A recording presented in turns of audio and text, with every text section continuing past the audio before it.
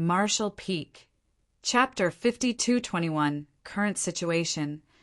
One had to know that in a typical war against the Black Ink clan that spanned 100 years, it was quite normal for none of the Eighth Order Open Heaven Realm Masters to die, and usually less than 1,000 human soldiers below the Eighth Order would perish. That was because the humans had the Great Passes behind them.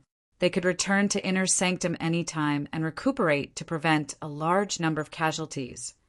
Usually, there were only 30,000 to 40,000 people stationed at any Great Pass. If too many people were killed in a single war, the cave heavens and paradises from the 3,000 worlds couldn't possibly send enough reinforcements over to make up for the losses. Even though the cave heavens and paradises had deep heritages, it wasn't easy for them to nurture open heaven realm masters that were above the Sixth Order. If extensive casualties were the norm, as more people were killed over time, the Great Passes would inevitably be snatched by the Black Ink clan. With the help of the Great Passes and warships, the humans were able to effectively kill the enemy while protecting themselves during the battles against the Black Ink clan. However, it was a different case when it came to retaking Great Evolution Pass. They could still rely on warships to engage the enemy, but they no longer had a Great Pass behind them, just like what happened in the previous battle. When the war broke out, the North-South Army had no other choice but to continue fighting the Black Ink clan regardless of the situation. Hence, it was understandable that there were a larger number of casualties. After the war, 3,000 out of 30,000 soldiers were killed. In other words, they had lost 10% of their forces in a single battle, which was truly heartbreaking. Furthermore, 4 Eighth Order division commanders had lost their lives. A Marshall uncle told me that, in comparison, Eighth Order Black Ink disciples pose a greater threat to the division commanders than the territory lords. Ma Gao looked slightly dejected. That's not just because Black Ink disciples are humans, so they're more familiar with our capabilities, but primarily because of their mindset. Regardless of how powerful they are only loyal to the Black Ink clan. If the territory lords are unable to defeat the division commanders, they will run away. However, the Black Ink disciples are different. Following the territory lord's orders, they're willing to risk their lives to fight against the division commanders despite knowing that they might perish. None of the deceased division commanders were killed by territory lords. It's all because of the Black Ink disciples' madness. Yang Kai felt his heart sinking. Eighth Order Black Ink disciples were not as powerful as the true Eighth Order Open Heaven Realm Masters. However, if they were not concerned about their own survival, they would still be extremely dangerous foes. That was the reason so many Black Ink disciples lost their lives during the war this time. Following the territory lords' orders, they were willing to sacrifice themselves so that the territory lords had a chance to flee. It was imaginable that even though only 4 Eighth Order division commanders were killed, there must be a lot of others who were seriously injured. Those Eighth Order Black Ink disciples are all humans, but they've sided with the Black Ink clan and killed their own people. Outrageous! Ma Gao angrily swung his arm, as though there was an invisible enemy standing in front of him. Fortunately, they were well prepared when they were assembling an army to retake Great Evolution Pass. Although there were only 30,000 soldiers in the North-South Army, they had some 60 Eighth Order Open Heaven Realm Masters. It was thanks to this large number of Eighth Order Open Heaven Realm Masters that the North-South Army could gain an upper hand when fighting against the top masters from the previous Black Ink clan army, which only had between 40 and 50 territory lords, and the Eighth Order Black Ink disciples combined. There was no doubt that the humans held an advantageous position in such a battle. If not for the fact that the Black Ink disciples had gone mad during the pursuit and were willing to sacrifice their lives to protect the territory lords, which caused the division commanders from the North-South Army to be wary. All of the territory lords would have been killed during the battle. The North-South Army chased after the Black Ink clan army for 4 days, but just as the enemy seemed ready to break, the Black Ink clan reinforcements from Great Evolution Pass arrived. When the Black Ink army had retreated from the initial battle, they must have sent some people to seek help from the garrison at Great Evolution Pass. Upon learning that the humans had ambushed their clansmen, the Black Ink clansmen in Great Evolution Pass were shocked. Figuring that the humans would be exhausted from a protracted battle, the Black Ink clansmen from Great Evolution Pass decided to make a move. About a day's travel from Great Evolution Pass, the retreating Black Ink army and their reinforcements met. The North-South Army dealt with this grouping for a while. However, knowing that they were unable to kill all these Black Ink clansmen, they had no choice but to retreat, to recuperate. The North-South Army then established a base about 2 days' march from Great Evolution Pass. They didn't intend to cover themselves up as they blatantly hovered in the void in front of Great Evolution Pass, as if declaring they would attack anyone who dared to come out. On the other hand, the Black Ink clan had suffered immense losses this time. They had lost about 30 territory lords and 8th Order Black Ink disciples in total, so they didn't dare to provoke the humans for the time being. Both parties peacefully coexisted for now, but they all knew that it was just the calm before the storm. Perhaps an incident would take place at any moment and shatter the peace. Regardless, this was the situation that those from the North-South Army wanted to see. The previous battle was the most dangerous they had ever experienced, and many were either killed or injured, so they needed time to recover. Hence, they were glad to see the Black Ink clan not make a move for now. After the talk with Ma Gao, Yang Kai had a better understanding of the current situation. Ma Gao had other matters to attend to, so he soon left the place. After watching him leave, Yang Kai continued shuffling towards the conference hall. When he arrived, he waited for the person on guard to inform the army commander about his arrival. Soon he was told to see the army commander.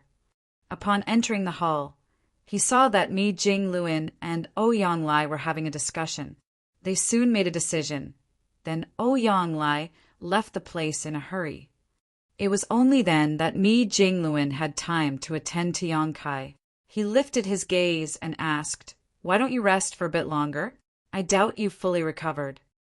Yang Kai cupped his fist. "I'm fine. I just came here to bid you farewell.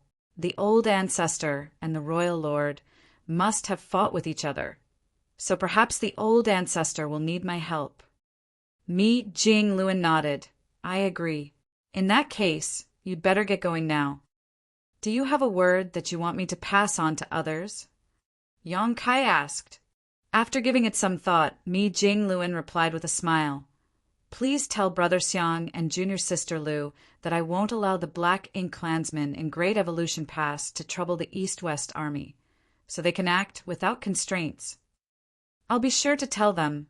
Yang Kai nodded and cupped his fist again. "Farewell." "Be careful on your way," Mi Jing-Luin nodded. Yang Kai didn't have to bid anyone else farewell, so after leaving Mi Jing-Luin's office, he flew off towards the depths of the void. Although he hadn't fully recovered, it didn't affect his mobility.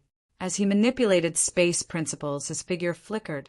He would also try to activate the universe transference law from time to sense the location of the East-West Army's purifying Black Ink battleship. He faced no obstacles along the way. 1 day later, Yang Kai arrived at the outskirts of the Black Ink clan's territory. Usually, there would be a lot of Black Ink clansmen in such a place. However, there wasn't even one Black Ink clansman in sight at this moment. He even passed by a feudal lord's fief and realized that there were no living creatures around. It seemed that the Black Ink clansmen had completely vanished. This place was close enough for him to activate the universe transference law and return to the purifying Black Ink battleship in the East-West Army. So he came to a stop before doing so. A glowing array appeared beneath his feet, and by the time the light faded, Yang Kai had disappeared. He was extremely familiar with the universe array and the interior of the purifying Black Ink battleship, so when he arrived, he promptly headed to the space array on the side, and through it arrived on the deck of this purifying Black Ink battleship. There would always be a person guarding the space array of the purifying Black Ink battleship in the North-South Army, and similarly, there was a person guarding this place. The moment this 7th Order Open Heaven Realm Master saw Yang Kai, his eyes brightened. "Senior Brother Yang." Yang Kai nodded lightly. The Seventh Order Open Heaven Realm Master quickly followed up. The army commander has ordered that you are to immediately see him on your return. I'll head over now. As Yang Kai spoke, he turned to look in a certain direction. When he left the North-South Army one day ago, he told me, Jing Luan, that the old ancestor and the royal lord should have exchanged moves. Now, it seemed that they were still fighting. He could tell because he could still feel the horrifying energy fluctuations coming from the depths of the void, even though he was far away from their source. Those were clearly the repercussions of the fight between the old ancestor and the royal lord. Many days had passed, but they were still locked in an intense battle. Yang Kai was astounded. Before the North-South Army ambushed the Black Ink Clan army, he had already felt the initial fallout of the beginning of their battle. 7 or 8 days had passed since then, but they were still fighting. It seemed that they were in a deadlock. After giving it a thought, though, Yang Kai realized that this wasn't too surprising.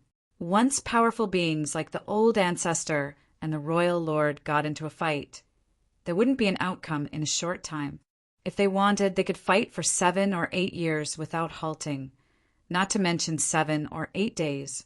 However, Yang Kai reckoned that even if the royal lord wanted to drag the fight out, the old ancestor wouldn't cooperate.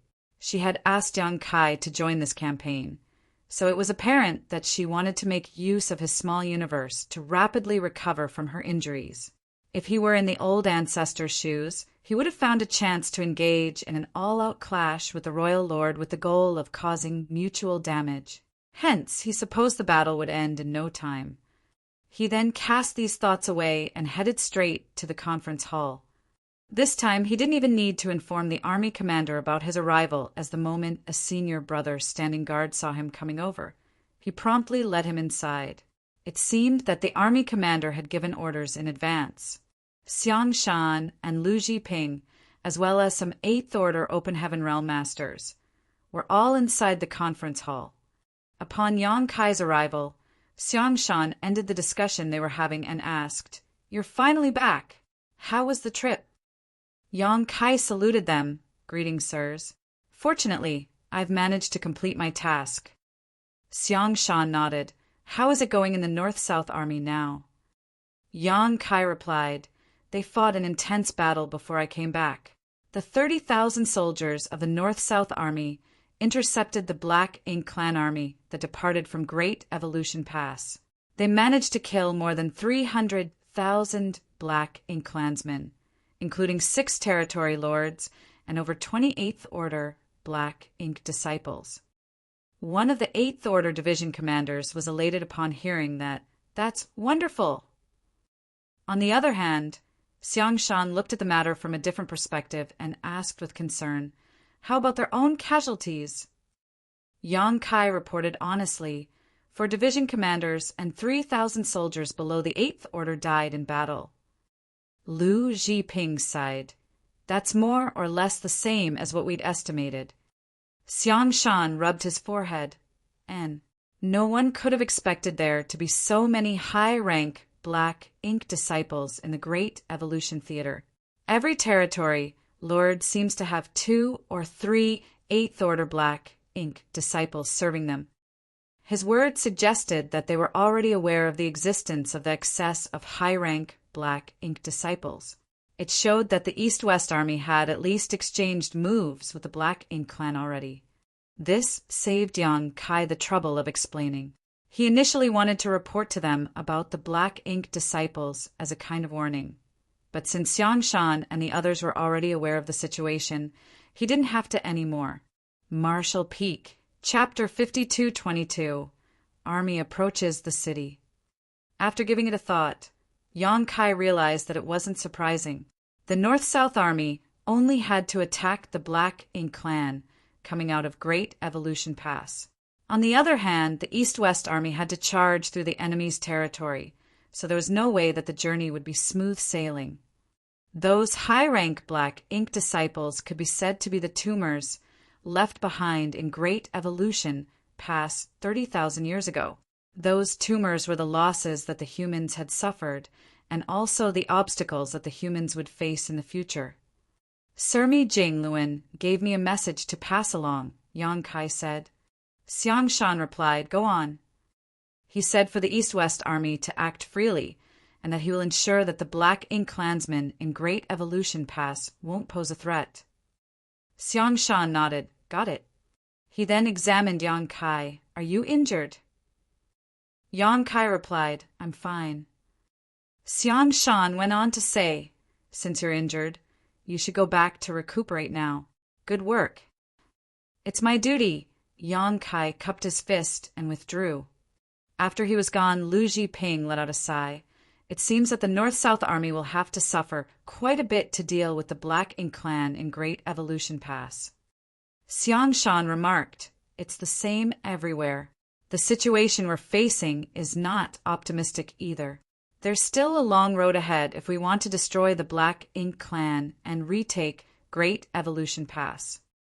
The other 8th Order Division commanders nodded as they understood what he meant. The Black Ink clan was able to react remarkably quickly to any changes in the war, as Black Ink nests were unparalleled when it came to the transmission of information. The plans that Xiang Shan had devised could be said to be immaculate. First of all, they let go of a territory lord in the Wind and Cloud Theater to alert their enemies. Then, they sent a puppet army to Great Evolution Pass to keep the Black Ink clan focused on that front. Even the Royal Lord had personally headed to that place. That way, the Black Ink clan's territory would be void of any powerful masters. Without the Royal Lord in charge, the East-West Army could directly storm into their territory. If they could shatter the Royal City and destroy the Royal Lord's Black Ink nest, it would be much easier to retake Great Evolution Pass. The Great Evolution Army was divided into 2 groups.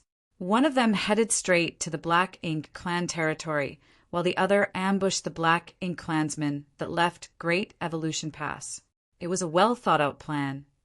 If the transmission of information between the Black Ink clan wasn't so swift, the East-West Army could gradually weaken the Black Ink clan's power along the way while they headed to the Royal City.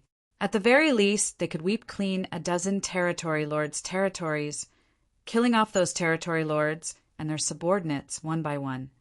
Once that was done, the pressure that the East-West Army would face in the future would be greatly reduced. However, not long after the East-West Army arrived at the Black Ink clan's domain and occupied a territory lord's home territory, the news that the humans had arrived spread across the entire Great Evolution Theater in an instant. All the territory lords who stayed back led their armies to the Royal City to protect that place. On the other hand, the Royal Lord promptly returned. He was an intelligent person, so he didn't head straight to the Royal City. Instead, he intercepted the old ancestor and got into a fight with her, and their battle was still ongoing till this point. The North-South Army had intercepted the first batch of Black Ink clansmen from Great Evolution Pass, so the East-West Army fortunately didn't have to worry about being attacked from the rear. Unfortunately, the Royal City must be heavily guarded now, so the East-West Army was sure to face a tough battle. While it was difficult for the North-South Army, it would be even more strenuous for the East-West Army. The moment Yang Kai returned to Dawning Light, his squad members approached him. Seeing that his face was pale, Feng Ying asked with concern, "Are you injured?" Yang Kai nodded. "I had a fight with someone, but I'm fine. How are things here?" Feng Ying replied, "We're still heading towards our destination. Supposedly, we're not far away from the Royal City now." They were not able to accelerate their pace with so many soldiers moving together. Therefore, even though the North-South Army had already gone through a great battle, the East-West Army still hadn't arrived at the Royal City. When Yang Kai was coming back to Dawning Light, he already realized that the army was still moving forward. "Were there any fights here?" Yang Kai asked. Feng Ying replied, "There were no proper battles to speak of. When we just arrived at the Black Ink clan's domain, we managed to take over a whole territory lord's territory. It was a place with a territory lord who had several 8th Order Black Ink disciples and several tens of thousands of soldiers. However, we effortlessly killed them all due to the huge gap between our forces.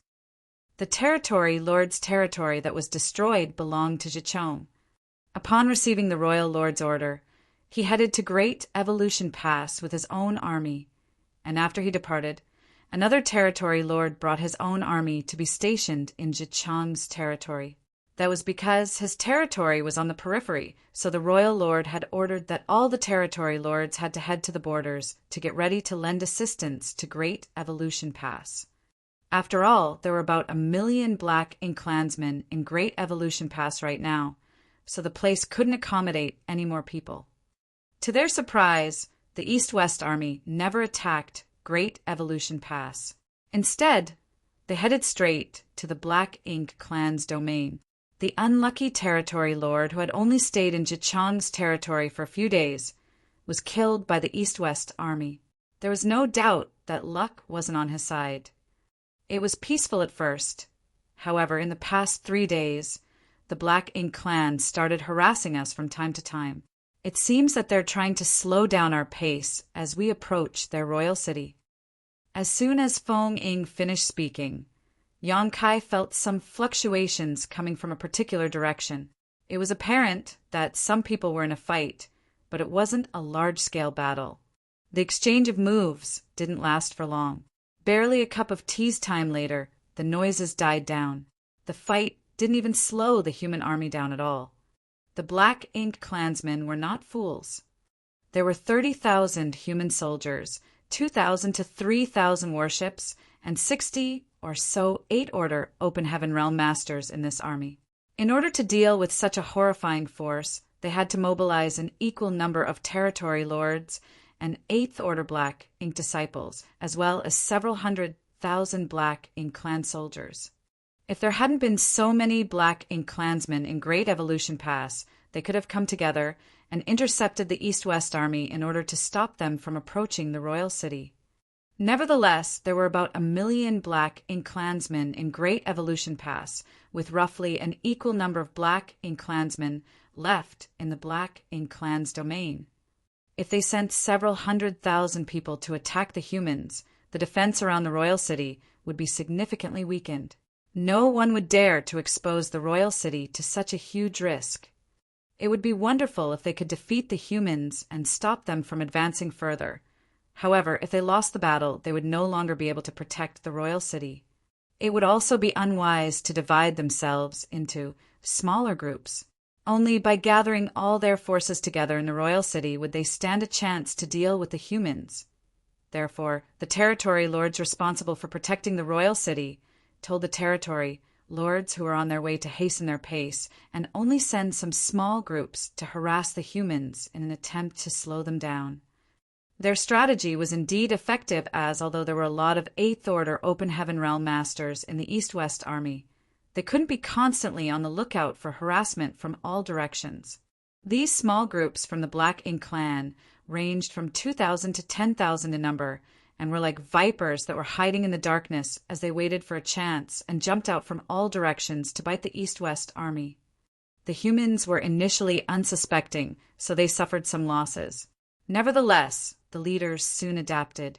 Following Xiang Shan's order, the 8th Order Division commanders scattered around the army to maintain a perimeter. Since then, the harassment from the Black Ink Clan became significantly less effective. Every time the Black Ink Clan launched a sneak attack, they would suffer immense losses.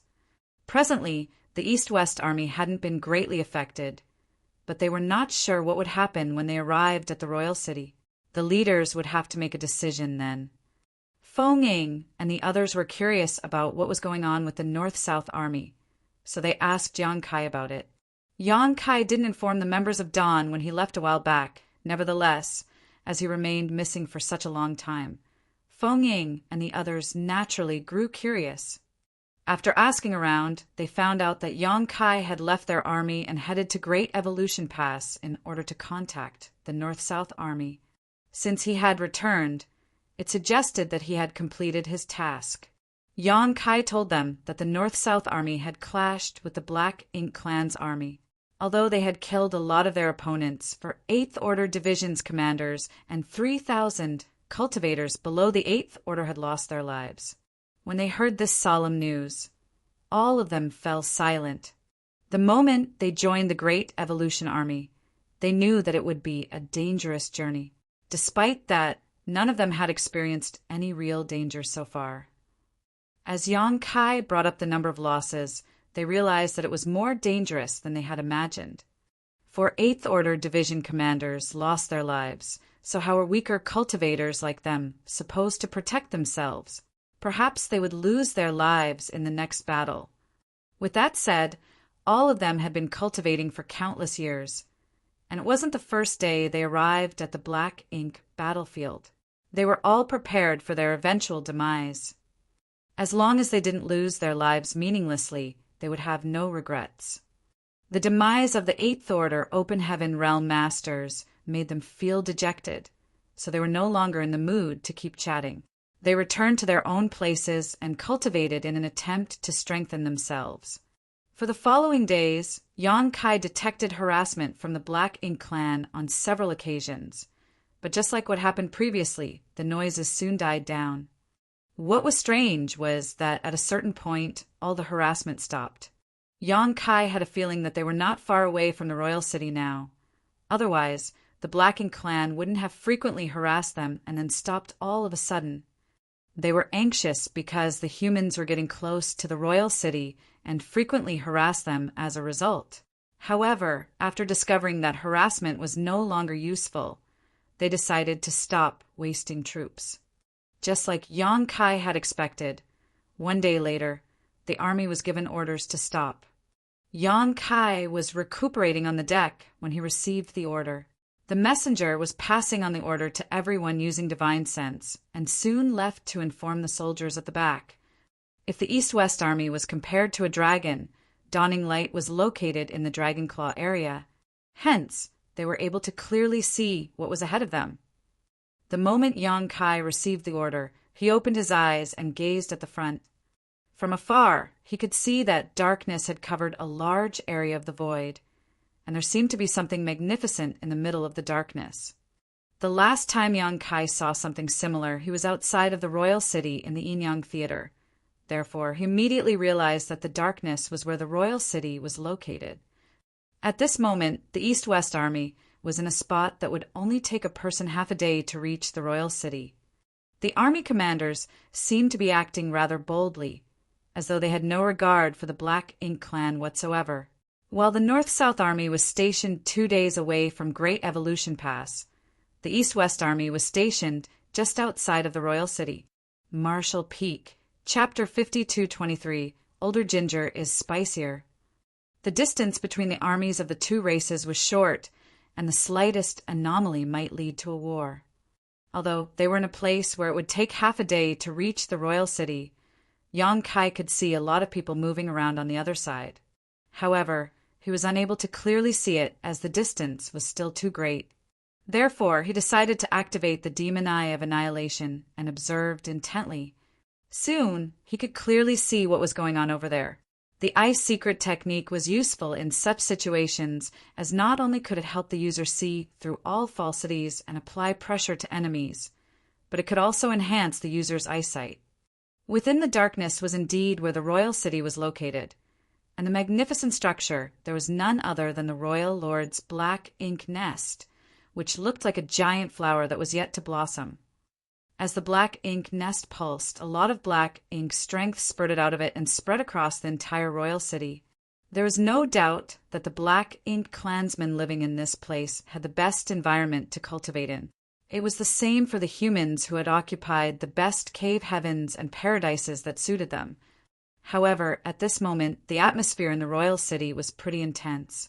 Yang Kai did not only see that there were a lot of Black Ink clansmen moving around in the royal city, but there were also a large number of Black Ink clan soldiers who were stationed outside of the royal city.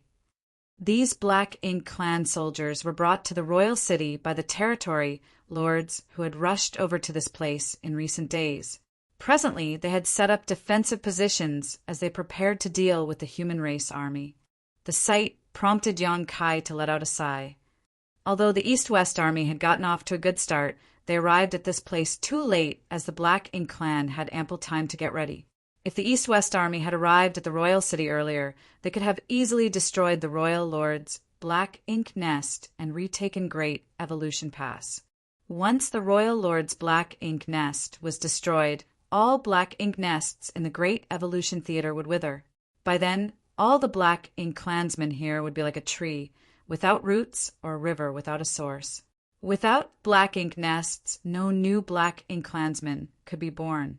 At that point, the Great Evolution Army wouldn't even have to directly clash with the enemy. They could just slowly weaken them and eventually occupy this entire theater. But now, the Black Ink clan had rallied together around the royal city, so it wouldn't be possible for the East-West Army to destroy the high-rank Black Ink nest. Standing beside Yang Kai, Feng Ying asked, "Is that the royal city?" Yang Kai nodded, "Yes." "That's some really thick black ink strength," Chi Taichu sighed. Although they had been fighting against the Black Ink clan on the Black Ink battlefield for 1,000 to several thousand years, it was the first time they were so close to a royal city. It wasn't until this moment that they realized how grand it truly was. The progress against the Black Ink clan in the Blue Sky Theater was pretty swift. It was the first theater where the humans had their own forward base. However, the forward base was still far away from the royal city. The Black Ink clan in Blue Sky Theater were only forced to give up a half of their territory. This was the first time humans had gotten so close to a royal city, putting them practically on the Black Ink clan's doorstep. The thick black ink strength exuding from the royal city astounded the humans. The black ink clouds they had encountered in the past weren't comparable to the ones they were seeing now. They were also awestruck by the high-rank black ink nest. Those mid-rank black ink nests they had destroyed in the past were not comparable to the one in this place. It was like the difference between a grandfather and his grandson. While they were astonished, they were also excited. It was the first time in history that humans had managed to come to the Black Ink clan's doorstep. Although it had been a bumpy journey, it was a breakthrough for the human race. This breakthrough also meant that the deadlock that had been ongoing for countless years on the Black Ink battlefield had finally been shaken. Since they were already in this place, battle would be inevitable. Nevertheless, none of them knew how or when the war would break out. As the leaders had told them to stay in place for the time being, it seemed that they didn't intend to immediately launch an attack on the royal city. This was understandable, seeing how the East-West Army had to come all the way to this place, while the Black Ink clan were fortifying their royal city's defenses. If the humans launched an attack now, they would be the ones suffering a setback. How would the leaders achieve a breakthrough in such a situation? Yang Kai fell into his thoughts as he pondered on what he would do if he were the army commander of the East-West Army. After giving it a thought, he believed that they'd better get some rest first, while it would be ideal if they could lure some Black Ink clansmen out of the royal city. The situation the two races were in seemed to have turned around. Usually, it would be the Black Ink clan attacking the Great Passes while the humans defended themselves. However, this time round, it was the humans attacking the Black Ink clan while the latter was forced to defend themselves. Nevertheless, the royal city was not as sturdy as the Great Passes occupied by the human race. Strictly speaking, the Great Passes were actually enormous mobile palace artifacts that were built by their forefathers, and they had been continuously refined and enhanced over the generations. These safe havens had helped the humans ward off the Black Ink clan countless times. On the other hand, the royal city was different. No humans had ever attacked a royal city before, so the Black Ink clan had never thought about building defenses around it. This was the biggest difference between the royal city and the Great Passes. It was also something that the humans could make use of. Certainly, there were areas where the humans were weaker than the Black Ink clan. Although there were 30,000 people in the East-West Army, several thousand of them were actually craftsmen who specialized in the da'as of artifact refining, alchemy, and arrays. As these specialists were excluded from direct combat, there were only 26,000 to 27,000 people who could go to war, and they had to ensure that there wouldn't be a lot of casualties. When the Black Ink clansmen attacked the Great Passes, they wouldn't worry about the loss of lives. In fact, the territory lords and feudal lords had no regard for the lives of the lower-rank Black Ink clansmen. The humans could never use the same tactic. While Yang Kai was pondering on this issue, he suddenly felt an anomaly happening in a particular direction. He turned his head and saw several rays of lights charging forward in that direction. They were all 8th Order Open Heaven Realm Masters. Where are they going? Yang Kai was puzzled, and the members of Dawn were equally perplexed. Half a day later, they finally got their answer. Once again, some 8th Order Open Heaven Realm Masters leaped into the void and worked together to place down some artifacts. Yang Kai's brow twitched as he watched them. Ning Qiji stroked his chin as he gazed at the 8th Order Open Heaven Realm Masters, who were pretty busy now, and asked doubtfully, "If I'm not mistaken, they're trying to set up a set of void yin-yang mirrors. Am I right?" Yang Kai nodded. Yes, they're yin-yang mirrors. Yang Kai was the one who originally created this set of artifacts, which was then enhanced by Grandmaster Ma Fan. The humans from different great passes had learned how to make them and improved upon the initial design. This new version did not require someone with the knowledge of the Tao of Space to use. With the help of this artifact, one could literally flip parts of the void, transferring massive objects across vast distances. The void yin-yang mirrors had allowed for a much more convenient mining of resources, increasing the available resources in the great passes several-fold. It could be said this new version of the void yin-yang mirrors had helped all the great passes amass a large amount of materials. Now that they were setting up a set of void yin-yang mirrors in this place, their goal was obvious. Upon realizing the reason behind it, Chi Tai Chu commented, "They're trying to build a forward base here. It seems that they've decided to enter a prolonged fight with the Black Ink clan." It wasn't certain whether the Black Ink clan had deliberately done it, but the void around the royal city was empty. There wasn't even a single shattered universe fragment, let alone universe worlds. With that said, it was understandable. The Black Ink nests would consume a lot of resources in order to nurture new Black Ink clansmen. The universe worlds around the royal city must have been fully extracted and then disposed of. Besides the royal city, it was similar for all the territories owned by territory lords and feudal lords. Therefore, the place where the East-West Army was located was completely empty without any cover at all. Regardless of what they did or what plans they came up with, the Black Ink clan could clearly see everything. On the other hand, there was Black Ink strength that concealed the entire royal city, making humans unable to peer through the darkness. In order to even the playing field, they had to move a universe world to this place. With a universe world around, they could turn it into a base of operations. Although it wouldn't be as useful as a great pass, it was better than nothing.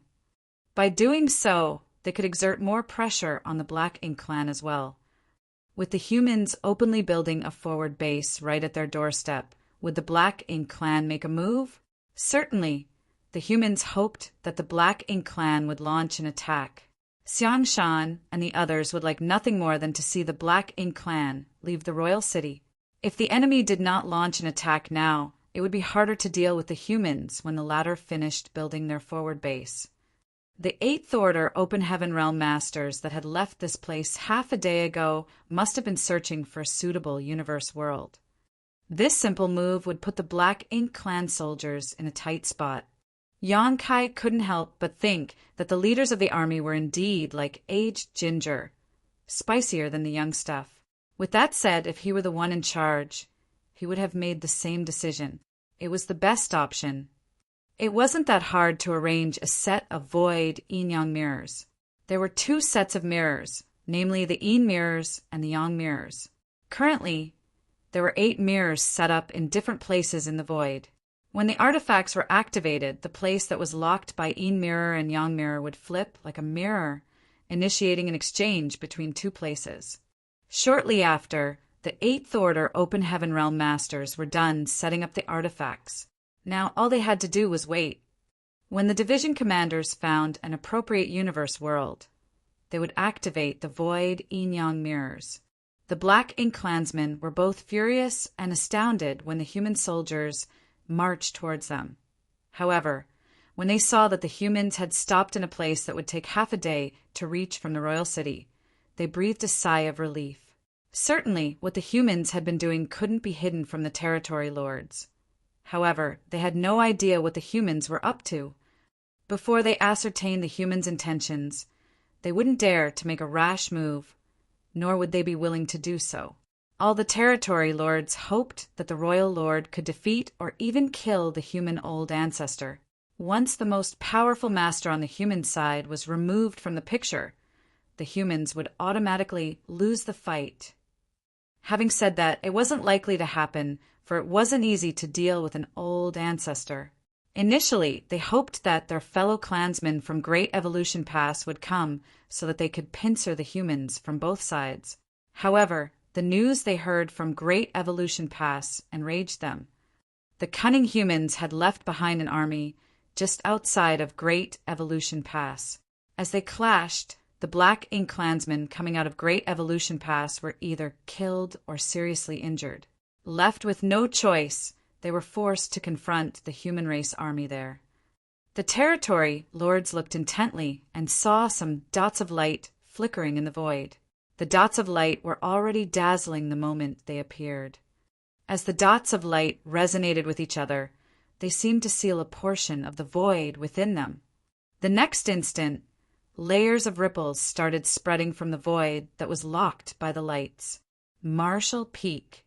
Chapter 5224. Can they tolerate it? The territory lords outside the royal city couldn't help but widen their eyes and watch attentively. At this moment, they were wary of anything that the humans were doing. As they looked intently, more and more ripples spread from the void. As it happened, a phantom image started appearing. The gigantic phantom looked like a universe world. However, the phantom was somewhere between real and illusory, so they were unable to clearly identify it for now. Soon, though, the territory lords could see it with clarity. It was indeed a universe world's shadow. Moreover, the shadow was solidifying by the breath, as though it was turning physical. One of the territory lords even recognized this universe world, which would take a person about a day to arrive at from the royal city. It was purely a coincidence. When this territory lord came to the royal lord to attend to some matters more than 10 years ago, he happened to take a rest on that universe world. He had observed the universe world's terrain, so he could still remember it. Therefore, even though it was just its shadow, he could instantly recognize it. The discovery shocked the territory lords. They initially thought that it was just a phantom image, but now it seemed that the humans were using some kind of special technique to move a universe world over. What are the humans trying to achieve? While they were both shocked and doubtful, the void Inyon mirrors started to flip the void.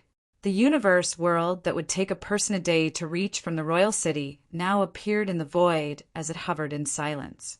Nevertheless, this universe world was desolate and void of any vitality. All of the universe worlds on the Black Ink battlefield looked just like this. Their world forces had been sucked dry by the Black Ink clan, and without world force, those universe worlds would wither and die. After the universe world stabilized, a purifying Black Ink battleship flew towards the universe world under the protection of several battalion-class warships. Following that, a large number of cultivators that came in groups of different sizes stepped out of the purifying Black Ink battleship and battalion-class warships and began dispersing around the universe world. The universe world that was moved to this place by the 8th Order Open Heaven Realm Masters using the Void Inyon mirrors looked like a gigantic sphere. Although it was quite massive, it wasn't hard for Open Heaven Realm Masters to move around it. A 5th Order Open Heaven Realm Master could circumnavigate the universe world in half a cup of tea's time. The cultivators that had left the warships were all array masters and artifact refiners, 2,000 in total. They soon scattered around the universe world as they examined the terrain and looked for suitable spots. Yongkai and the others could clearly see what they were doing. So at this point, the leader's intention was obvious to them. The universe world that had been moved to this place would be turned into a forward base, just like the forward base in the Blue Sky Theater.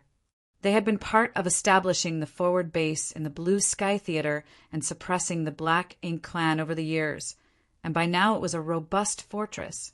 Furthermore, the forward base was connected to Blue Sky Pass through a series of universe arrays. Regardless of what the Black Ink Clan did, they couldn't remove the forward base anymore. After all, the territory lords from the Blue Sky Theater had suffered immense losses after the war back then, and it wasn't certain how long it would take them to recover. Before they could nurture enough territory lords, the Black Ink Clan wouldn't pose a threat to the forward base in the Blue Sky Theater.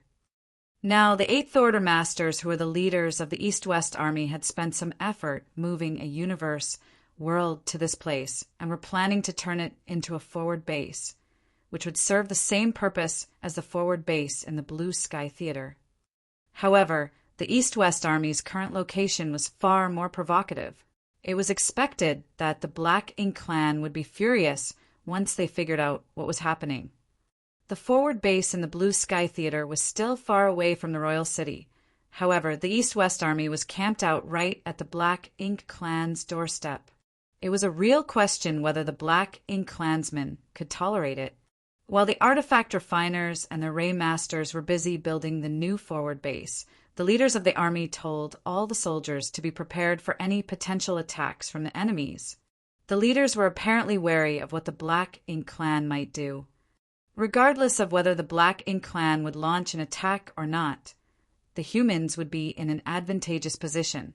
If the enemy didn't make a move, the humans would be able to complete their forward base. However, if the enemy rashly attacked, the East-West Army wouldn't be afraid to confront them out in the void. The human race had come all the way here to fight against the Black Ink Clan. Thus, they needed to kill their opponents and complete military objectives to make their sacrifices worthwhile. On the other hand, the Black Ink Clan had no idea how to deal with such a situation. A commotion broke out among the territory lords the moment they realized the humans' intentions. Presently, there were 30 or so territory lords that had gathered together outside the royal city. The number was slightly higher than the number of territory lords in Great Evolution Pass. Initially, there were close to 90 territory lords in the Great Evolution Theater, which was higher than average for any given theater. That was because it had been peaceful in the Great Evolution Theater for the past 30,000 years. The Black Ink Clan had ample time to cultivate in peace, so they naturally had more territory lords. From time to time, these territory lords would bring their armies to lend a hand to their fellow clansmen at Wind and Cloud Pass or Azure Void Pass. Although they would always be defeated, most territory lords could come back alive at the very least. Mostly it would be the high and low-rank Black Ink Clansmen they had brought to the battlefield that lost their lives. Therefore, there had always been some 90 or so territory lords in Great Evolution Theater over the years. The number might vary from time to time, but there wouldn't be a drastic change. However, the humans had deployed soldiers from Wind and Cloud Pass and Azure Void Pass this time. They were so ferocious that the Black Ink Clansmen in the Azure Void Theater and the Wind and Cloud Theater were soon defeated. Even the reinforcements sent from Great Evolution Theater had lost their lives. In the battle against the Black Ink Clan outside of Wind and Cloud Pass, the East-West Army managed to kill close to 300,000 Black Ink Clan soldiers and 11 territory lords. Those were all territory lords from the Great Evolution Theater. The same thing happened outside Azure Void Pass. All of the reinforcements who had been fighting there from Great Evolution Theater were defeated. As a result, some 20 territory lords from Great Evolution Theater had lost their lives. It could be said that they had suffered tremendous losses.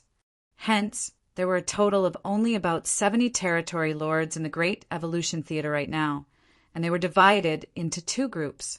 One of the groups was in Great Evolution Pass, while the other was in the Royal City. The numbers were basically equally divided. The humans' intentions were obvious, so the territory lords could naturally see it.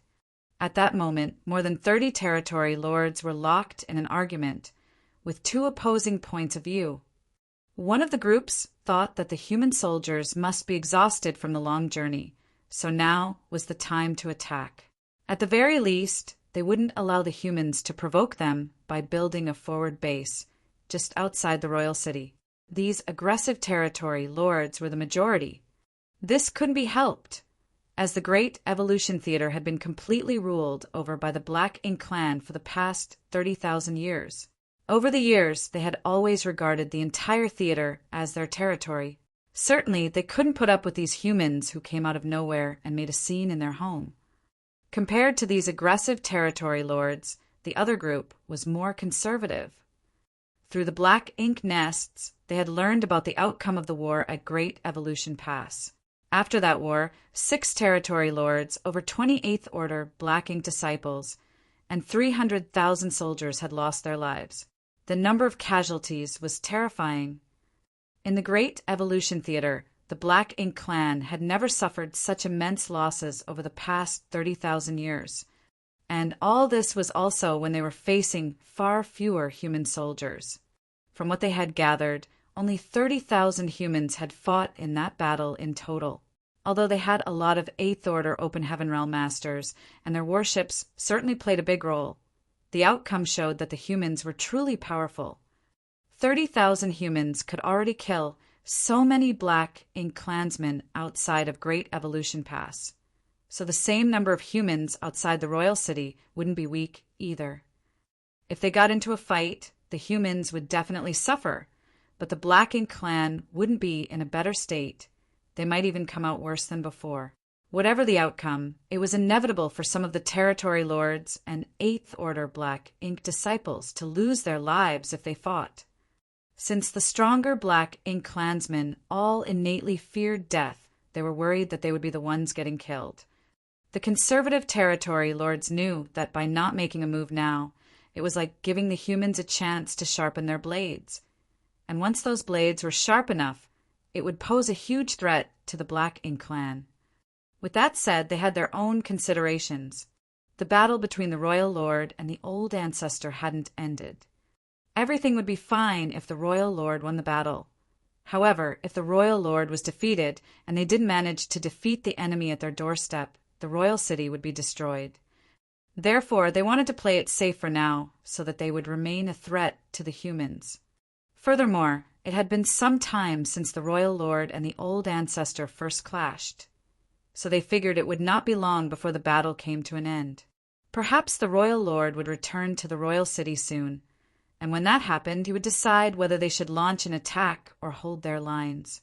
Hence, they wouldn't have to worry about anything else, nor would it be a waste of time by not making a move.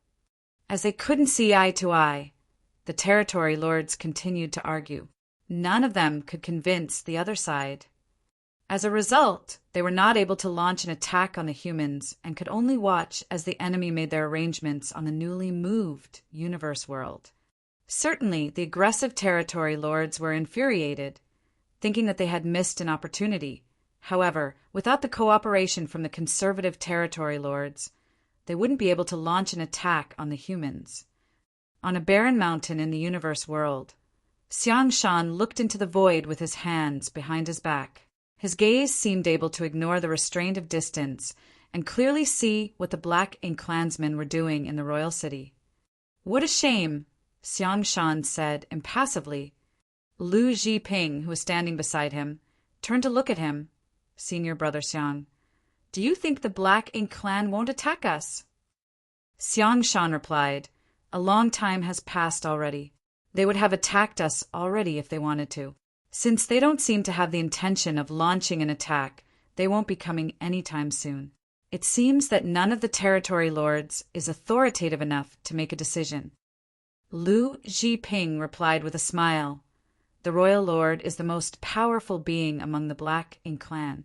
The territory lords working for the royal lord have their own territories and subordinates, so while they wouldn't dare to disobey the royal lord, they are all on equal footing amongst themselves.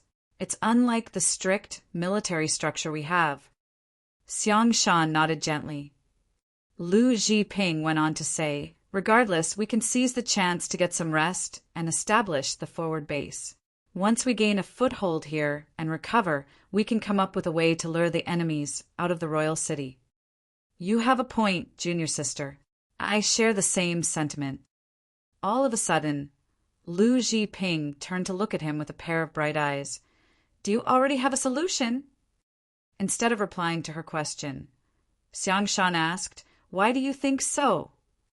Shaking her head, Lu Zhiping replied, I just feel that you're quite confident. It's apparent that you've given it some consideration. Otherwise, you wouldn't have told some people to look for a suitable world, not long after we arrived at this place. Since you already expected the current situation, you certainly have a follow-up plan. Marshal Peak. Chapter 52-25, Mutually Wounded. Xiangshan put on a smile. I do have an idea that I want to discuss with you. Lu Zhiping felt somewhat dejected. In fact, she was an intelligent person. However, after leading the East-West Army alongside Xiangshan all this time, she realized that she was nowhere as quick-witted as the latter. When it came to military affairs, while she could see one step in front of her, Xiangshan could already see 3 to 4 steps ahead. Prior to working with Xiangshan, who was from Blue Sky Pass, she had already heard a lot about him. It wasn't until she started working with him that she realized the man was truly gifted when it came to military affairs. He was born with this gift, and no one else could imitate him. There were a total of 2,000 arrays masters and artifact refiners who were working together, all of them above the 5th Order Open Heaven realm. Before this, the soldiers from the East-West Army had no idea how efficient it would be when so many array masters and artifact refiners worked together, but now they could witness it. Right after the universe world was moved to this place, the array masters and the artifact refiners started collaborating. It took them 2 days to fully survey the universe world's terrain. After that, more than 10 leaders gathered together and came up with a plan. 3 days later, a grand array framework was established on this huge universe world. Although 3 days had passed, the Black Ink clan still remained silent. It was basically confirmed that the Black Ink clan wouldn't launch an attack. If they had the intention of attacking the humans, they wouldn't have waited for 3 days. They would have taken action before the humans could organize themselves. The array masters and the artifact refiners, who were initially in a hurry, became at ease now. Since the framework had been completed, they just had to fill it with different arrays. They also had to continuously modify the connection and coordination between the arrays. This framework was the result of the planning of all the array masters in the East-West Army, and with the help of the artifact refiners, the array masters could quickly get any artifacts they needed. There was basically no wasted time. Although a lot of resources had been consumed, no one would worry about that given the circumstances. Resources and manpower were naturally of utmost importance in a war. Back then, in order to attract the Black Ink clan's attention, Xiangshan told the artifact refiners to craft several tens of thousands of puppets and send them to Great Evolution Pass. Now, he didn't mind consuming some resources to build this forward base. As long as they could occupy the Great Evolution Theater, they would be able to extract as many materials as they pleased in this expansive void. By then, they wouldn't have to worry about a lack of resources. They would be rewarded handsomely in the future for their hard work today. 5 days had passed in the blink of an eye. Over 10,000 individual arrays had been arranged on this universe world, and with their activation, this universe world, which was initially just an ordinary rock, now exuded a dangerous aura. They had made such an achievement in just a few days, so it was imaginable that if these array masters were given enough time, they would be able to turn this universe world into a robust fortress. All this time, the Black Ink clan still didn't take any action. Xiangshan and the others had already expected it, so they were not surprised. Violent energy, fluctuations could still be felt coming from the depths of the void. Although they were far away from that place, everyone could still detect the dangerous aura that came from this fallout. Those were the repercussions of the clash between the old ancestor and the royal lord. It had been half a month since their fight began, but the battle still hadn't ended, and no one knew when it would end. Finally, there came a moment when the continuous shock waves abruptly stopped and no more energy fluctuations were felt coming from that place. At that instant, both the humans and the Black Ink Clansmen couldn't help but look in the direction where the fluctuations were previously emanating from, their hearts all seemingly stuck in their throats. The battle between the two top masters had ended. Who was the winner? Was one of them killed? The outcome of the battle would affect the fate of these soldiers of the two races greatly. As they stared intently, a dazzling light was seen approaching them at full speed from the depths of the void. The moment they spotted this ray of light, it was still far away, but in the blink of an eye, it had moved across millions of kilometers, and by the time they blinked, it had become much closer. While the humans were excited, the Black Ink Clansmen were horrified. This couldn't be helped, as a light of such brightness could only belong to the old ancestor. The royal lord could never emit such brilliance. Just like what they had expected, as the light approached, the aura of an open heaven realm master that could overturn the universe spread out imposingly. There was no doubt that it was the old ancestor. The Black Ink Clansmen instantly went on full alert. They had no idea what was going on with the royal lord, but the human old ancestor had returned while the former was still nowhere in sight. It was apparent that he was in a terrible state. If the old ancestor decided to make a move on them, they wouldn't be able to counterattack without the royal lord around. In an instant, all the Black Ink Clansmen inside and outside of the royal city were panicking. However, they were pleasantly surprised to see that the old ancestor didn't have the intention of attacking them. Instead, she dashed towards the human side and soon disappeared into the universe world. The territory lords' eyes brightened when they saw that. There was no doubt that the old ancestor was badly injured. Otherwise, she wouldn't have ignored them. In that case, the situation wasn't as terrible as they thought. Since the old ancestor was no longer able to make a move against them, what about the royal lord? While they were lost in their thoughts, from the direction where the old ancestor appeared from, a cloud of darkness stealthily approached. Compared to the grandiose display the old ancestor made earlier, the royal lord's appearance was somewhat furtive. These clever territory lords instantly figured out that the royal lord must be terribly injured as well, just like the human old ancestor. Otherwise, he wouldn't be acting so cautiously. When the royal lord was close enough, the territory lords could feel that his aura was indeed unstable. It was obvious that he was heavily wounded. They hurriedly went over to protect the royal lord. At the same time, they reported to him what the human soldiers had been doing and asked him to make a decision on what they should do. While they were at it, the territory lords of different stances argued and accused one another, trying to shift the blame for whatever was to come. The royal lord was already furious to begin with, and seeing his territory lords endlessly pestering him, his fury erupted like a volcano. As he released his pressure, the territory lords instantly shut their mouths. As he swept a dispassionate glance over them, he couldn't help but have the urge to kill them all to vent his rage. He had suffered a huge setback because of the old ancestor. Since he became a royal lord, he had only dealt with an old ancestor once. Therefore, even though he was powerful, he was unable to fully utilize his strength when exchanging moves with a human of the same caliber. Moreover, this old ancestor was like a rabid dog when fighting him, not caring one bit about defending herself as long as she could bite off a piece of his flesh. As a result, he had been badly suppressed during the entire fight. There were even several times when he almost lost his life, and presently one of the black wings on his back had turned limp. That wing had nearly been torn off his back by the old ancestor. A chill ran down his spine as he recalled that moment. That bitch is insane.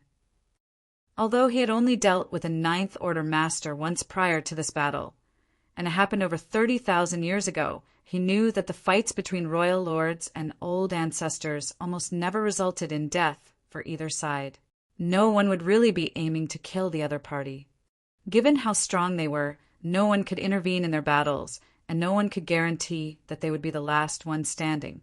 Each strike might also be fatal, thus they would act cautiously. However, this female old ancestor was different. She seemed determined to kill him the moment they clashed. Fortunately, he wasn't unprepared. He had speculated that the humans intended to retake Great Evolution Pass, and upon learning that the old ancestor that was in charge came from Inyang Pass, he contacted the royal lord from the Inyang Theater through his black ink nest. Although he had never exchanged moves with the old ancestor who was in charge of the invading human army, the royal lord from Inyang Theater was her arch nemesis. After the conversation, he learned a lot of useful experiences from the royal lord from the Inyang Theater and had at least some understanding of the methods this old ancestor could use. It was thanks to this information that he was able to deal with the old ancestor's violent attacks and preserve his own life. Despite that, he was still badly battered after the fight. Having said that, that crazy woman wasn't in a better state either. It could be said that they were mutually wounded after the battle. He had suffered a setback, but it was negligible in the long run as the other party was in a similar state. He was already furious to begin with, so upon returning to the royal city and being bombarded with his subordinate territory lord's arguments, it was only natural he flew into a rage. The human soldiers were already at their doorstep, so the territory lords should have launched an attack before they established a foothold. But instead, they gave the humans ample time to rest and even build a forward base. Wastes! Although he was infuriated, he knew what the territory lords were worried about. Moreover, it was pointless to blame it on them at this point. Since they had missed the best chance, it was unwise to launch an attack on the humans now. He endured the pain and asked, "Where are the reinforcements from Great Evolution Pass?" Before he left Great Evolution Pass, he had ordered them to send troops to the royal city and reckoned that they should have arrived by now.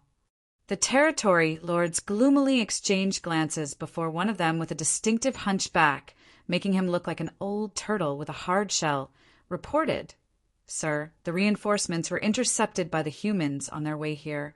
Many were injured or killed, so they had no choice but to withdraw back to pass." The royal lord's brow twitched when he heard that. "It seems that nothing is going to go well for me." When he was still in Great Evolution Pass earlier, he heard from Hong Di that there were some human soldiers who were hiding outside Great Evolution Pass. Nevertheless, they were unable to find out their whereabouts. Now, it seemed that the human soldiers had ruined their plans. With their presence outside Great Evolution Pass, it was impossible for the Black Ink clansmen there to lend a hand. In other words, the royal city was in a state of isolation. Fortunately, the humans were divided as well. It wasn't the worst-case scenario yet for the Black Ink clan. The territory lord, who looked like an old turtle, said cautiously, "Royal lord, please make a decision on whether we should launch an attack or focus on defending the royal city." Marshall Peak, Chapter 5226, Help with Healing. The territory lords couldn't reach an agreement despite all their fierce arguments. Since the royal lord had returned, he would be the one making the decision. After giving it a thought, the royal lord said, "Defend the royal city at all costs.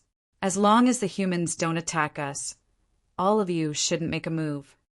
He then turned to look at the territory lord who looked like a turtle and declared, "Che Kong, you will be given command of this war. While I am recuperating, you will lead the other territory lords to defend the royal city." The territory lord named Che Kong slightly bent his back. "Yes, sir." The royal lord didn't bother to warn the other territory lords that they would be punished for not obeying Che Kong. Without the royal lord's order, these territory lords were all on an equal footing, which left them disunited. However, since the royal lord had given the order, they certainly had to obey. Furthermore, Che Kong, who looked like an old turtle, was among the strongest territory lords when it came to his strength and aptitude. He was a territory lord who took part in the assault on the old ancestor from Great Evolution Pass and survived 30,000 years ago. He didn't just take part in a war that was intended to occupy Great Evolution Pass. He had directly exchanged moves with the old ancestor from Great Evolution Pass. Although he had only traded 3 moves with that old ancestor, the price he had to pay was 800 years of hibernation. The terrifying-looking cut on the tortoise shell on his back still hadn't healed until now. That was a wound caused by the old ancestor from Great Evolution Pass. As a territory lord, he was a cut above the others in the same realm because he had survived a fight with a human old ancestor. Therefore, the other territory lords had no objection when the royal lord appointed Che Kong to be the commander. Che Kong was one of those conservative territory lords, and it was largely because of his prestige that the aggressive territory lords, who were in the majority, were unable to launch an attack on the humans. After the royal lord issued his orders, he returned to his black ink nest in the royal city to recover. Soon, a massive amount of resources were sent to the black ink nest and thrown into the black ink pool to produce black ink strength. The royal lord's thinking was simple. Since they had missed the best chance to launch an attack, it was useless to do so at this point. From the looks of it, the humans didn't have the intention of invading the royal city immediately. Hence, it would be peaceful for both sides for a period of time despite the inevitable confrontation. He could seize this chance and recuperate. Although he had suffered a setback during the battle, he could recover much quicker than the old ancestor as he had his black ink nest to support him. He had learned a piece of important information from the royal lord from the Inyang Theater. The old ancestor who had come to this place this time practiced a strange cultivation technique that was also rather unique among the humans. It was because of its uniqueness that it would be difficult for her to recover once she was wounded. She needed the help of something called bustling world essence to heal her injuries. In Inyang Pass, the old ancestor had set up to help her recuperate, but she didn't have such convenience in the Great Evolution Theater. In other words, as time dragged on, he would recover much quicker than the old ancestor. When he fully recovered, it would be easy for him to kill her. By then, he would make her pay the price for wounding him. A high-spirited royal lord fell into a state of deep sleep as he was engulfed in ample black ink strength. On the deck of Dawning Light, Yang Kai looked in the forward base's direction. Certainly, he could clearly see that the old ancestor had returned. As he had come into close contact with the old ancestor before, he could sense that something was off despite her grandiose return. It seems that she is badly injured.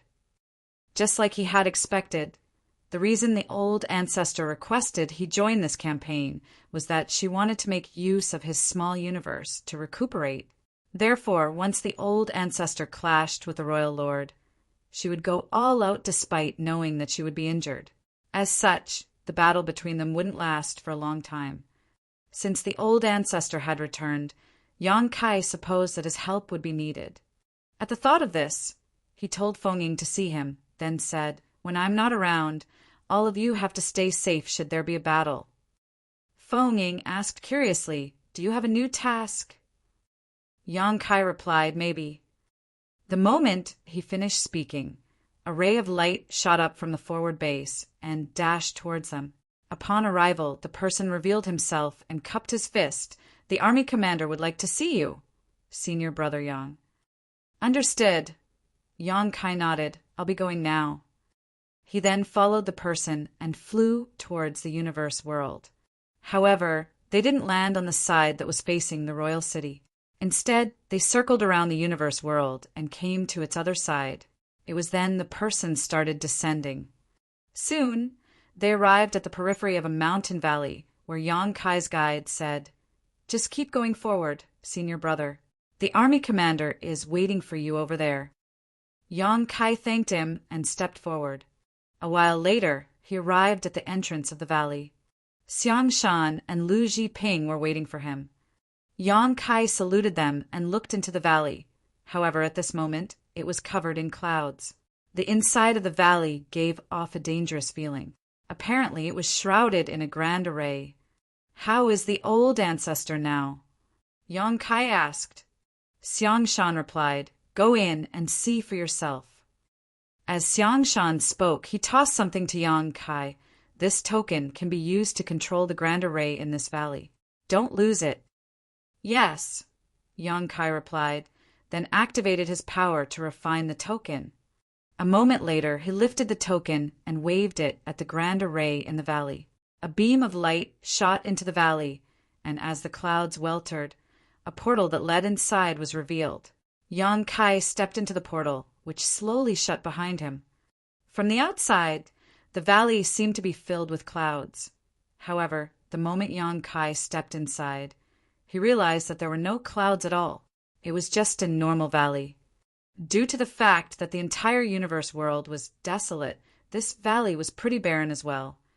As Yang Kai turned around, he could see Xiang Shan and Lu Jiping standing outside the valley. Nevertheless, he reckoned that they couldn't see him. Yang Kai felt the old ancestor's aura coming from the center of the valley, but unlike how imposing it had been when she returned, it was now weak. He traced the aura and soon saw a petite figure who had curled up on a pile of stones. The old ancestor had turned into a young child, and she looked even younger than the first time Yang Kai met her. When Yang Kai came across the old ancestor in the shopping district of Yinyang Pass for the first time, she looked like a kid who was 7 or 8 years old, but now she looked like she was just 3 or 4. Yang Kai felt his eyes twitching. It was a rare thing to find an old ancestor who looked like this. The color had drained from her delicate face, and her clothes were soaked in blood. There was also a jade bracelet on her wrist that was full of cracks. Yang Kai had no idea what kind of artifact the jade bracelet was, but it was obviously not ordinary as it was worn by someone like the old ancestor. Presently, the artifact was full of cracks, and most of its spirituality had been lost. It went to show that the previous battle was truly perilous. The old ancestor must have overexerted herself. Yang Kai secretly sighed. Without alerting her, he activated his power and released his world force. The illusory phantom of his small universe spread across the valley with his figure as the center. If a person looked intently, they could see that the illusory phantom of the small universe was full of living creatures and complicated terrains. Countless people were seen moving around all over the place. This was a miniature version of a world. The entire small universe was soon spread across the mountain valley. Considering the fact that the old ancestor was sound asleep, Yang Kai settled her down on a beautiful spirit peak after he was done manifesting his small universe. The spirit peak wasn't majestic by any means, but it had ample world energy, making it a perfect place for quiet recuperation. As a thought flashed through Yang Kai's mind, a log house appeared where the old ancestor was asleep. It wasn't anything special, but it was good enough to protect her from the wind and rain. After he was done with all that, Yang Kai found a place on the spirit peak and meditated in silence. He had no idea how long it would take the old ancestor to recover, but it definitely wouldn't be a short time. Therefore, he could seize the chance and cultivate. Time slowly went by in the small universe, but the old ancestor didn't seem to be waking up anytime soon. With that said, as the owner of the small universe, Yang Kai could feel that a mysterious force was streaming into the old ancestor's petite figure from all directions. It was the bustling world essence. Initially, he was worried that by placing the old ancestor on such a barren peak, she might not be able to absorb much bustling world essence. But now it seemed that wherever she was in his small universe, it didn't really matter.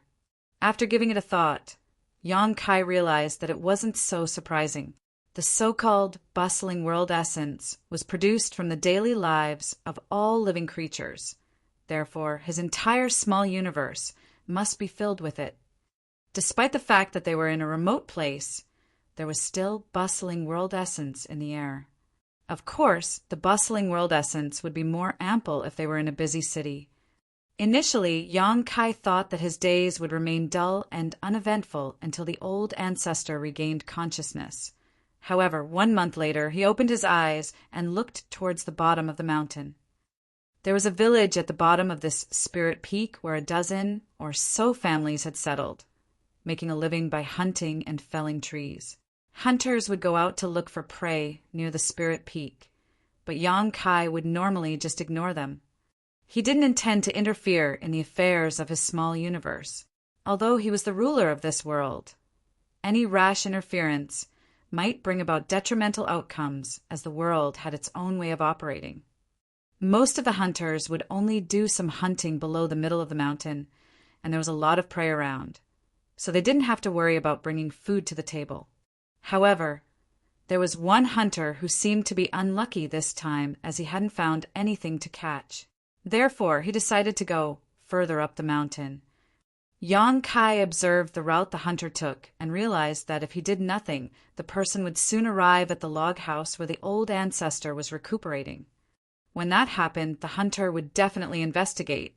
Certainly, Yang Kai wouldn't allow anyone to disturb the old ancestor. But just when he was ready to do something to conceal the log house, the unconscious old ancestor suddenly sent him a message. The message was so vague and garbled that he couldn't even figure out its meaning. Apparently, the old ancestor was not clear-headed when she sent the message and simply did so out of instinct. With a frown, Yang Kai hesitated for a bit before deciding to take a wait-and-see approach. Marshall Peak, Chapter 5227. Old Ancestor was abducted. Half a day later, the hunter, who hadn't found any prey, was both exhausted and hungry. He scooped up some water from a spring with his hands to quench his thirst, but while he was drinking it, he became startled all of a sudden. That was because he could see a simple-looking log house in front of him. He didn't remember there being a log house on the mountain. Although this place was far away from his usual hunting area, he had been here before, and he was certain he had never seen this log house in the past. Out of curiosity, he shuffled towards the log house and shouted, "Is anyone inside?" No one responded to him after he shouted several times. Left with no choice, he apologized and pushed the door open before stepping inside. Yang Kai had built the log house in a hurry to put a roof over the old ancestor's head, so there was nothing inside other than a bed, which the old ancestor's petite figure was currently curled up on. The instant the hunter entered the house, he saw the figure on the bed and was both doubtful and wary. Although he was an ordinary mortal who had never cultivated before, cultivation wasn't a secret on the Void Continent, and the hunter knew that the youngsters in the neighboring village had always wanted to join a nearby sect. The hunter also had such a dream when he was younger. 1,000 kilometers away from the village, there was a sect named Water Moon Pavilion that would recruit new disciples every few years. When the hunter was younger, he traveled all the way to Water Moon Pavilion with that dream in mind and participated in the disciple recruitment in the hope that he could join the sect and become a mighty expert who could fly through the sky one day. Unfortunately, his aptitude was poor, so the senior experts were not interested in taking him in as a disciple. He was swiftly eliminated from the disciple recruitment. After his dream was crushed, the hunter wandered around the continent for several years, and eventually he returned to his hometown and built a family of his own. Compared to the other hunters in the village, he was more experienced, as he knew that other than cultivators, there were also some special beings in this world. Spirits. It was said that when some spirits had cultivated long enough, they could assume human forms. Ordinary people couldn't tell the difference, but apparently there was a class of evil spirits known as vixens. Rumor had it that vixens loved turning into beautiful young ladies to seduce energetic young men. Therefore, the moment the hunter saw that there was a strange-looking log house with a young girl inside, the first thought that flashed through his mind was that he might have run into a spirit. He felt a crawling sensation on his scalp, as it was said that there were good and bad spirits. However, he couldn't differentiate the good spirits from the bad ones. Upon closer look, though, he realized that the petite figure on the bed was quite pitiful looking. Even if she was really a spirit, she was a frail one. Why would he be afraid of her when he was a fully grown man? With that thought in mind, he stopped feeling anxious. He initially wanted to leave the house in silence. After all, he wasn't sure if the petite figure was a spirit, but just when he was preparing to step out of the log house, he froze for a moment. That was because he could hear that there was something off about the petite figure's breathing. As an experienced hunter, he understood the prey on the mountain fully well. When animals were wounded and dying, they would breathe just like the young girl, intermittently and weakly. There was a tinge of hesitation on the hunter's face. A moment later, he grit his teeth and shuffled towards the bed. What if she's an ordinary child and not a spirit? If no one takes care of her, she'll soon be eaten by the beasts. As he looked down, he realized that the child on the bed was only 3 or 4 years old.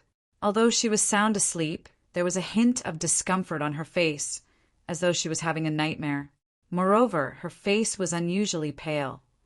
He placed his palm on her forehead and discovered that it was scorching. "She's sick." Without hesitation, the hunter picked up the little girl and dashed out of the house. He had to return to his home as soon as possible. Regardless of where this little girl came from or why she was alone in the log house, she would soon lose her life if she was not treated. The hunter's thoughts were simple. He had to go down the mountain and look for a doctor. The idea of dealing with her parents, if they ever looked for her, never crossed his mind. When that happened, he would just give the child back to them and explain what had happened. After the hunter left in a hurry, Yong Kai, who had been observing them in silence, revealed himself. As he watched the hunter leave, he stroked his chin and fell into his thoughts. The old ancestor was abducted. What should I do? He could have concealed the log house's existence.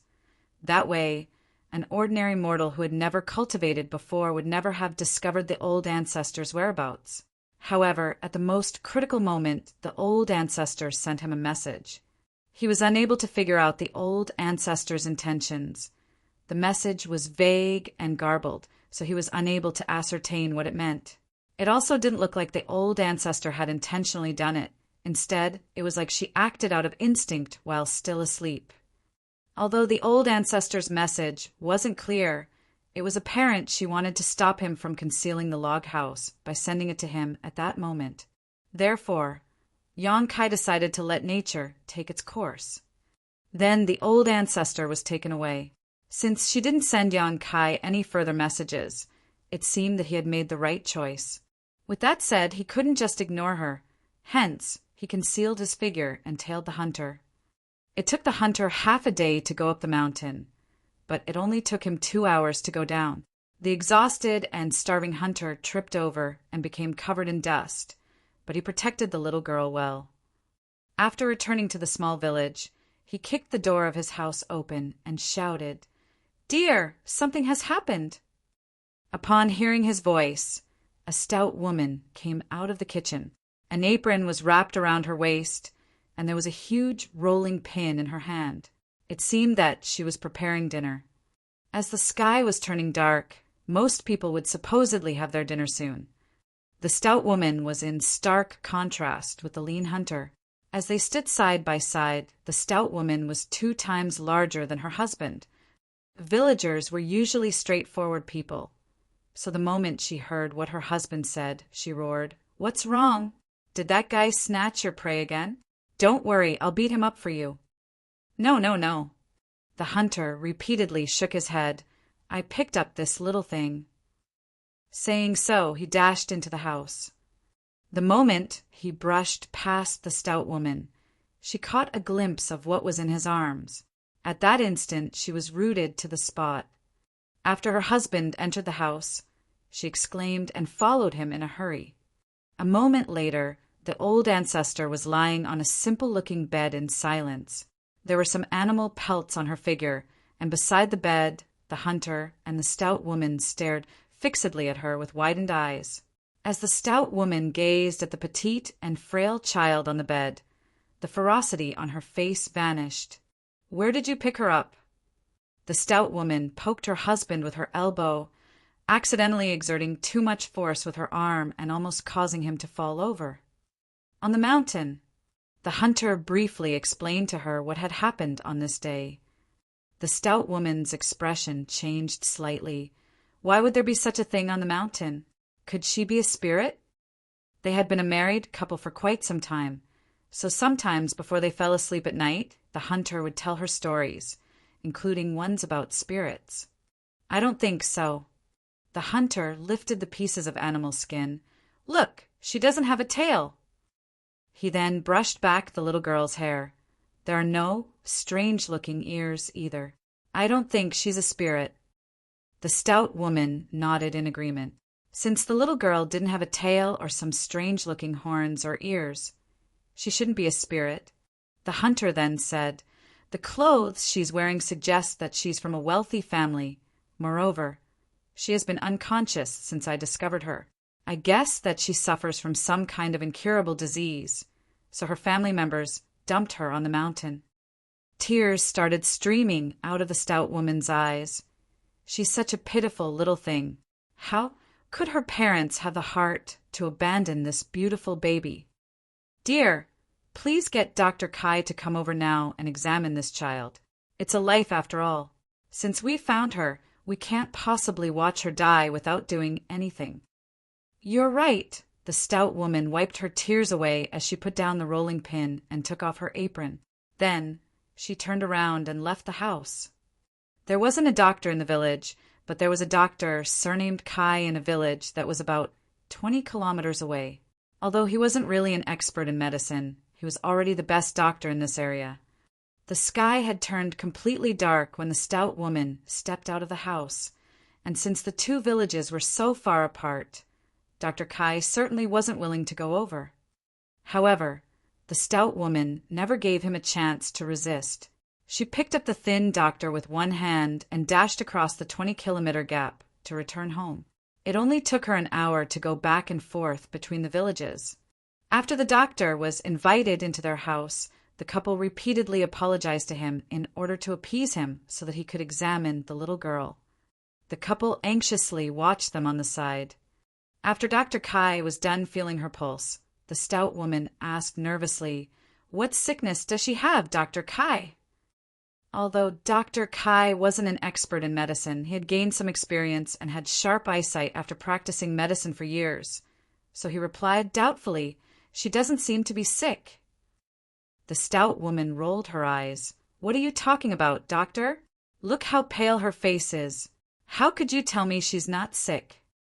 Dr. Kai waved his hand. "I felt her pulse and checked her breathing, so I don't think she's sick. In fact, she's not just healthy. She's more vigorous than most kids. However, it's apparent that there's something wrong with her. This old master has no idea what's going on." He sighed. "Perhaps I'm just not skillful enough. I'm sorry that I'm unable to treat her." Upon finishing his words, he got up and ready to leave. The stout woman got in his way and put on a fawning smile. "Dr. Kai, you're the only doctor around this area. If you don't treat her, she'll die." A helpless Dr. Kai replied, "How do I treat her when I don't even know what's wrong with her?" The stout woman insisted, saying, "Regardless, just do whatever you can to help her. I'm sure the medicine you prescribe will be useful." The hunter nodded repeatedly on the side. Dr. Kai shook his head. "Medicine is not food. How can I prescribe medicine for her when I don't even know why she's sick? If she consumes the wrong medicine, she'll fall ill even though she's healthy now."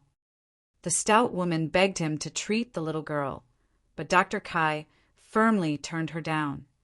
With her patience running out, the stout woman picked up the rolling pin from the side and demanded, "Dr. Kai, I've never received any formal education, so I might be a little rude when I speak, and I'm sorry if I've offended you in any way. However, she's still a child. Will you please be kind enough to lend her a hand?" Dr. Kai felt his brow twitching as he looked at the rolling pin that was thicker than his thigh. Marshall Peak. Chapter 5228. Please stop making trouble, old ancestor. In the end, Dr. Kai left behind a prescription slip. Faced with the threat, he didn't think he could reason with the stout woman who was holding a rolling pin. With that said, he wouldn't dare to prescribe any strong medicine. The herbs on the slip could be easily found on the mountain and were simply meant to nurture one's blood essence. There wouldn't be a problem even if the young girl really consumed them. The hunter personally sent Dr. Kai back to the village, then returned to his home in a hurry. It was the middle of the night, but the stout woman was still seated by the bed as she looked lovingly at the little girl. The hunter felt moved at the sight. It had been over 20 years since they got married. so he was fully aware of his wife's temperament. He had never seen her behaving so gently before. He hadn't had any food for the entire day, and he was exhausted from all the traveling. Hence, he was both knackered and starving, so he said to his wife, "Let's have dinner. I'll get some rest after the meal, and look for those herbs in the morning." The stout woman grunted in agreement and picked up the rolling pin before shuffling towards the kitchen. At the break of dawn, the hunter left the house to do some hunting and looked for the herbs on the prescription. He made a living by hunting on the mountain, so he was also familiar with the herbs in this area. As such, it wasn't hard for him to carry out both tasks, though it did require some experience and luck. The hunter returned before dusk. He was lucky this time, as he had captured a roe deer and found some herbs. He passed everything to his wife so that she could prepare dinner and feed the little girl. It was a small village with only more than a dozen families living here. Hence, everyone soon found out that the hunter had picked up a little girl from the mountain and would come over and take a look at her from time to time. Although the villagers had never received any formal education, they were all kind-hearted people. Hence, no one would gossip about this child who came out of nowhere. They just felt sorry that she had to go through so much pain at such a young age. The neighbors were kind enough to lend them a hand. Whenever the other hunters went up the mountain, they would always bring back some herbs and pass them to the stout woman. The hunter also returned to the log house several times in an attempt to search for her family members, but his efforts were in vain. 3 months passed just like that. Although they fed her with herbal soup and broth every day, the child that the hunter had brought back remained unconscious. With that said, the couple was relieved that the little girl now looked healthier than before. Her face was no longer horrifyingly pale, as some color had been restored to it. That made them feel increasingly hopeful. For months had passed since the hunter picked up the girl, and one morning the stout woman was preparing some broth as usual. She then brought it into the room to feed the little girl with it. Meanwhile, the hunter was sharpening his arrowheads in the yard. All of a sudden, the stout woman was heard exclaiming from the room, "Darling!" Shocked, the hunter promptly put down the arrow and dashed into the room before asking anxiously, "What's wrong?" In a dazed state, the stout woman pointed at the bed. The hunter looked in that direction and became astonished as well. That was because the little girl, who had been lying on the bed for 4 months, had sat up at this moment. She stared at them with a pair of eyes that were filled with puzzlement. "She's regained consciousness." The stout woman spoke in a shaking voice. With the bowl of broth in one hand, she grabbed her husband's arm with her other hand, using all her strength, as she was worried that she was dreaming. The hunter felt dizzy as he was swayed by his wife and called out, "Calm down, you're frightening her." The stout woman came to her senses and put on a harmless-looking smile. With the bowl of broth in her hand, she took a seat by the bed and said gently, "You're finally awake. When did you wake up? How are you feeling?" The little girl seated on the bed didn't seem to hear her, nor did she respond to her. She just stared fixedly at the bowl of broth in her hand. Even after asking a few more questions, the stout woman still didn't get any responses. As she darted her gaze between the kid and the bowl of broth in her hand, she asked, "Are you hungry?" Saying so, she leaned close to her as she wrapped one arm around the little girl's neck and held out the bowl for her with the other hand. In just 10 breaths of time, the little girl chugged down the entire bowl of broth. The hunter was elated on the side. "Since she can eat, it means that she's all right. Go get her another bowl of broth." When the little girl was done having the second bowl of broth, she licked her lips as though she was craving more. She looked pitifully at the stout woman. Despite feeling sorry for her, the stout woman still shook her head. "You can't drink so much broth since you just woke up. I'll let you eat anything you want when you recover." She then put down the bowl and asked gently, "What's your name? Where's your home?"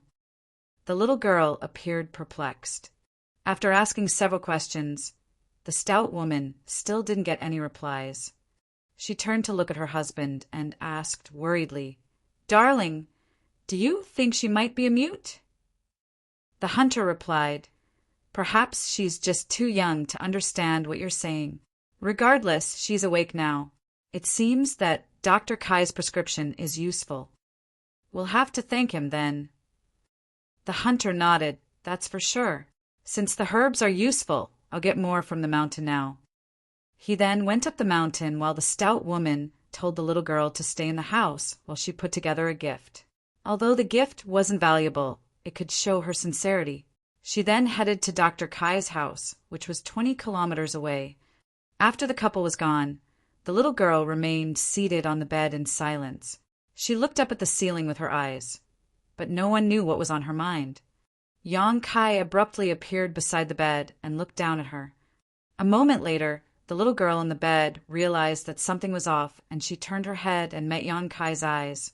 Instead of being shocked, though, she was just curious about why there was a stranger standing beside her bed. "What are you doing, old ancestor?" Yang Kai asked curiously. He had been secretly observing the old ancestor for the past 4 months, and during this period, he found something that he couldn't understand. After the great battle with the royal lord, the old ancestor became severely wounded and fell into a coma for 4 months. However, as Yang Kai observed the old ancestor, he realized that there was something amiss with her condition. Nevertheless, he couldn't spell out what was wrong. Faced with his question, the old ancestor remained silent. She grew increasingly curious about this stranger as she gazed at him with a pair of clear-looking eyes. After staring at each other for a moment, Yang Kai sighed. "Please stop making trouble, old ancestor." The old ancestor remained silent. She didn't even seem to have the intention of parting her lips. This prompted Yang Kai to frown. The old ancestor didn't seem to be messing with him. Instead, she looked both curious and puzzled, as though she really couldn't recognize him. Yang Kai felt his heart clench up tight. Could the old ancestor be more severely wounded than he thought and had lost her memory? However, he soon dismissed the speculation. As a 9th Order Open Heaven Realm Master, she was one of the most powerful cultivators alive. Regardless of how badly injured she was, she couldn't possibly lose her memory over some simply physical trauma. Therefore, he reckoned that the old ancestor was either pulling his leg or had used some kind of special technique to seal her memory. Usually, regardless of how horribly injured the old ancestor was, her memory wouldn't be affected after she turned into a kid. Only her temperament would change as she would become somewhat childish. Nevertheless, if she had sealed off her memory, it was only natural that she couldn't recognize him. After giving it a thought, Yang Kai reckoned that he couldn't make a judgment now. Since it would still take the old ancestor a long time to recuperate, he could just keep observing her. Faced with such an old ancestor, Yang Kai wasn't even sure how to communicate with her and could only briefly examine her injuries. Even with his 7th Order Open Heaven Realm cultivation, Yang Kai was unable to detect any injuries on the old ancestor's figure. Upon examination, he realized that the old ancestor was completely fine. It was just that she was weaker than the other kids of the same age. As the stout woman was about to return, Yang Kai could only bid her farewell for now. "I'll have a talk with you again sometime in the future. Get some rest for now." Upon finishing his words, Yang Kai disappeared from the spot. When the stout woman returned from Dr. Kai's house and stepped into her home, she saw the little girl wandering around, as though the latter was looking for something. Flabbergasted, she hurriedly picked up the little girl and put her down on the bed before telling her again that she shouldn't move around as she pleased when no one else was at home. When Yang Kai retracted his gaze from the old ancestor, what was happening in the outside world caught his attention. Seated on the rooftop of the hunter's house, he looked up into the void, past the world barrier of his small universe. Some rays of light seemed to be rapidly approaching from the depths of the void. There were only 3 rays of light, but they were traveling in a straight line as they moved forward at great speed. The sight made Yang Kai feel doubtful, as these rays of light didn't seem like they belonged to the Open Heaven Realm Masters. Instead, they looked like lights that radiated from spirit arrays. But what kind of spirit arrays could move so quickly? Curious, he activated the demon eye of annihilation and observed more closely. What came into his sight astounded Yang Kai. The 3 dots of light that rushed forward in a line were indeed lights that radiated from spirit arrays. Spirit arrays that had been set up on 3 round universe worlds. These universe worlds must have been carefully selected as they were neither small nor big. They were respectively 1/10 of the size of the universe world used as a forward base by the East-West Army. Various arrays had been arranged on these universe worlds, and with those arrays in operation, these universe worlds flew over rapidly from the depths of the void and were still accelerating. Yang Kai had no idea where they were coming from, but it was apparent that they had crossed a long distance. They were already moving at the speed of lightning when they came into Yang Kai's sight. Moreover, each universe world exuded a dangerous aura. It was obvious that the arrays on the universe worlds did not just propel them forward, but they also served other important purposes.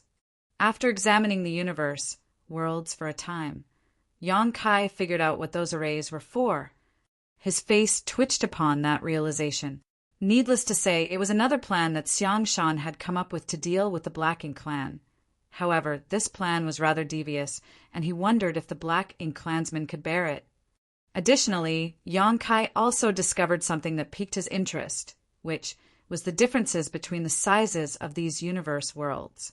The royal city was located on a universe world, and the forward base set up by the humans was also built on a universe world. However, the latter was moved to this place by the humans using a special technique. Comparing the two, the universe world the forward base sat on was much larger than the one the royal city was located at, about 3 times larger in fact. Initially, Yang Kai didn't understand why the army commanders had selected such an enormous universe world when it was only meant to be a temporary forward base. It seemed like a huge waste of resources at the time. Marshall Peak, Chapter 5229, Attack of the Universe Worlds. After all, the larger the universe world was, the more resources would be needed to set up spirit arrays to fortify it. They should have selected a suitable and less resource-consuming universe world. There were only 30,000 human soldiers, so a much smaller universe world could easily accommodate them. Although Yang Kai was doubtful at that time, he didn't ponder on it, as it was just a thought that flashed through his mind. However, the moment he saw the rays of light approaching from the depths of the void, he realized the reason behind it. The forward base where the humans were located was enormous, and just half a day's flight from the royal city. This forward base was not just a nail at the Black Ink clan's doorstep, but it also served as a screen, an obstacle that could obstruct the Black Ink clan site. Presently, Yang Kai was at the back of the forward base, so he could clearly see the rays of light coming from the void. However, on the other side, the Black Ink clansmen in the royal city would be unable to see what was going on. This gave the humans more room to maneuver. It seemed that by the time the army commanders had chosen to set up a forward base, they had come up with a series of follow-up plans. Otherwise, they wouldn't have moved such a massive universe world to this place. The Black Ink clan soldiers were in a rigid formation in front of the royal city.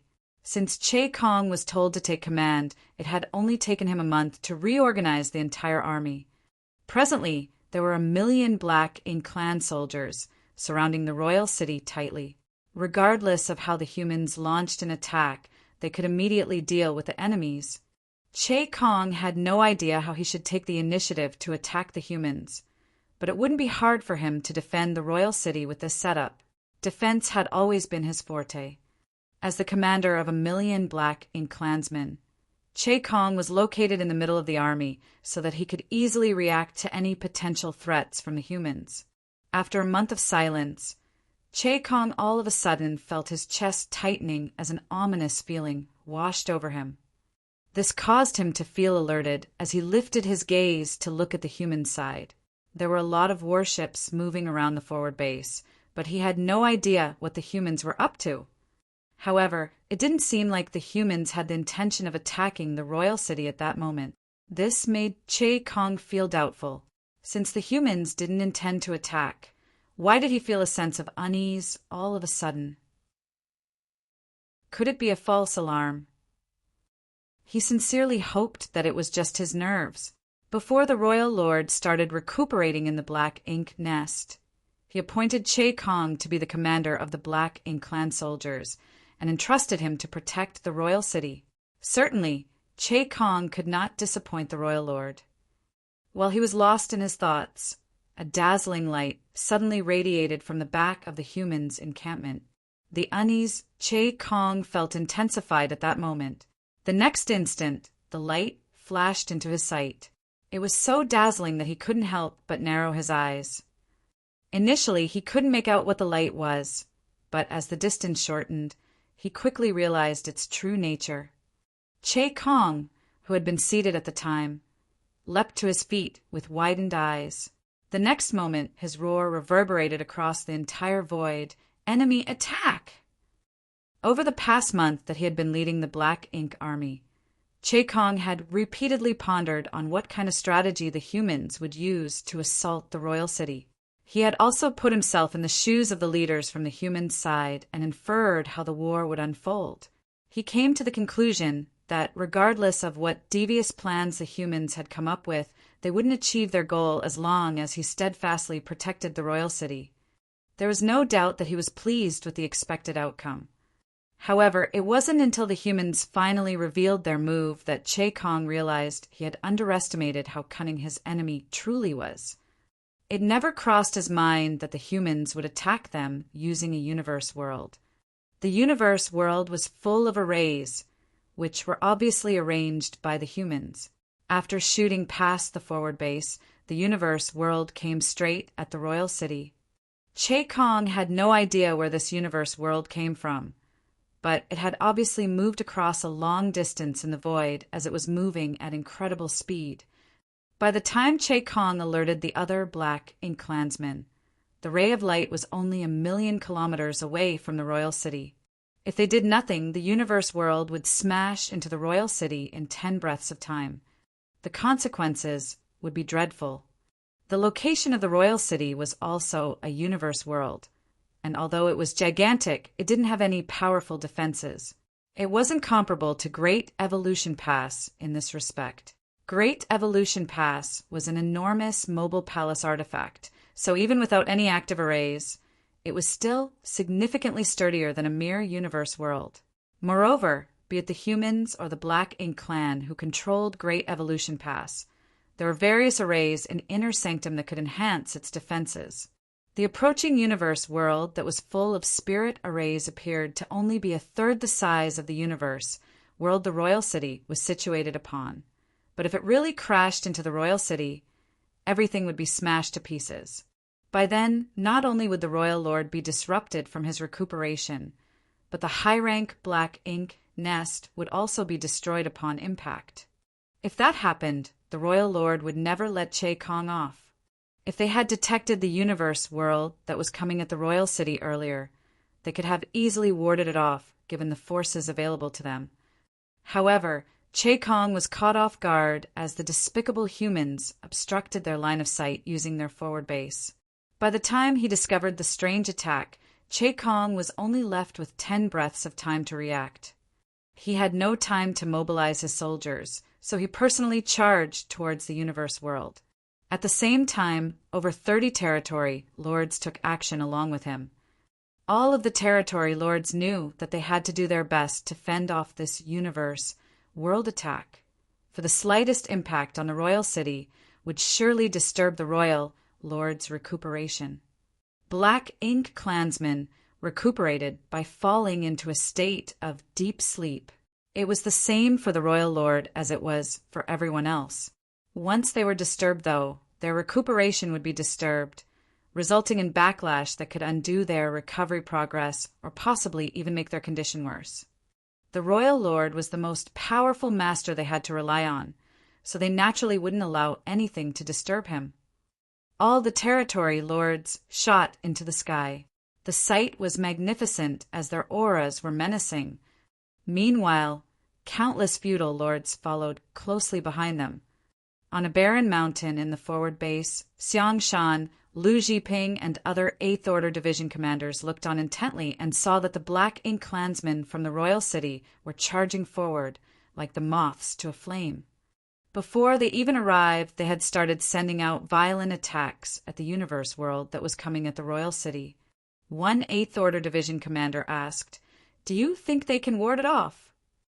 Honestly speaking, it wouldn't require an 8th Order Open Heaven Realm Master to make a move to destroy a universe world. A 6th Order or even a 5th Order Open Heaven Realm Master, given enough time, could destroy a universe world. After all, an Open Heaven Realm Master had broken free from the restraints of the inner universe. The power they could draw from their small universe was world force. Hence, it wasn't difficult for them to shatter a universe world. Naturally, the Black Ink clansmen of similar strength could achieve the same results. However, the Black Ink clan was not dealing with an ordinary universe world at this moment. It was a universe world protected by various arrays that the array masters had spent a month and massive amounts of resources to arrange. Therefore, it was no longer an ordinary universe world. It was the greatest siege weapon to destroy a city with. "We'll see," Xiang Shan replied impassively. He was just giving it a try to ascertain how effective this tactic was to achieve their objective. Therefore, the East-West Army had not prepared to launch an attack at this moment. As such, the division commanders could just watch what was going on and have a casual chat among themselves. They could see that the Black Ink clan had fully utilized all their powers as all sorts of dark, ominous techniques smashed against the universe world, which caused it to flicker and start breaking apart. There was no doubting the destructive force of several dozen territory lords making a move together. Therefore, even though the universe world was equipped with all sorts of defensive arrays, it couldn't possibly withstand the violent attacks from so many territory lords.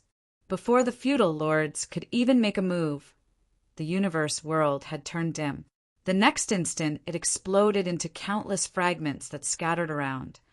The territory lords couldn't help but breathe a sigh of relief, while at the same time, they were infuriated.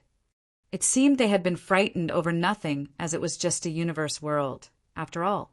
Even though it was equipped with various arrays, it couldn't possibly pose a threat to them. However, all the territory lords had come forward to fend it off. If the humans launched an attack on the royal city at that moment, they wouldn't be able to protect the city. While such thoughts were crossing their minds, though, another ray of light appeared behind the shattered universe world. "There's more!" Che Kong roared. This time, the territory lords did not become flustered. With the earlier experience, they knew how to deal with this situation now. Furthermore, with more feudal lords joining them, it became easier to destroy the approaching universe world. Several breaths of time later, the second universe world became shattered and broke into countless pieces. The next instant, the third universe world was seen coming at them. The territory lords secretly cursed at the leaders of the human race. The series of despicable moves was quite annoying. With dozens of territory lords and innumerable feudal lords working together, they cast an attack together and destroyed the third universe world when it was still millions of kilometers away from the royal city. However, the territory lords didn't lower their guard down. They stared fixedly at the depths of the void, as they were worried that there would be a fourth universe world. Soon, they were relieved that there wasn't a fourth universe world. It seemed that the humans had only gotten 3 universe worlds prepared. Upon making sure that all the universe worlds had been intercepted and that the royal city was not impacted at all, Che Kong led the territory lords and feudal lords back. Instead of feeling elated, though, Che Kong only felt increasingly worried. Although they had successfully fended off the 3 universe worlds that the humans had launched at them this time, what if there were 4, 5, or even more universe worlds? There would come a time when they were unable to stop the universe worlds, and when that happened, a large number of the Black Ink clansmen would lose their lives, and the Royal Lord's recovery would be interrupted. It was apparent that the humans were just testing the waters this time, and the next attack would be the real show.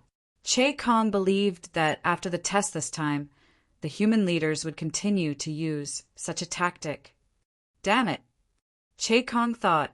Faced with such a despicable tactic, the Black Ink clan had no other choice but to directly deal with it.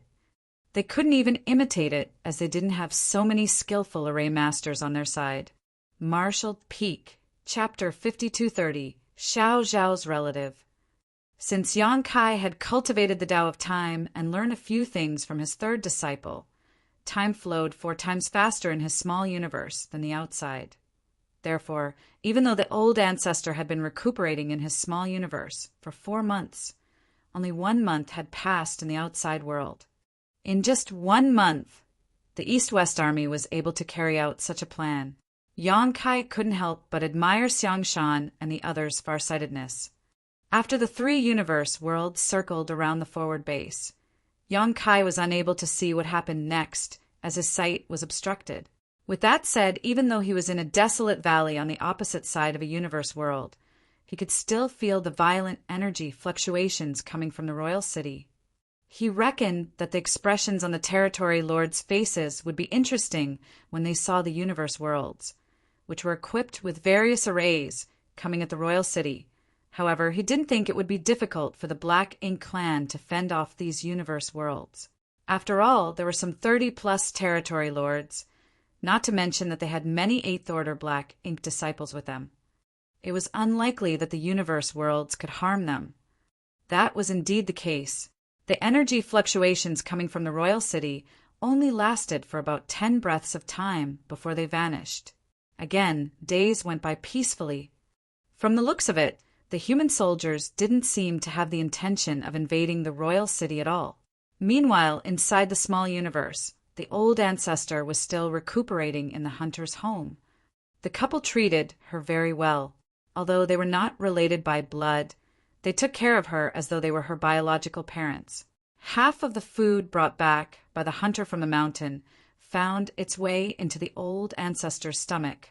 Certainly, the couple was surprised at the fact that the little girl they picked up from the mountain had such a big appetite despite being so petite.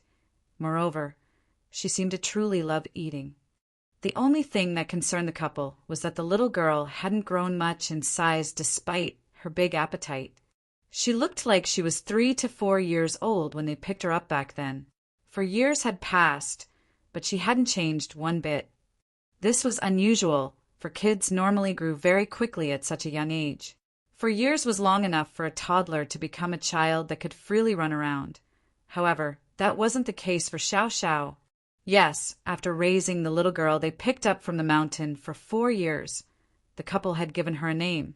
She was named Xiao Xiao because she would smile brightly whenever there was delicious food for her.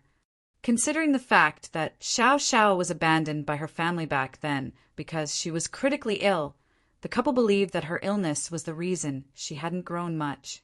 In the past, Dr. Kai had left behind a prescription slip. Using the herbs on the list, the couple spent the next 4 months pulling Xiao Xiao back from death's door. Although her life was saved, she must have been left with a hidden ailment that resulted in her sluggish growth. With that said, they were gratified that Xiao Xiao wasn't mute, unlike what they initially thought. Furthermore, she was an intelligent child who was good at speaking and singing. Additionally, she also seemed to be gifted when it came to hunting. She was only 4 years old when they picked her up, and she was 8 years old now. What could an 8-year-old child do? The hunter had no idea what other 8-year-old kids were like, but Xiao Xiao could already follow him to the mountain and hunt every day. He had even crafted a small bow for her. Over the past 6 months, Xiao Xiao was able to bring back a lot of prey. There was even once when the hunter killed an 800-kilogram wild boar with her help. The wild boar was large enough for all the villagers to enjoy for half a month. All the villagers treated Xiao Xiao well. Knowing that she loved food, the villagers would frequently send her delicious dishes so that she could satisfy her craving. One day, the stout woman was busy doing household chores in the afternoon when she heard some noises outside the house. After opening the door, she saw that her husband and Xiao Xiao had returned. That surprised her because it was only in the middle of the afternoon. Usually, Her husband wouldn't come home so soon. What bothered her was that there was a hint of worry on her husband's face. Although she wasn't a typical sensitive woman, as she was rather straightforward, she was good at observing her husband's expressions. After all, they had been married for many years. "What's wrong?" she asked. The hunter shook his head and remained silent. Gazing at Xiao Xiao, he said, "Go out and play." After a grunt, Xiao Xiao put down her bow and quiver. "I'll look for Sir, then." Then she turned around and left the house in a hurry. Worried, the stout woman shouted from behind, "Take it slow! Don't trip." Despite knowing that the little girl could easily move around on the mountain along with the hunter, the stout woman was still worried that she would trip over if she ran too fast. As for the Sir Xiao Xiao had mentioned, he was a scholar who happened to arrive at this place 4 years ago. The scholar seemed to have fallen in love with the environment here, so he decided to settle down. Several years had passed since then. Perhaps he had decided to stay here forever. Though the scholar didn't have other skills, he was a well-read person. They happened to need a teacher in the village, so the scholar decided to help the children learn how to read and write upon the hunter's request. In return, they would give him some food, so he didn't have to worry about survival. Xiao Xiao loved spending time with the scholar. According to her, the young man would always give her treats every time she paid him a visit. The couple had never heard of some of the food she had mentioned. The couple pondered on this issue many times. The scholar received his food from the villagers, so where did he even get some treats to share with the children? However, to Xiao Xiao, anything edible was delicious. After Xiao Xiao was out of sight, the stout woman turned around and saw that her husband was seated by the table. He took a few sips of the tea and sighed. Annoyed by her husband's behavior, the stout woman landed a slap on his back, almost causing him to spit blood. "Just spill it! Stop sighing and keeping silent." The hunter let out another sigh before saying, "I came across a woman on the mountain today." While glaring at him, the stout woman sneered, "Was she beautiful?" After becoming startled for a moment, the hunter put on a helpless smile. "What are you talking about? Why don't you ask me where I saw her?" The stout woman snorted, "Where did you run into her?" In a grim voice, the hunter replied, "In that house." The stout woman fell into a dazed state for a moment, then her expression changed. "What do you mean?" Gazing at her, the hunter went on to say, "You're also aware that I picked up Xiao Xiao from the log house on the mountain back then. Over the years, I'd go take a look at the house whenever I go hunting in that area. I've never seen anyone there, but today there was a woman in the log house. Judging from the clothes she was wearing, she should be from a well-to-do family. She also had some servants with her." "So what?" The stout woman appeared wary. The hunter continued, saying, "I asked them what they were doing there, and one of the servants told me that the woman lost something around there a few years ago, so they were looking for it now." The stout woman's expression changed drastically. "Have they found it?" The hunter shook his head. "I never asked her what she had lost." "Did she see Xiao Xiao?" The hunter replied, "No. Xiao Xiao and I separated to run down a roe deer. She wasn't by my side at that time." The stout woman was evidently relieved. The hunter sighed. "Dear, I think the woman's appearance somewhat resembles Xiao Xiao." "Shut up!" the stout woman roared. The hunter was so shocked that he hunched his back. He wouldn't dare to offend his wife when she was enraged.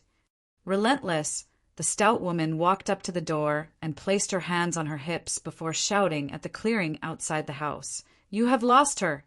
So what's the point of you looking for her now? You were not heartbroken when you lost her back then. So how could you look for her when she's healthy now? Do you think she'll go back to you? What a heartless woman!" She spat in contempt. There seemed to be an invisible enemy outside the house as the stout woman resentfully cursed at it. She didn't have any other skills, but she excelled at cursing at the people she hated. It wasn't until a long time later that her fury slightly subsided. She turned around and stared at the hunter. "Go up the mountain and kill that woman with your bow tomorrow." The hunter's forehead was covered with cold sweat. "I don't think that's a good idea." What's wrong with that? I'll take all the responsibility. The stout woman appeared determined as she walked towards the table and picked up the teapot. She directly chugged it down to quench her thirst. After she was done drinking it, she landed the teapot on the table with a loud thud.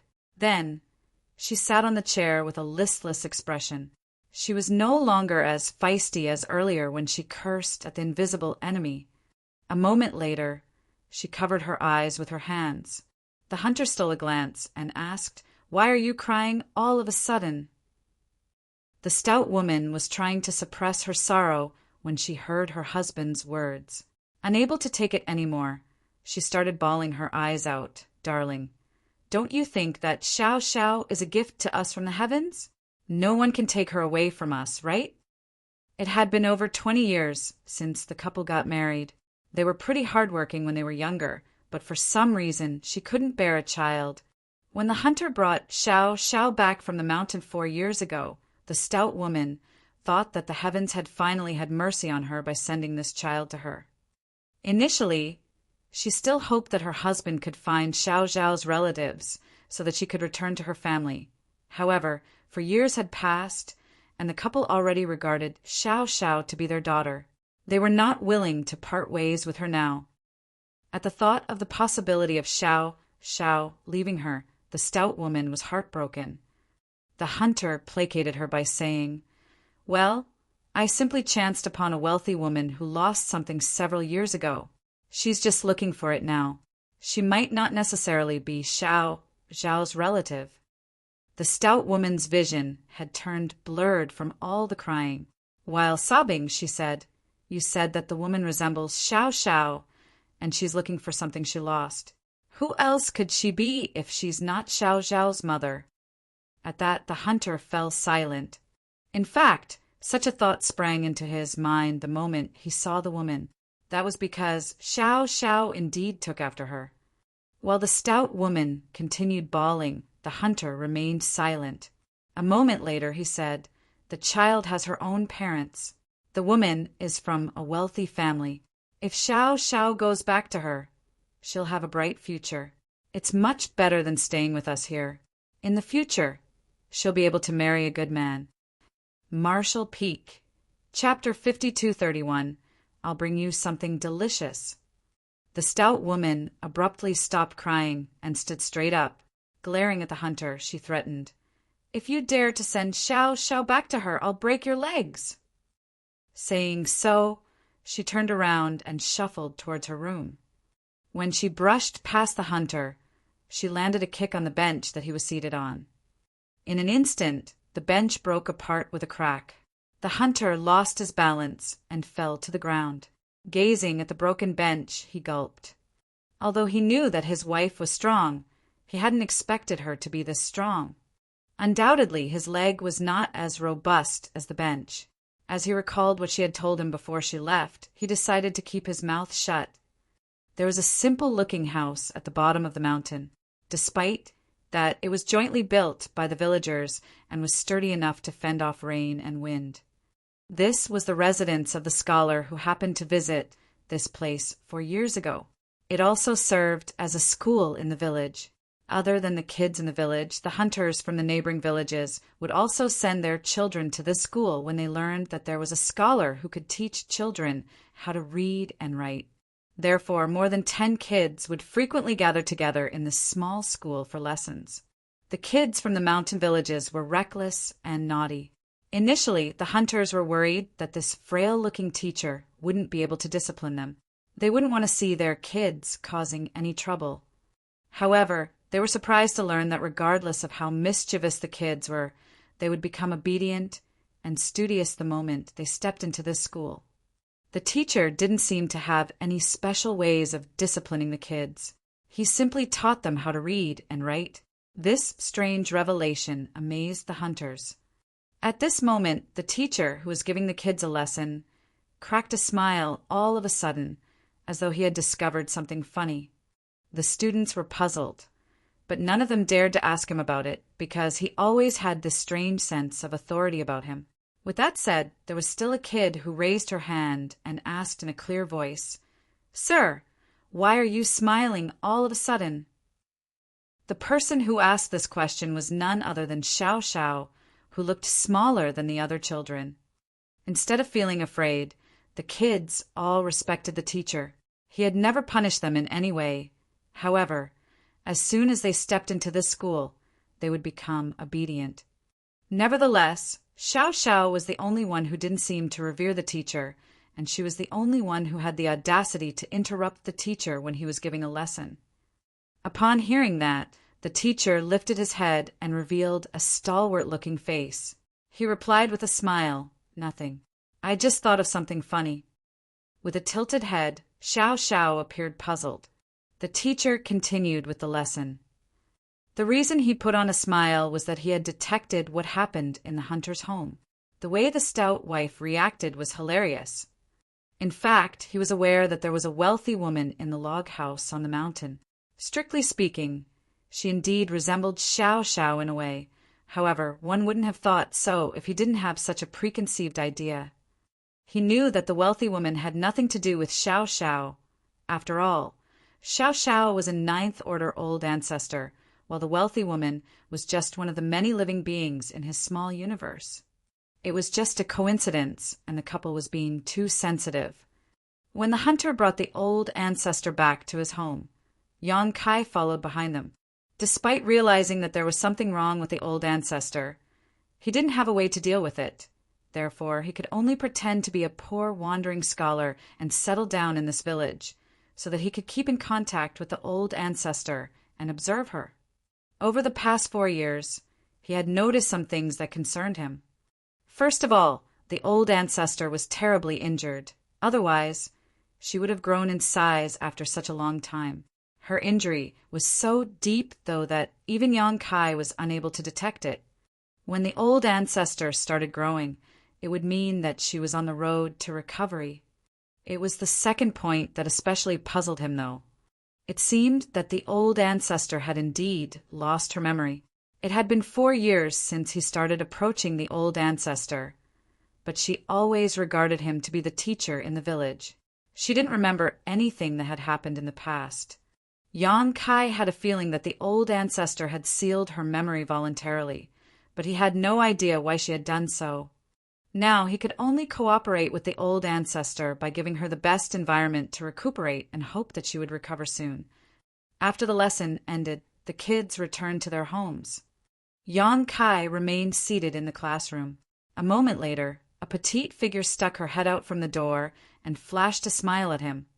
A helpless Yang Kai shook his head with a smile.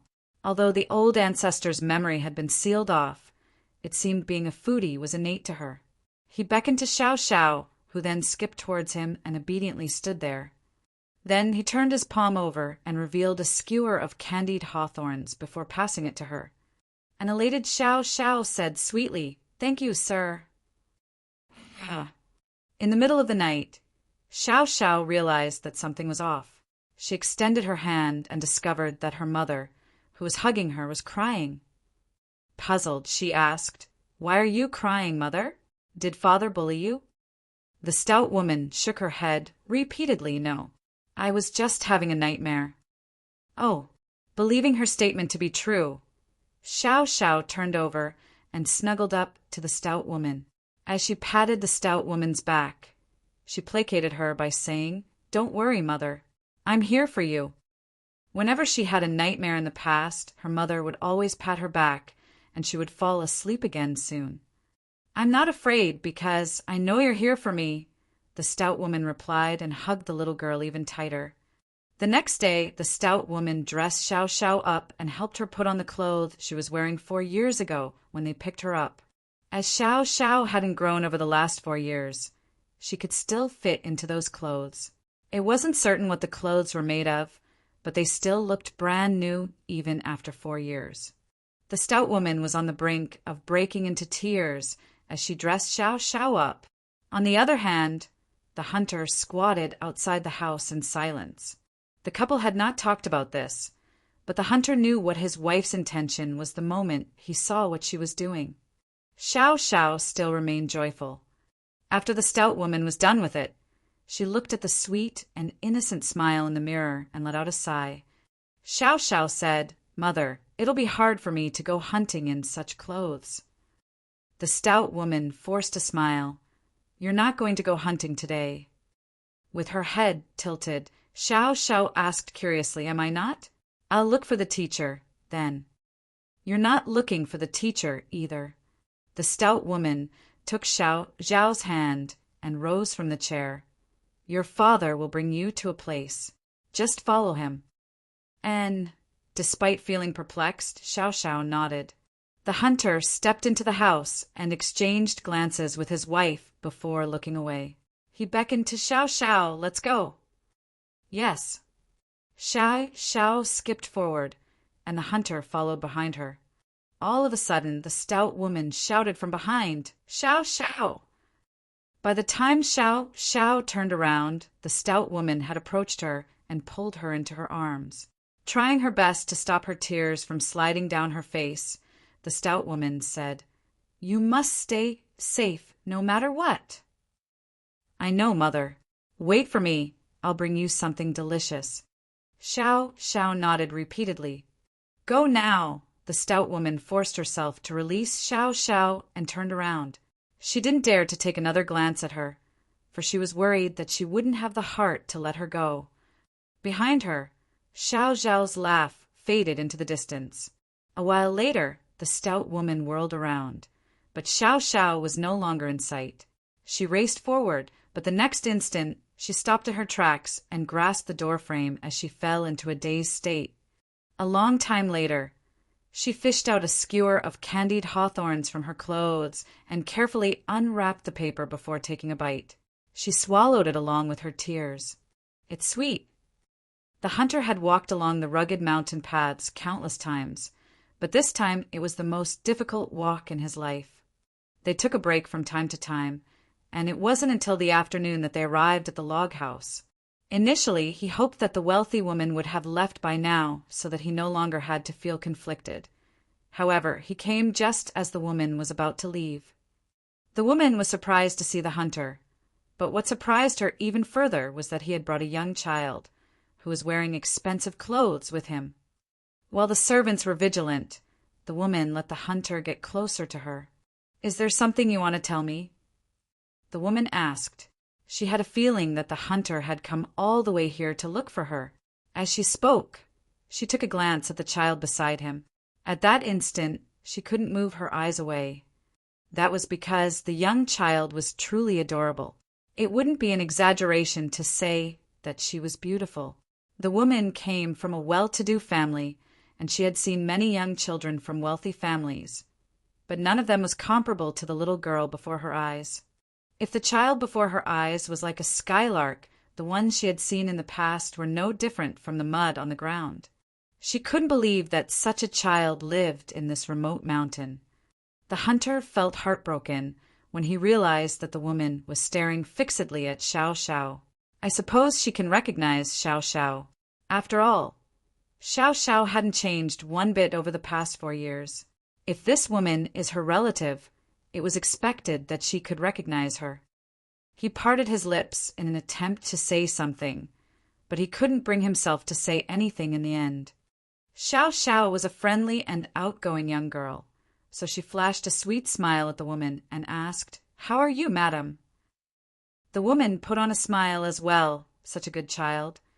She beckoned to a servant, who then came forward with a lunch box. The woman bent her back and passed the lunch box to Xiao Xiao. "I made this. It's delicious. Give it a try." Xiao Xiao turned to look at the hunter as though she was asking for his permission. Her gaze suggested that she badly wanted the food. This couldn't be helped, as she could never resist good food.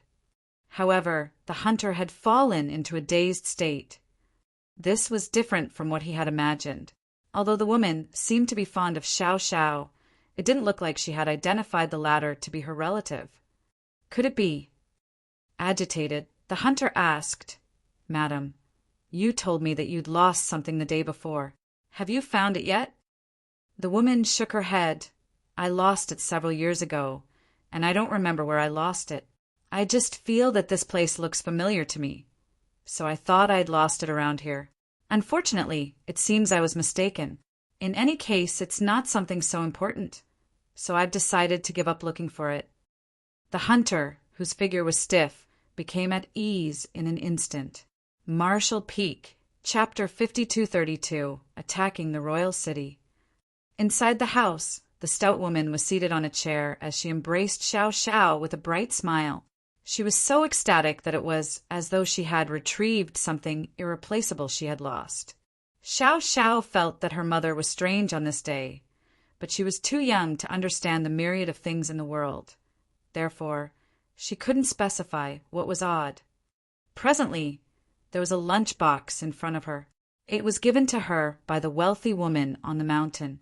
The food inside the lunch box wasn't expensive, just some osmanthus cakes she had apparently made. Villagers like them had never seen such delicate cakes before, let alone eaten them. Half of the osmanthus cakes inside the lunch box were gone, most of them having disappeared into Xiao Xiao's stomach. "Have another piece, mother." Xiao Xiao picked up an osmanthus cake and held it out for the stout woman. With a smile, the stout woman replied, "I'm not having any more. It's too sweet. Go on and eat it." "All right," Xiao Xiao replied and munched on the osmanthus cake. It was so delicious that she had the urge to swallow her own tongue as well. The hunter was getting ready for the hunting session the next day by sharpening his arrowheads. When he saw the heartwarming scene in the house, he wore a sincere smile. The North-South Army's forward base was located on an asteroid that would take a person 2 days to reach from Great Evolution Pass. 1 year ago, the North-South Army clashed with the Black Ink clan from Great Evolution Pass. Although they had killed a lot of their enemies, they had suffered some losses as well.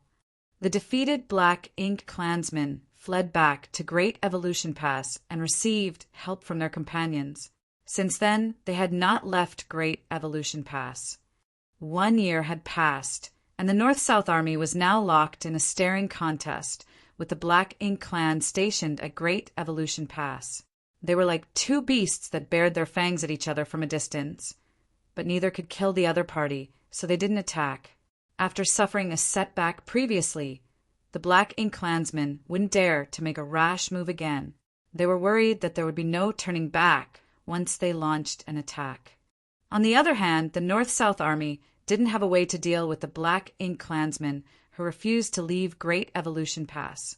It wasn't until the humans became the attackers that they realized just how difficult dealing with the Great Pass was.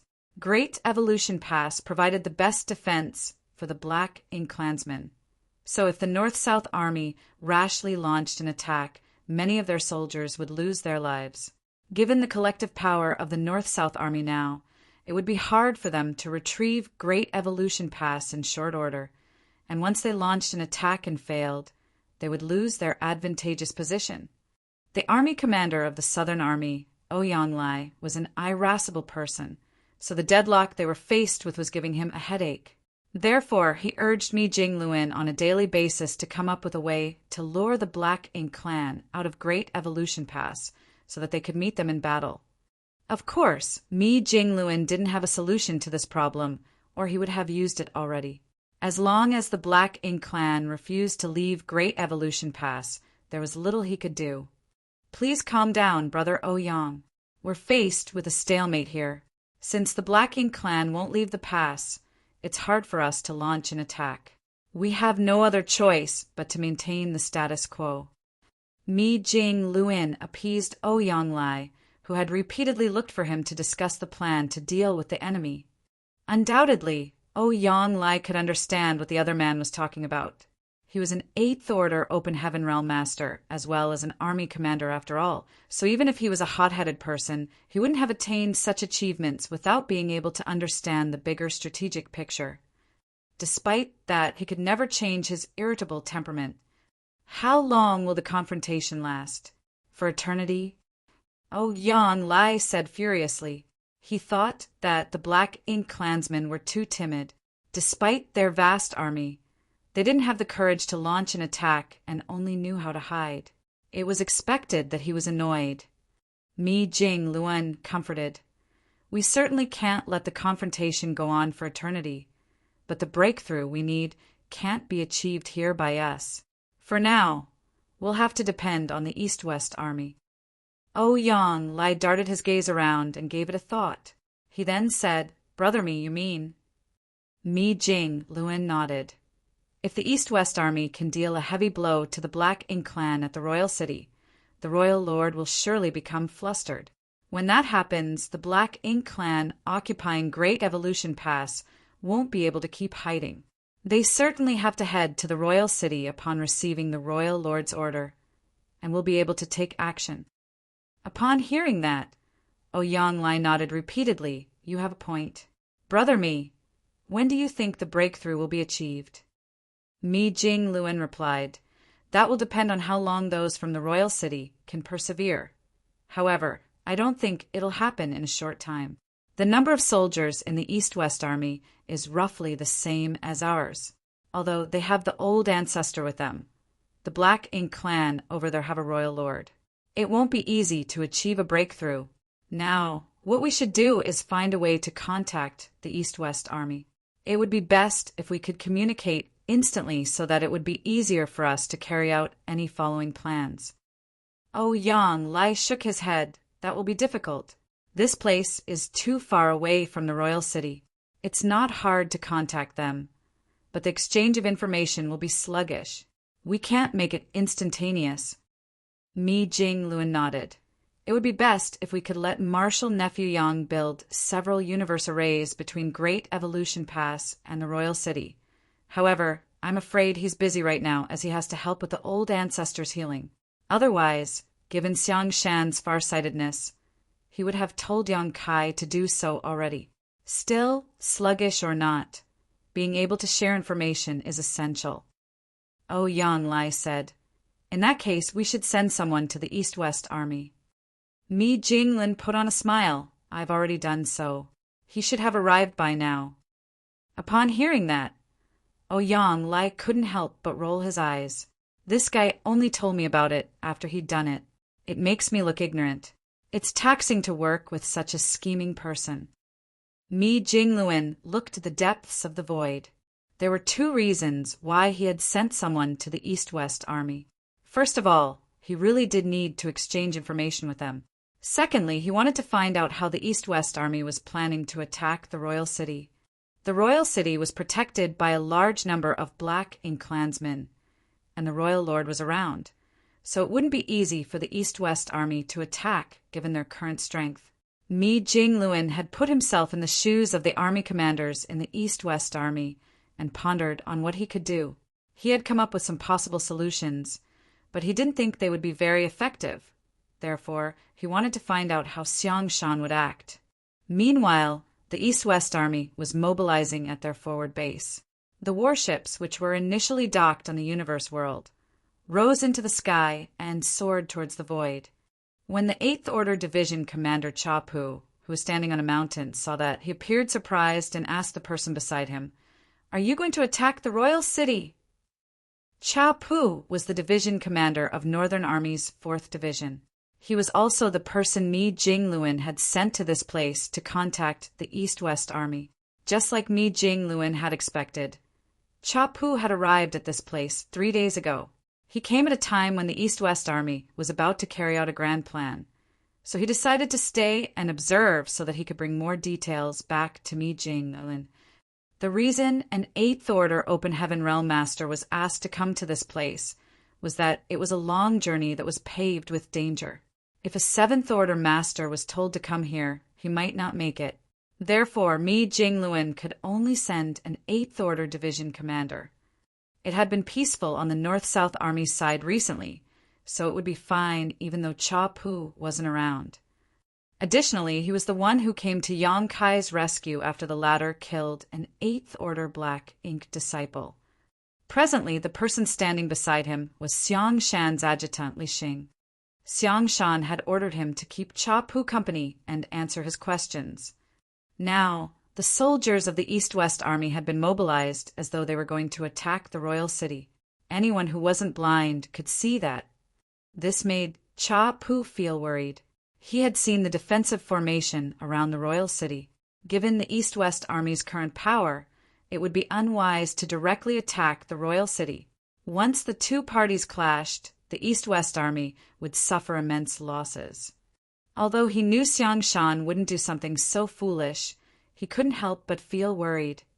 To the side, Li Xing replied, "Don't worry about it, Marshal Uncle Cha. Sir Xiang has said that you just have to keep watching." Cha Pu turned to look at him with a smile. "Oh, did Senior Brother Xiang say that? It seems that the mobilization of soldiers is just a pretense." Li Xing lowered his gaze. "I wouldn't dare to reveal details about ongoing military operations." He knew everything about the army as he was Xiang Shan's adjutant, but without his permission, he wouldn't break secrecy. Cha Pu didn't intend to make things difficult for him, so after a nod he said, "Since you've said so, I'll be looking forward to it then. Let's see how Senior Brother Xiang is going to deal with the Black Ink Clan." They fell silent after that. The mobilization of the East-West Army was swift. Upon receiving the order, the soldiers from different divisions, who had been resting and building up their strength for the past year, boarded their warships and soon formed into a fleet. There were over 2,000 warships setting sail, giving off a menacing air. Certainly what they were doing couldn't be hidden from the Black Ink Clan, so those from the royal city instantly detected the anomaly. Che Kong was standing on the deck of his great ship. With a solemn expression, he stared intently towards the front. He had no idea why the humans had suddenly assumed a battle formation, but regardless of the reason, it seemed that a fight was inevitable. Before the royal lord fell asleep, he had ordered that they should defend the royal city at all costs. They could ignore the humans if the latter didn't try to invade the royal city. However, if there was movement, they had to do their best to stop the humans. Therefore, the moment Che Kong noticed the mobilization of the human army, he passed down an order. Soon, 1,000,000 Black Ink Clansmen were ready for the war. However, Che Kong found something odd a moment later. The humans didn't directly come at the royal city. Instead, they were heading towards the left side of the royal city and circling around it. This made Che Kong feel puzzled. What are the humans trying to achieve? Are they trying to launch an attack on the back of the royal city by circling around it right in front of me? That's ridiculous. Do they think I'm blind? If the humans had the audacity to do such a thing, Che Kong swore that he would destroy them for their insolence. Cha Pu, who was watching from the forward base, was equally puzzled. He shared Che Kong's sentiment. By circling around the royal city without any cover, they couldn't achieve anything other than wasting their time. However, he didn't ask any questions. The leaders of the East-West Army must have their reason for acting this way, so he just kept watching. Mi Jingluan wanted to find out how the East-West Army was going to achieve a breakthrough, so perhaps this battle would be the key. It would only take a person half a day to reach the royal city from the East-West Army's forward base. So by circling around the royal city, the East-West Army's fleet arrived at its left side a bit more than half a day later. They stopped moving forward at this point, and with a battalion-class warship leading the way, the fleet charged towards the royal city in a domineering manner. Marshal Peak, Chapter 5233, Flanking the Enemy. The East-West Army's fleet was rapidly getting closer to the royal city. Certainly, the Black Ink Clansmen wouldn't sit back and do nothing. Che Kong ordered half of the 1,000,000 Black Ink soldiers to head to the left side of the city and prepare to intercept the enemy. This was the right move as well as the only solution. With that said, Che Kong wasn't a fool, so he didn't send all his soldiers to the left side of the city. He had to be wary of a potential sneak attack from the humans. The humans' fleet was indeed coming at them from the left, but it was just a fleet of warships after all. No one could guarantee that all the humans were on those warships. If all the Black Ink Clan soldiers gathered together on the left flank, they would be powerless to deal with the humans if the latter launched an attack from the right. Che Kong was confident that the fleet was only meant to harass them while the humans' target was the right side of the royal city. Otherwise, they wouldn't have openly circled around the royal city to attract their attention. Therefore, while sending some Black Ink Clan soldiers to the left, Kong also told the remaining Black Ink clansmen to keep an eye on any anomaly on the right side. As time passed, an austere atmosphere pervaded the void. Half a day later, the two groups were only 5 million kilometers away from each other. At such a distance, the Eighth Order Open Heaven Realm Masters and the Territory Lords could start exchanging moves. However, both parties restrained themselves as none of them decided to make a move first. At this point, what was going on with the human warships could clearly be seen. What surprised Kong was that the warships were indeed full of human cultivators. This made him feel perplexed. He initially thought that the fleet only served as a pretense to attract their attention, while a massive amount of human soldiers would secretly gather together on the right side of the royal city and launch a sneak attack on them. However, that didn't seem to be the case now. The warships were full of humans. In other words, all the humans had gathered together in this fleet. There wasn't another group of soldiers. Why did they intentionally make a detour? If they're not trying to fool us, what's the point of them circling around the royal city? Could they be avoiding something? Wait, avoiding? All of a sudden, Kong's expression changed drastically as he stared off into the depths of the void, recalling the events from 1 year ago. The 3 universe worlds that flew in a straight line had come at them from that direction back then. The human fleet had perfectly avoided that direction by making a detour. In the meantime, Yang Kai, who was giving a lesson in the classroom in his small universe, looked up all of a sudden. He saw through the barrier of his small universe and gazed at the depths of the void. He was in a position where he could detect the anomalies coming from a certain region of the void before the Black Ink clan could do so. They're coming again. Yang Kai had seen the same scene a year ago. There were some universe worlds coming over from the depths of the void at the speed of lightning as they hurtled towards the royal city. The last time he saw such a sight, the universe worlds radiated a dazzling glow as the arrays around them operated at full capacity. The universe worlds were not so eye-catching this time. In fact, they were rather furtive. Apparently, the array masters had restricted the light from the arrays so that the universe worlds could remain hidden. They were trying to catch the Black Ink clan off guard. However, the 3 universe worlds were unable to harm the Black Ink clan previously, so what about this time? What are you looking at, sir? Xiao Xiao asked curiously. She followed Yang Kai's gaze and saw that there was an insect that was trying to struggle out of the spider web on the ceiling. Nothing. Yang Kai lowered his head with a smile and continued with the lesson. Meanwhile, the universe worlds, which were equipped with various arrays, skirted past the forward base and flew towards the royal city. Cha Pu, who was watching everything from the mountain, widened his eyes in disbelief and exclaimed, "Is that the trump card all of you have prepared?" Li Xing, who was beside him, replied, "Yes."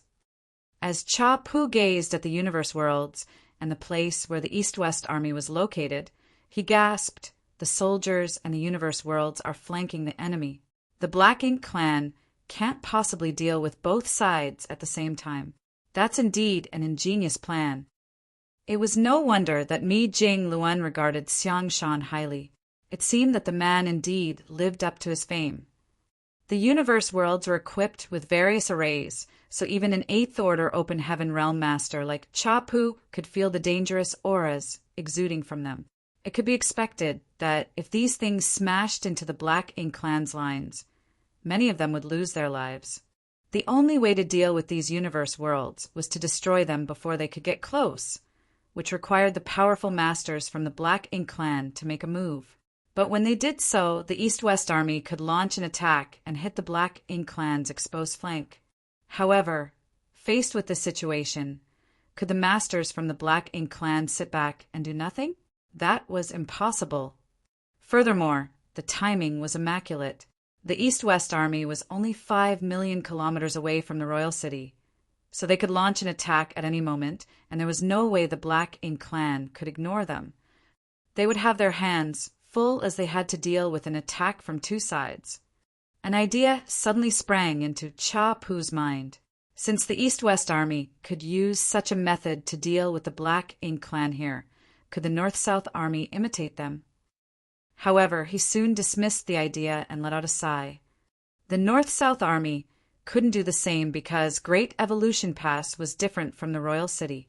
Although the Royal City was the most important place for the Black Ink Clan in the Great Evolution Theater, it didn't have powerful defenses or fortifications set up.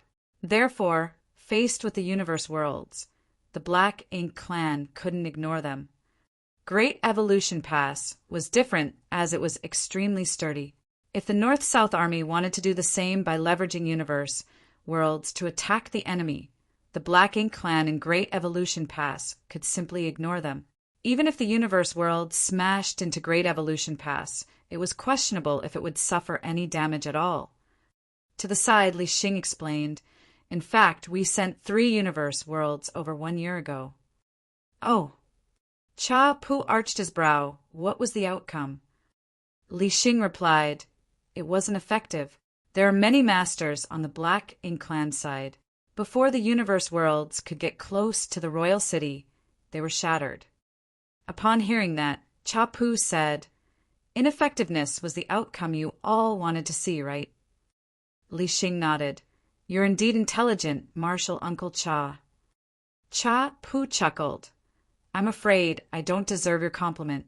It seems that Senior Brother Xiang is indeed a far-sighted person." As they spoke, the Black Ink Clansmen from the Royal City had descended into chaos. Although the lights and outward traces of the arrays were concealed, the territory lords could certainly detect the dangerous auras that were rapidly approaching. They looked over intently and saw a number of Universe Worlds flying right at the Royal City. Unlike the previous time, these Universe Worlds were not positioned in a straight line, so they could already see 3 Universe Worlds with their bare eyes, and they believed there were even more would appear soon. Che Kong gnashed his teeth, but after giving it a quick thought, he passed down a new order. The next instant, more than 10 territory lords and over 28th Order Black Ink disciples shot into the sky and charged towards the Universe Worlds. They had gone through the same incident 1 year ago, so they knew how to deal with these Universe Worlds. After all, they already had some experiences. As long as they could shatter these Universe Worlds before they could get close, the Royal City wouldn't be impacted one bit. However, back then, all the masters from the Black Ink Clan had joined forces to easily ward off the 3 Universe Worlds. This time they could only utilize 30% of the manpower they previously had. This couldn't be helped, as the humans' fleet was too close to the Royal City, and they appeared determined to launch an attack. There was no way Che Kong could ignore this threat. He had to keep 60% to 70% of his forces to deal with the humans to ensure that they could keep the Royal City safe. Violent energy fluctuations burst forth as different secret techniques and divine abilities burst forth.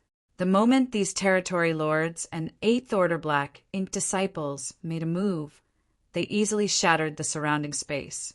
None of them were fools, so they did not disperse their powers and instead focused on the Universe World at the front to destroy it first. Based on their previous experience, they could easily turn a Universe World into dust by joining forces. Nevertheless, after they made a move, they realized that this Universe World was different from the ones they had dealt with back then. It was far sturdier. Apparently, the Array Masters had reinforced the Universe World with arrays. Therefore, after the first round of attacks, even though the universe had broken into pieces, it didn't explode into dust as they had expected. Furthermore, the moment the Universe World came apart, rays of horrifying light were shot from the universe fragments towards the Royal City. This was obviously a prearranged effect of these spirit arrays. Once the Universe World was attacked, the arrays would start running on their own. It was very unlike what had happened previously. The Territory Lords and the 8th Order Black Ink disciples were caught off guard, and although they had promptly made a move, they still couldn't stop the universe fragments from raining down on the Royal City. What's more, there were still 2 complete universe worlds behind these fragments. The Territory Lords roared and fully activated their powers. The 8th Order Black Ink disciples wouldn't dare to hold back either, and cast all the divine abilities and secret techniques they could use. Seeing that, the feudal lords, who were the second layer of defense, quickly rose into the sky to assist them. In just a cup of tea's time, the universe worlds coming from the depths of the void were all shattered. What astonished the Black Ink clan was that there were 10 universe worlds this time, which was more than 3 times as many universe worlds as a year ago. Although they had destroyed all 10 universe worlds, they still couldn't rest easy, for after every universe world was shattered, the preset arrays on it would explode. In order to fend off the powers of those arrays and falling universe fragments, several 8th Order Black Ink disciples became wounded, while many 7th Order Black Ink disciples and feudal lords lost their lives. As for the high-rank and low-rank Black Ink clansmen, the losses there were even more significant. Upon receiving the order, they had to do their best to intercept the universe fragments that were falling towards the royal city. More and more of them lost their lives as their auras continuously withered. Despite the Black Ink clan's best efforts, though, they couldn't possibly block or deflect all the universe fragments. Finally, there came a moment when a universe fragment crashed into the universe world where the royal city was located. The moment of impact, all the remaining spirit arrays on the universe fragment detonated and turned into a dazzling light that engulfed all the Black Ink clansmen around it. Marshall Peak. Chapter 5234 Hit and Run. The moment the universe fragment crashed into the universe world where the royal city was located, all the Black Ink clansmen froze. Che Kong, who had remained in the center of the army as he had to prevent the humans from invading the city, felt his face twitching. All the Black Ink clansmen appeared horrified. They were not afraid that the universe world where the royal city was located would be destroyed. Although the universe fragment that crashed was huge, the Black Ink clan had launched a series of attacks on it. Hence, it wouldn't cause tremendous damage to the royal city. They were also not concerned that the arrays on the universe fragment would explode and kill thousands of Black Ink clansmen. What they were afraid of was the impact that the crash would bring. While all the Black Ink clansmen were terrified, the dormant will in the royal lord's Black Ink nest awakened. It was the royal lord. In the end, the royal lord, who had been recuperating, was alerted. The will scanned the entire universe world and all the Black Ink clansmen as though he was trying to find out what was going on. Soon after, burning fury exuded from his will. 1,000,000 Black Ink clansmen trembled like quails without a home in the winter.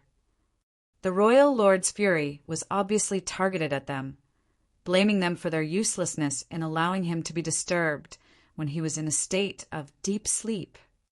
All the Black Ink clansmen knew what would happen when a person was interrupted when he was recuperating in a Black Ink nest. All the progress the royal lord had in healing over the last year would now go to waste. That was why the royal lord was infuriated. However, he didn't give any orders. Instead, he quickly slumbered off again. In fact, he didn't have time to give them instructions. To him, nothing was more important than his recovery. As long as he could make use of the Black Ink nest's power and restore his strength before the human old ancestor did, he would gain the upper hand. All the Black Ink clansmen knew that such a thing could never happen again. Otherwise, many people would lose their heads when the royal lord was done healing. While they were still ill at ease, energy fluctuations could be felt coming from the human army on the left side of the royal city as countless secret techniques and divine abilities were launched at them. At that instant, lights of different colors illuminated the entire void as the horrifying bombardment flew towards the royal city like a storm. Every attack was equivalent to a move made by a 7th Order Open Heaven Realm Master. The arrays and artifacts on the warships were meant to maximize the humans' combat power. Therefore, every attack sent out from a warship was at least on par with what a 7th Order Master could produce. Simultaneously, a massive number of the divine abilities cast by the 8th Order Division commanders.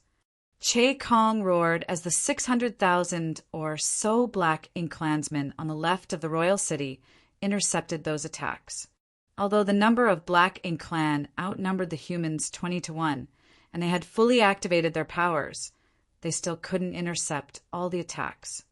The rays of light clashed with the Black Ink Clan soldiers, and as the powers within the rays of light exploded, many lost their lives. The Territory Lords and the Eighth Order Black Ink Disciples, who were positioned on the right side of the royal city to destroy the universe worlds, hurried over to provide assistance. Since all the universe worlds had been shattered, the humans no longer had a trump card. Therefore, they wouldn't have to keep an eye on the right flank any longer. As the humans had decided to launch an attack on the royal city from the left flank, the Black Ink Clansmen were forced to engage in a life-and-death battle with them.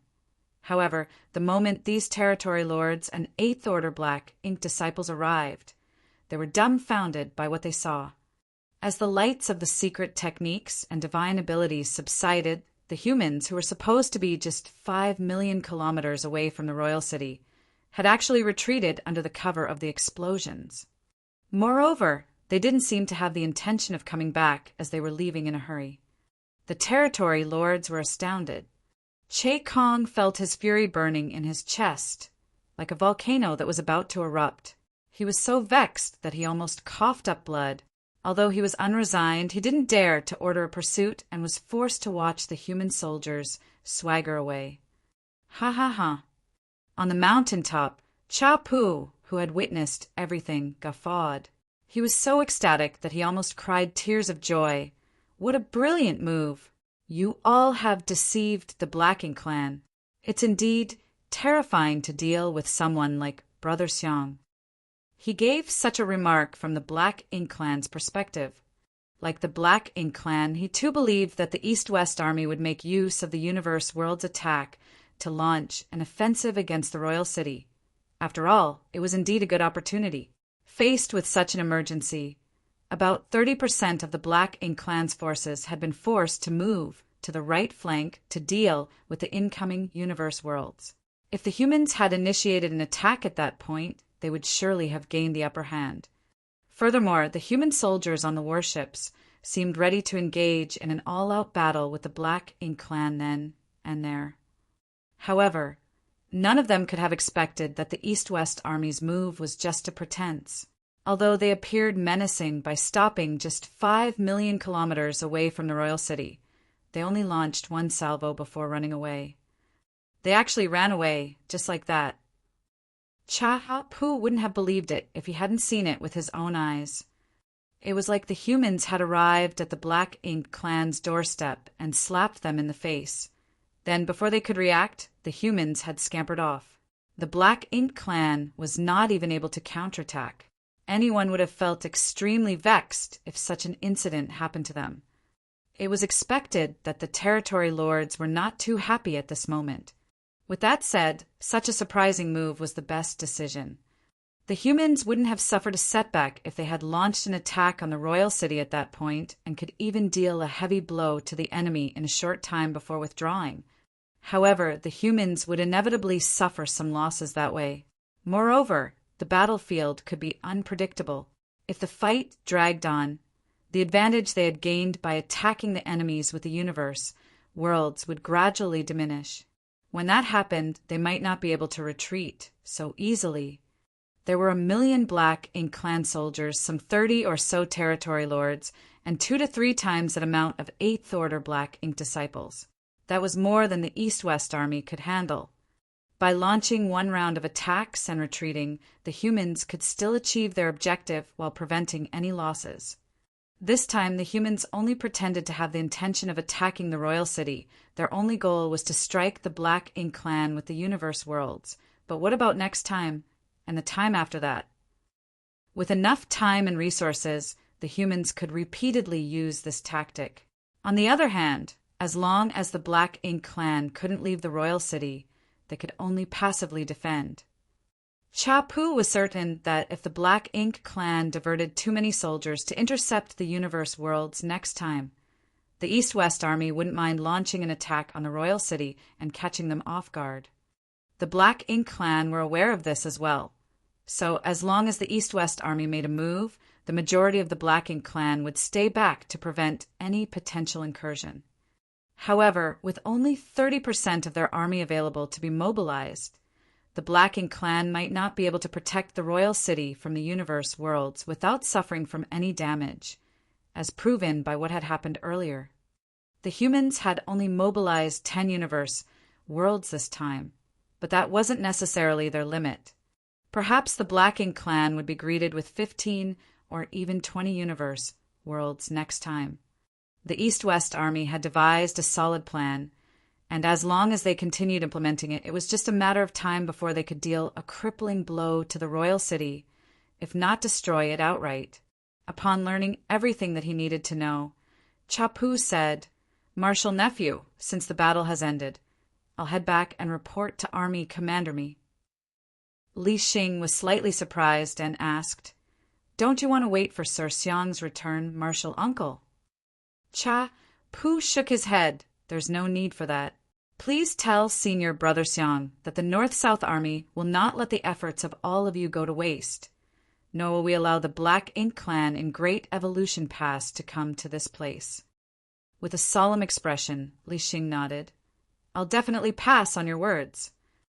The next instant, Pu turned into a beam of light and shot off into the void. Half a day later, all of the East-West Army had returned to the forward base. On this day, the East-West Army had only launched one round of attacks and did nothing else. Without suffering any losses, they managed to kill some Black Ink clansmen with the 10 universe worlds they had prepared. Although they couldn't get an exact count, the commanders believed that, in the end, they must have killed 50,000 to 60,000 Black Ink clansmen. Of course, such a number was insignificant compared to the million Black Ink clansmen they were facing. Furthermore, those who lost their lives were weaker Black Ink clansmen. None of the territory lords or Eighth Order Black Ink disciples were killed, while only a small number of feudal lords and Seventh Order Black Ink disciples, a few dozen at most, had perished. This kind of loss was negligible to the Black Ink clan. It was nothing more than a flesh wound. With that said, the casualties of the Black Ink clan were not their biggest victory. They had achieved their main goal for launching the attack, which was to interrupt the royal lord's recuperation. After the last universe world was shattered, a fragment crashed into the universe world where the royal city was located. Apparently, the royal lord had awakened upon impact. Although the humans were millions of kilometers away from the royal city, they could still detect the menacing will. The main goal of the East-West Army this time was to disturb the royal lord. Killing Black Ink clansmen came second. Presently, both the royal lord and the old ancestor were recuperating. The royal lord made use of the Black Ink nest's power, while the old ancestor had Yang Kai's small universe. It could be said that both of them had external aids. Therefore, the person who could recover quicker would gain the upper hand. Those from the East-West Army couldn't help the old ancestor recover, so they could only set their eyes on the royal lord, who could never have thought that the humans would harass him while he was recuperating inside the Black Ink nest. Although they didn't kill many Black Ink clansmen, they had attained significant achievements this time. Presently, the East-West Army couldn't attack the royal city because there was a huge gap between their collective powers. By using such tactics, the humans could gradually shorten the gap and wait for a suitable chance before they launched a real strike on the royal city. The Black Ink clan wouldn't be able to deal with them by then. This was a long process that couldn't be rushed. Better yet, even faced with this provocation, the Black Ink clan wouldn't dare to make a move despite technically having superior forces. They had to protect the royal city, for once they moved out of position, the East-West Army would have a chance to invade the royal city and destroy the royal lord's Black Ink nest. Therefore, even though they had figured out the humans' plan, they still didn't have a way to deal with it. The royal city was like a rope that tied all these Black Ink clan soldiers to the spot, rendering them immovable. Faced with the humans' moves, they couldn't take the initiative to launch an attack, as they could only passively defend the city. It seemed it was fated that they would be led by the nose in this war. Marshall Peak. Chapter 5235. It's not the right time yet. This long-term plan that the leaders of the East-West Army had devised would require a lot of resources. Besides the fact that all 30,000 humans needed resources to cultivate, they would also need a massive amount of resources to build the arrays on the universe worlds. Without sufficient resources, those arrays wouldn't be useful. There was no doubt that Xiang Shan, as the army commander, was an expert in military affairs. This was proven after he was put in charge of the East-West Army. However, Lu Zhiping soon realized that he was a spendthrift who didn't seem to be aware that resources were hard to come by. In the initial stage of the East-West Army, the 8th Order division commanders from different Great Passes had brought with them a large amount of resources to provision the campaign. It could be said that when the East-West Army was being built in Wind and Cloud Pass back then, they had an enormous amount of resources. The higher-ups had made a calculation and concluded that the resources were more than enough for all 30,000 cultivators in the East-West Army to use for 300 years, and there would still be something left over. 300 years was thought to be sufficient for them to retake Great Evolution Pass. As long as Great Evolution Pass was retaken, they wouldn't have to worry about a lack of resources any longer. But in fact, resources that were supposed to be enough for 30,000 people to use for 100 years were squandered away by Xiang Shan in just 2 to 3 years. Upon learning that, Lu Zhiping was so frustrated that she almost passed out. After giving it a thought, it was obvious where the resources had gone. A while ago, Xiang Shan told the artifact refiners to craft several tens of thousands of puppets to be sent to Great Evolution Pass in order to attract the Black Ink clan's attention. Those puppets were all destroyed by the Black Ink clan. Now they had to arrange tens of thousands, if not 100,000 arrays on each of the 13 universe worlds that were thrown at the royal city.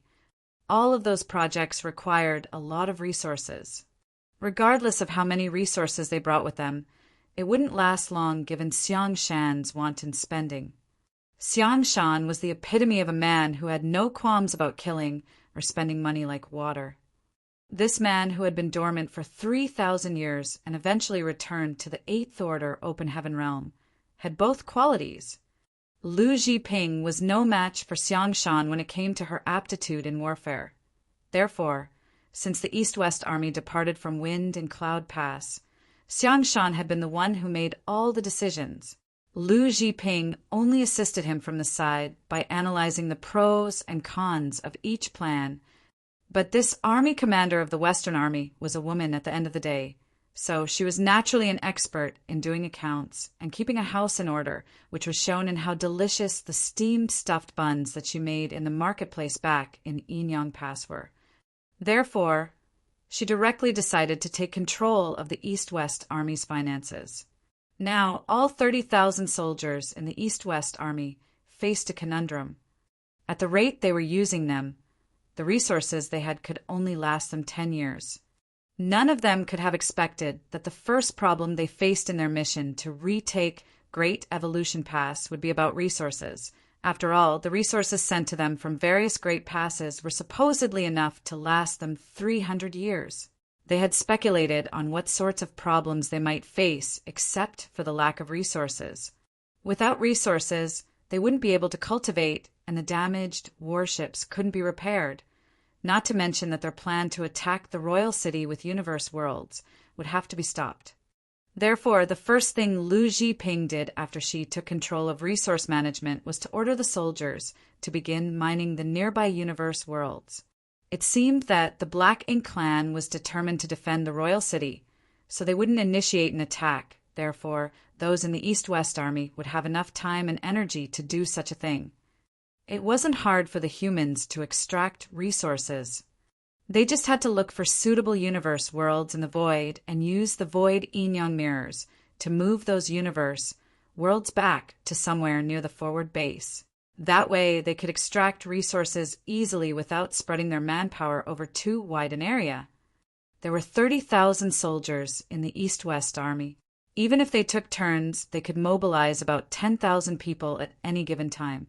Hence, resource extraction would be very efficient. It would only take them 10 days to half a month to mine out a universe world. The teams responsible for searching for suitable universe worlds to mine could also look out for universe worlds that could be kept and turned into weapons to attack the royal city with.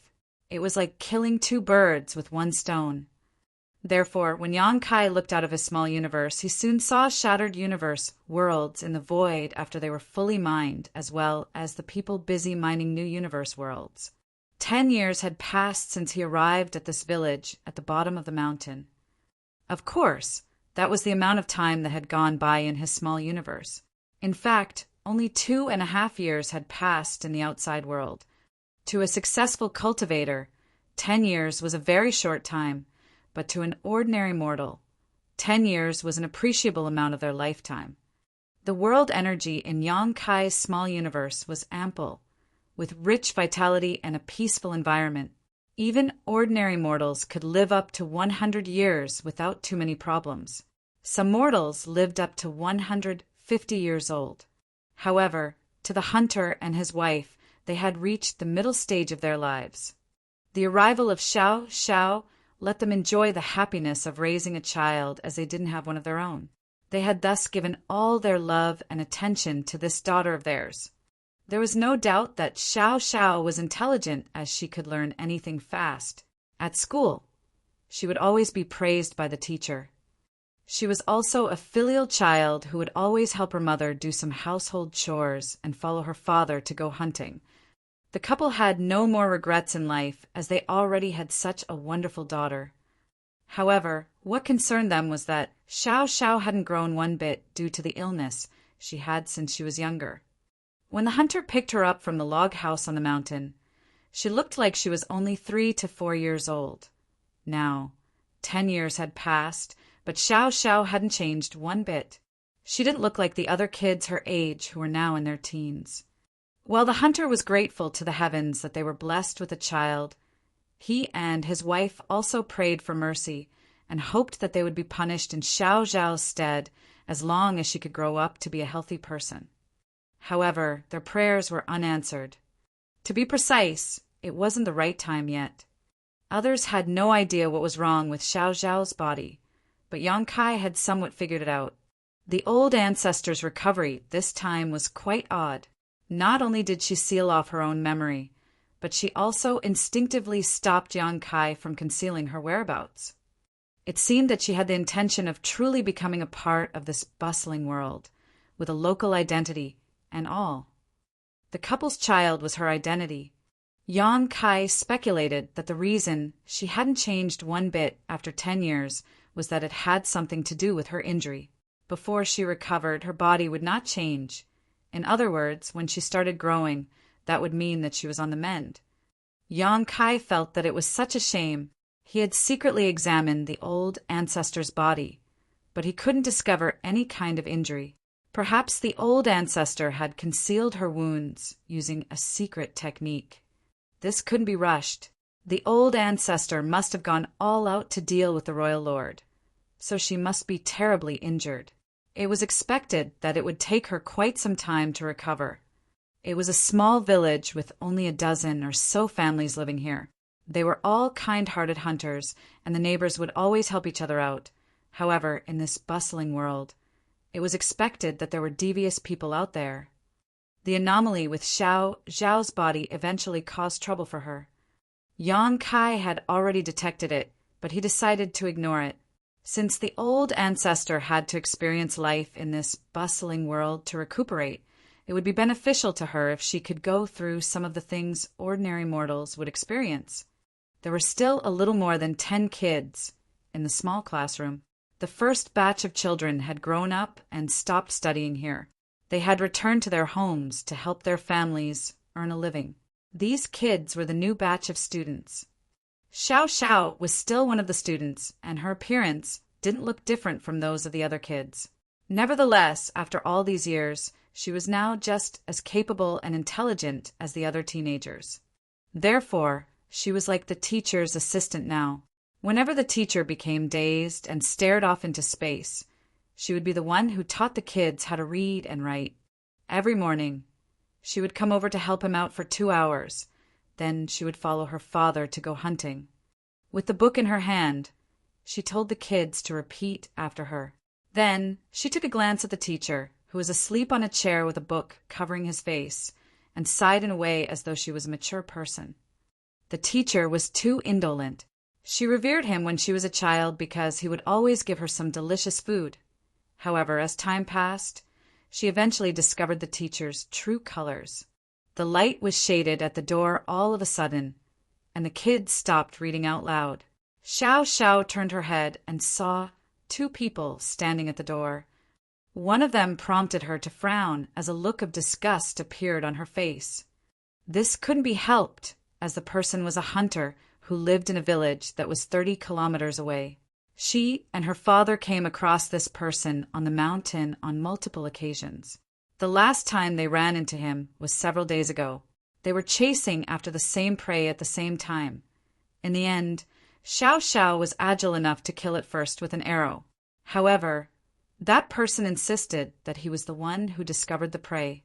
Left with no choice, Xiao Xiao's father had to share half of the prey with him, and the matter was settled. It wasn't the first time such a thing happened. The other hunters in the village had also experienced this before. The hunters wouldn't have given in if that person were just any other commoner. However, Xiao Xiao heard from her father that this hunter had a relative who cultivated in Watermoon Pavilion. He held a pretty important position, so the average person wouldn't dare to offend him. Therefore, the hunters could only hold their fury down and let this person throw his weight around. It wasn't certain what this person was in the school for, and the man beside him looked a little unusual. He was unlike the other hunters who had rough and tanned skin from working under the sun all day. Instead, he was somewhat similar to the teacher. They both gave off a strange feeling. Xiao Xiao couldn't tell what this feeling was. However, the first time she saw the teacher, she had a feeling that he was different from others. "It's her." The hunter pointed at Xiao Xiao. "Look, Uncle Wenyuan, this girl must be a spirit." The word spirit made Xiao Xiao feel furious. In the past, the kids in the village would secretly call her spirit because she never grew up, but she was unusually strong. Despite the fact that she only looked like she was 3 or 4 years old, she could follow the adults to go hunting. Sometimes, she could get even more prey than the adults. However, after the adults disciplined them, the village kids never dared to call her that again. Marshall Peak, Chapter 5236, Someone from Watermoon Pavilion. Although the kids had stopped calling her that, the name had spread to other places. The hunters in the neighboring villages were aware that there was a girl who never grew in size here. Despite her petite figure, she was skillful in hunting and could always get more prey than many of the experienced hunters. When Xiao Xiao and her father came across other hunters from the other villages, they would look at her with curious glances. However, only this deplorable guy would call her a spirit right to her face. The person, whom the hunter called Uncle Wenyuan, was a fair-skinned and tall young man.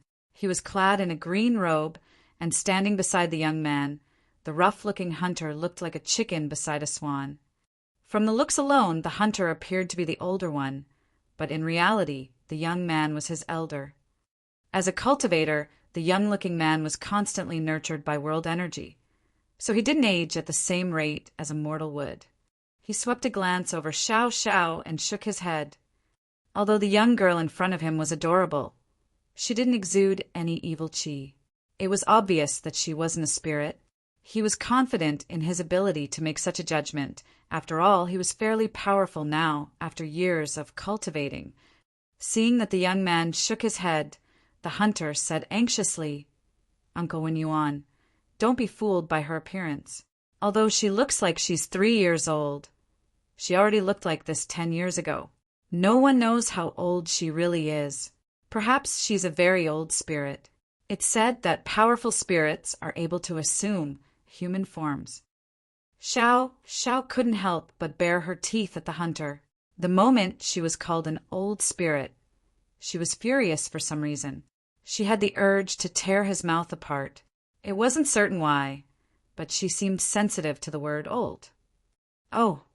When Yuan arched his brow, "She already looked like this 10 years ago."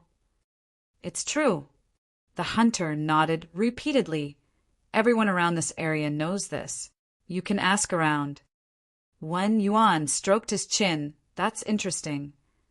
When he heard his nephew say that there was a spirit in this place, he decided to come over to have a look, as he had a duty to kill off harmful beings that might disrupt the world. If there was really a spirit, he could just kill her with his sword. However, the moment he saw the little girl, he knew that she wasn't a spirit. Even the most successful spirit couldn't perfectly conceal their evil chi, unless their power vastly exceeded his own. He was now an origin king, so a spirit would need to be in the Tao source realm, at the very least, to deceive him. Such spirits were incredibly rare across the entire Void continent, so how was it possible that there was one in this remote village? With that said, when he learned that the little girl had remained the same for the past 10 years, he grew curious. Just when he was about to ask the little girl if he could examine her, he felt a shadow engulfing him from behind. When he turned around, he saw a stout woman with a chubby face who was glaring at him. Behind the stout woman stood over 10 hunters and their wives with bows and farm tools in their hands. They didn't look very friendly. It was a small village, so they could easily see that a hunter from another village had brought a young man with him as they stood in front of the classroom door. It was apparent that they were up to no good. No one had to shout to inform everyone about it. The moment the adults from this village saw it, they came over in a hurry. The hunter from the other village felt timid when he saw so many people glaring at him, but as he recalled that he had a powerful backer with him, he straightened up and stared back provocatively at them. "Is something the matter, madam?" Wen Yuan asked curiously as he gazed at the furious stout woman. With a grim expression, the stout woman landed a slap on his shoulder and replied, "Nothing is wrong. I just want to know what you're doing here." Although she had exerted a lot of force with her hand, she realized that the thin-looking young man was completely unfazed. There wasn't even a look of pain on his face. She was confident that she could have broken a piece of wood with such strength. Suddenly realizing something, she glanced at the young man with a solemn expression as she decided to push him away instead. The young man played along by stepping aside. The stout woman stepped into the classroom and turned around. Her burly figure was like a tower that fended off all the rain and wind from her daughter. Behind her, Xiao Xiao stuck out her head and pointed at the hunter. "Mother, that guy called me a spirit." The stout woman glowered at the hunter and snapped, "You're a bastard, Zhang Zhen. Are you sick of living? What right do you have to call my daughter a spirit? I think you and your family members are the actual spirits instead." The hunter, named Zhang Zhen, said smugly, "How dare a peasant like you make a scene in front of a senior expert from Water Moon Pavilion? My uncle will find out if she's a spirit." "He's from Water Moon Pavilion." The stout woman turned to look at Wen Yuan. Earlier, she had speculated that the person was a cultivator, and now it seemed to be the case. Regardless, she couldn't appear to be weak as she said grimly, "So what if he's a senior expert from Water Moon Pavilion? That doesn't mean you can defame my daughter." Cultivation wasn't a secret to the common man on the Void continent, and although no one in this village had cultivated before, they had at least heard about it. Therefore, the stout woman wasn't afraid, even though someone from Water Moon Pavilion was right in front of her. Wen Yuan put on a helpless smile. "Please calm down, madam. I've never said that this child is a spirit." The stout woman glared at him. "What are you doing here, then?" Wen Yuan was rendered speechless. The reason he was here was that he had to be cautious by ascertaining if the girl was a spirit. Now, it was hard for him to explain himself. After giving it a thought, he replied, "Madam, I'm sure that your daughter has drawn a lot of criticism over the years because she's thought to be a spirit. Otherwise, you wouldn't have become so angered today. I am a deacon from Water Moon Pavilion, and although I'm not among the most powerful cultivators in my sect, I'm confident in my vision and judgment. I hope that you'll allow me to examine this child's body. I'm sure that it will have a positive impact on this child if I can confirm that she's not a spirit, and others will stop calling her that. What do you think?" Initially, the stout woman was displeased with Wen Yuan, but after what he said, her expression turned milder. Regardless of anything else, this cultivator didn't try to oppress them with his strength. Instead, he looked like a kind-hearted and reasonable person by offering to help. She wouldn't have given in if this person were mannerless. However, since he had spoken politely, she couldn't just rebuff him. With that said, she shook her head. Xiao Xiao is not a spirit. I've been raising her for 10 years, so I'm fully aware of that. She needs no examination. Even if she was a spirit, who cares? She's my beloved daughter, and no one can humiliate her.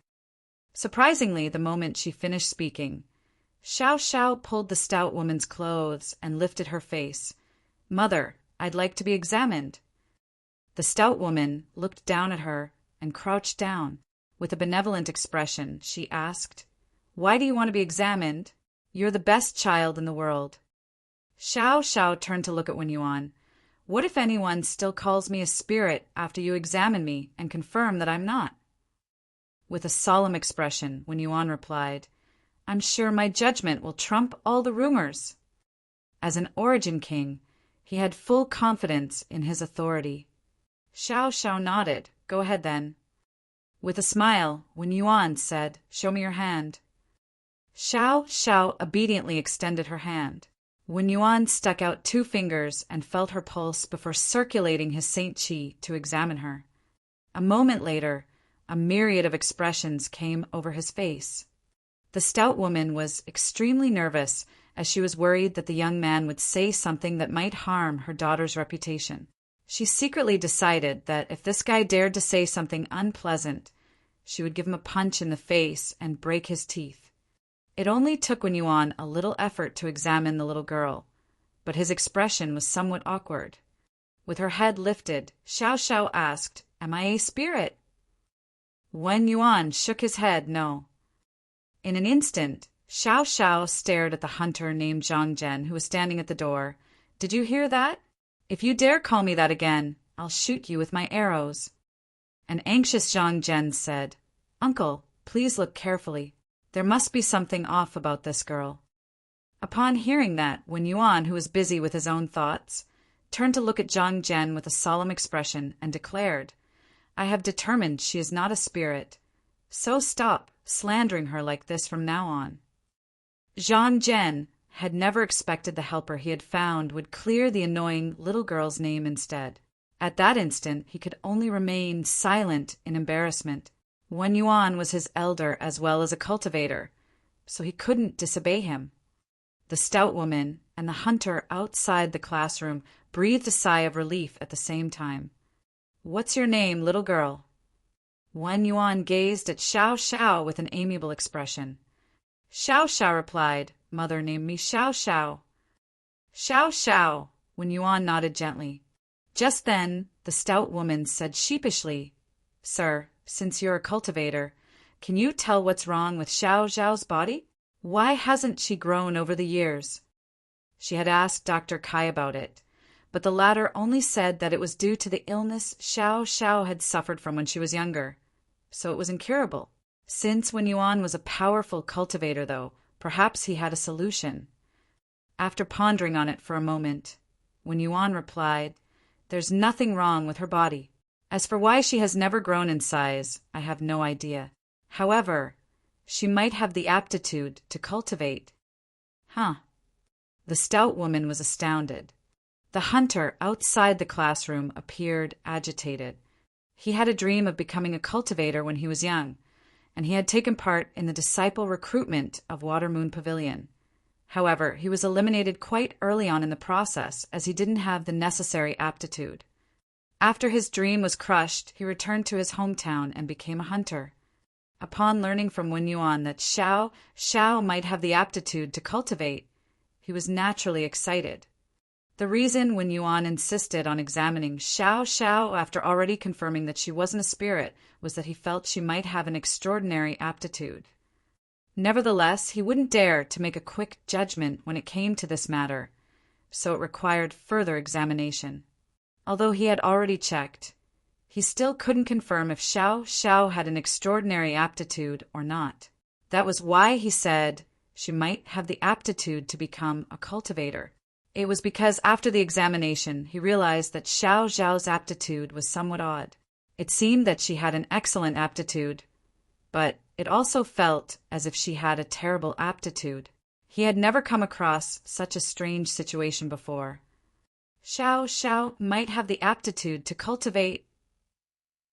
The stout woman was dumbfounded. Wen Yuan said cautiously, "I can't make a judgment yet. Perhaps I don't have good enough insight when it comes to such matters. And how about I return to my sect now and ask an elder to come over and look into it? That way, we'll be able to come to a conclusion." The next instant he turned around and left the classroom before disappearing into the sky. He was certainly an efficient and decisive person. Martial Peak. Chapter 5237. Can't see it through. 1,000 years ago, the Void Dao Temple appeared out of nowhere and sent a shockwave across all cultivators on the continent. Before the appearance of the Void Dao Temple, the cultivators on the continent believed that the Emperor Realm was the peak of the martial Dao.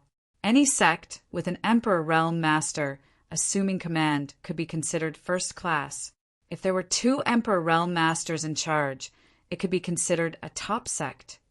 However, there were not a lot of Emperor Realm Masters at the time, perhaps 20 or so public figures, while those known as third-order Emperor Realm Masters were even rarer.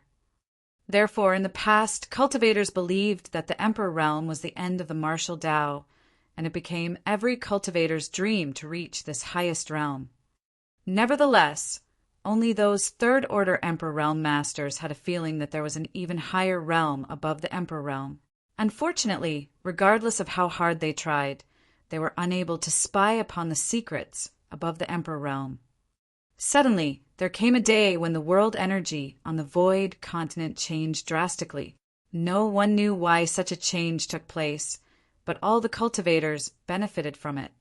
More and more people gained the aptitude to cultivate, and many more talents and geniuses were born. At the same time, there was a dramatic increase in the number of Emperor Realm Masters. Even the cultivators who had low aptitude before seemed able to reach higher heights now. It was a few hundred years later that the Void Dao Temple appeared out of nowhere. It wasn't until then that the cultivators on the Void continent realized that the Emperor Realm wasn't the end of the martial Dao. After reaching the peak of an Emperor Realm, one could condense a Dao seal from their own Grand Dao, then refine the powers of yin-yang and 5 elements and split heaven and earth apart within their body to create their own small universe. Doing so allowed one to reach the open heaven realm. Upon that revelation, the people who had been stuck in the Emperor Realm for a long time became excited as they yearned to ascend to the open heaven realm one day. The secret to splitting heaven and earth apart and creating a small universe in a cultivator's body was inside the Void Dao Temple, so as long as they could step into it, they would have a chance to reach a greater height in the martial Dao. However, not everyone had the right to enter the Void Dao Temple. To all the cultivators on the continent, the Dao Temple was like a holy land, and it was very selective when it came to a cultivator's aptitude, caring nothing for one's realm. Perhaps a little girl in the initial element stage, who was considered a mere newborn in cultivation, would be accepted into the Dao Temple to continue cultivating. On the other hand, a gray-haired third-order Emperor Realm Master, who had been stuck in the same realm for countless years, might not have a chance to get close to the Dao Temple regardless of how hard he tried. Time and location didn't matter when the Dao Temple selected cultivators. This holy land seemed like a self-contained world with a mind of its own, so as long as a cultivator was talented enough, he or she would be accepted into the Dao Temple by a mysterious force. Therefore, in the early days after the Void Dao Temple appeared, the people on the continent could frequently see some cultivators being invited to the Dao Temple. These cultivators who were accepted came from various sects across the continent. To the sects that had nurtured such cultivators, the Dao Temple would reward them. The rewards were good news to the experienced Emperor Realm Masters who were unable to ascend to the open heaven realm. That was because the rewards given by the Tao Temple included the way to condense a Tao seal and refine the powers of the 7 elements into them. There were also a lot of common cultivation resources that could be used by the disciples of those sects. 1,000 years had passed, so the sects on the continent had gotten used to the existence of the Void Tao Temple, and they had acknowledged that it was the most important place in this world. It was every sect's goal to nurture a disciple who would have the right to be accepted into the Tao Temple. Therefore, these sects were fervent when it came to recruiting talented young disciples. If they could get a disciple with an extraordinary aptitude, that would be wonderful news for the entire sect. That was the reason when Yuan returned to his sect in a hurry. Despite being an origin king, he was unable to identify whether Xiao Xiao had an excellent aptitude or not. Therefore, he had to invite an elder to come over and have a look. If they could get a disciple who would be accepted by the Tao Temple, Water Moon Pavilion status on the continent would be greatly enhanced. Water Moon Pavilion wasn't a major sect. The sect master, who was the most powerful among them, was only in the First Order Emperor realm, and the elders were only in the Tao Source realm. Such a sect would have been considered outstanding 1,000 years ago, but it was too mediocre these days. It was 800 years ago when the last disciple from Water Moon Pavilion was invited to the Void Tao Temple, and the massive amount of cultivation resources given to them as a reward hugely benefited the disciples of Water Moon Pavilion. The leaders of the sect still couldn't forget about that time. Over the years, they had been trying to take on disciples with amazing aptitude, but their attempts so far had been futile. After Wen Yuan was gone, the hunter named Zhang Zhen wouldn't dare to stick around. Embarrassed, he ran away as the stout woman cursed at him. The stout woman's husband wanted to humiliate Zhang Zhen, so he shot an arrow at the latter as he was running away. The arrow skirted past Zhang Zhen, which caused him to scream and tumble to the ground. The people behind him laughed at him. It wasn't until this moment that the teacher, who had been lying on the chair with a book covering his eyes, awakened. When he saw so many people outside the classroom, he asked Xiao Xiao in puzzlement, "What are they doing here? What happened?" An exasperated Xiao glowered at the teacher. "You should just keep sleeping, sir." The teacher scratched his head while appearing perplexed. The cultivators from Water Moon Pavilion were quick, probably because taking on disciples was an important matter to them. Wen Yuan soon returned to Water Moon Pavilion and found the elder closest to him. Upon learning what was going on, the elder rushed over to the village. Only 1 hour had passed since Wen Yuan left the village. Therefore, when Xiao Xiao was done having her breakfast and was ready to follow her father to go hunting, 2 figures descended from the sky and landed in front of their door. One of them was Wen Yuan, and the other was an amiable-looking elderly man whose face radiated a healthy glow. "Is it this child?" The old man saw Xiao the moment he landed on the ground. Wen Yuan nodded. "Yes, it's her." With a curious look, the elder said, "Even you were unable to see through her aptitude, so there might be something special about this girl. I'll have a look." Wen Yuan glanced at the hunter and the stout woman, then said, "This is an elder from Water Moon Pavilion. I invited him to come over and take a look at Xiao Xiao's aptitude.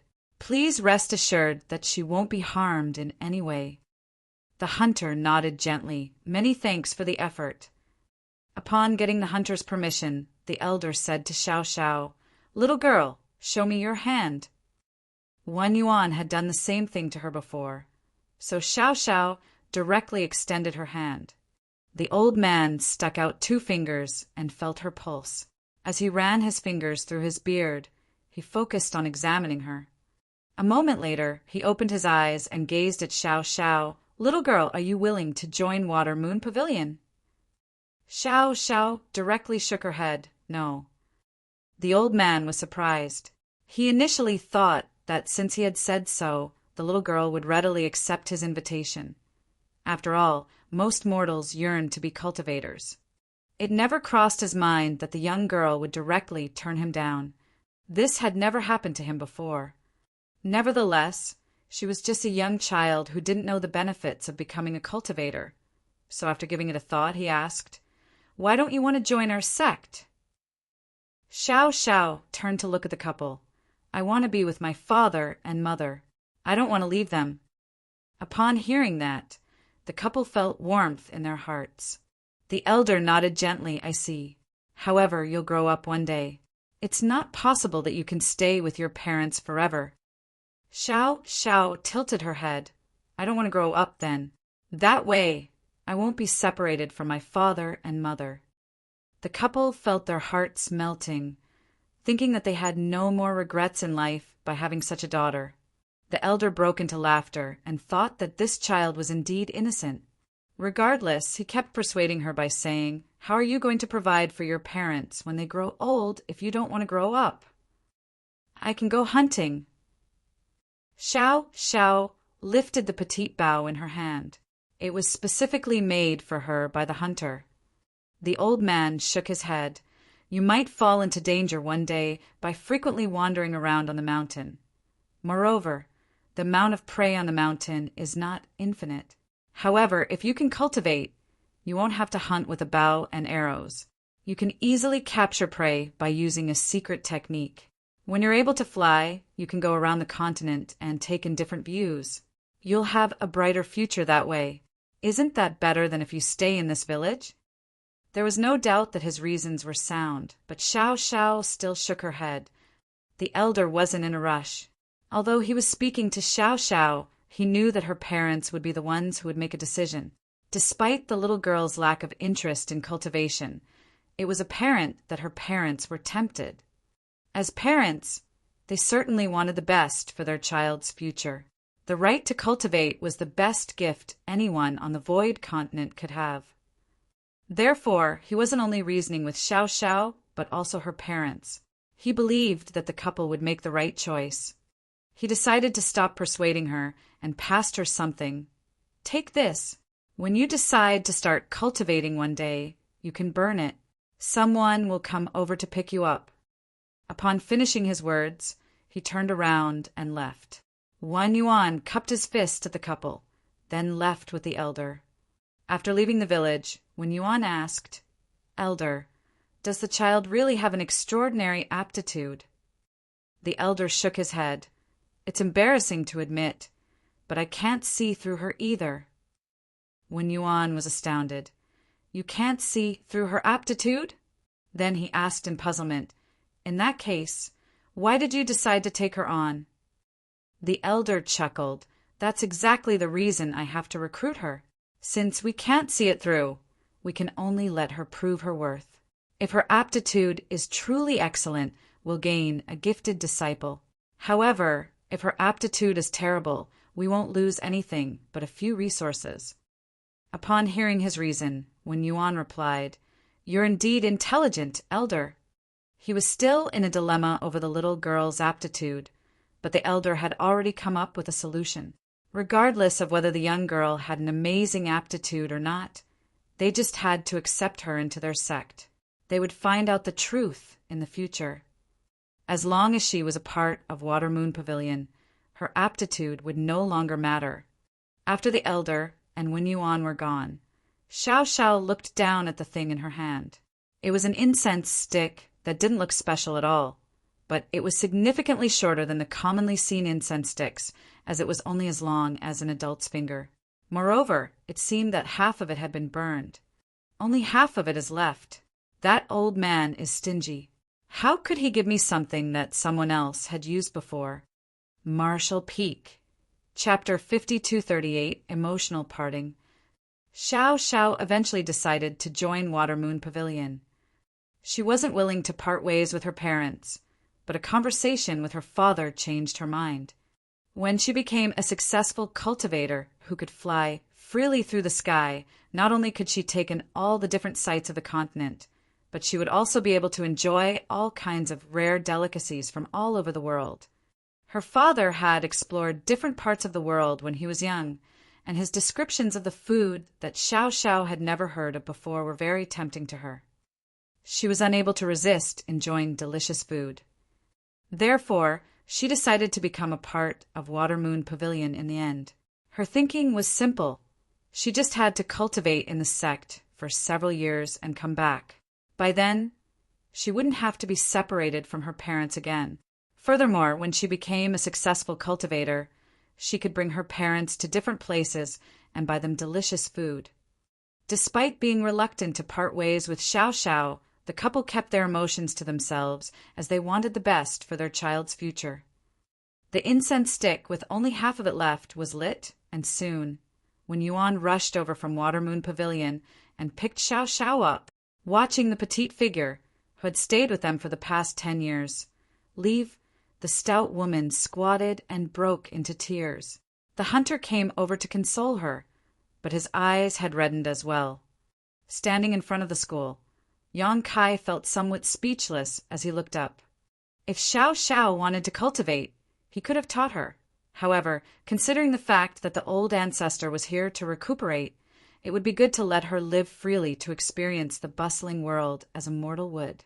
Therefore, Yang Kai had never thought about teaching Xiao Xiao how to cultivate.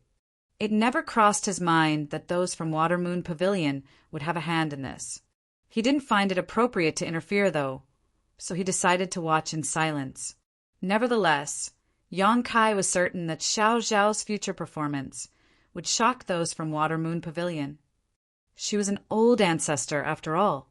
Although she had sealed off her memory, her aptitude in cultivation could never be concealed.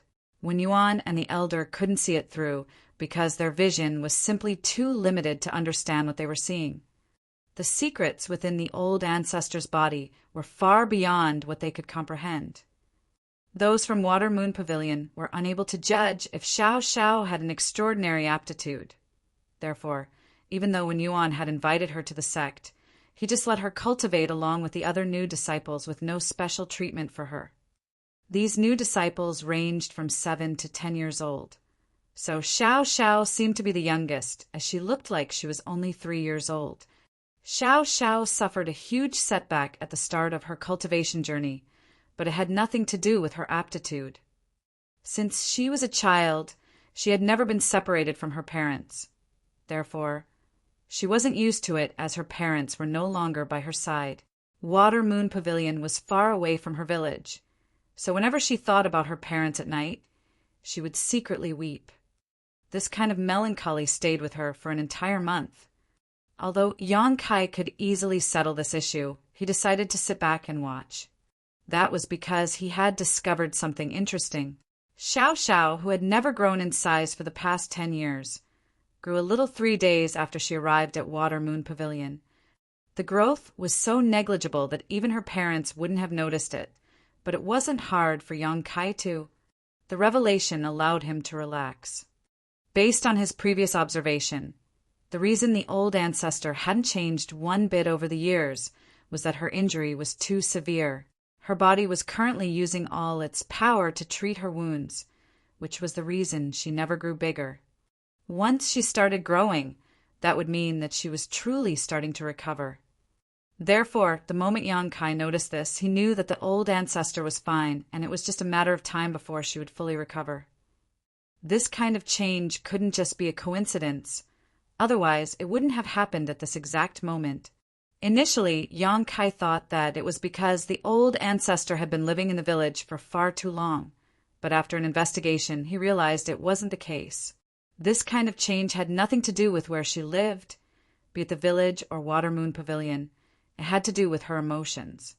After leaving her parents and the village she had lived in for the past 10 years, she was overwhelmed by a myriad of new emotions.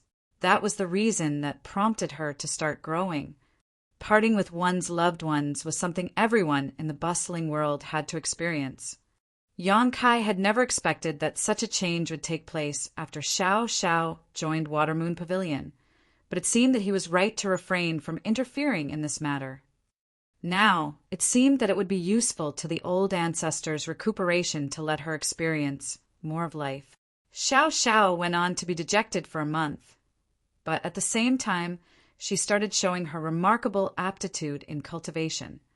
In just half a month, she had successfully sensed world energy and drawn it into her body. Since then, she had set off on the martial Tao and was now a budding cultivator. One Yuan, who had been secretly observing her, was thrilled and promptly told the elder about it. The elder was a much calmer person and simply told Wen Yuan to keep observing Xiao Xiao. They would only make a decision based on her future performance. 2 months later, Xiao Xiao successfully achieved a breakthrough and ascended to the initial element stage. After another 2 months, she made it to the Qi transformation stage. Another 2 months later, she ascended to the separation and reunion stage. In just 1 year, she had broken through several great realms.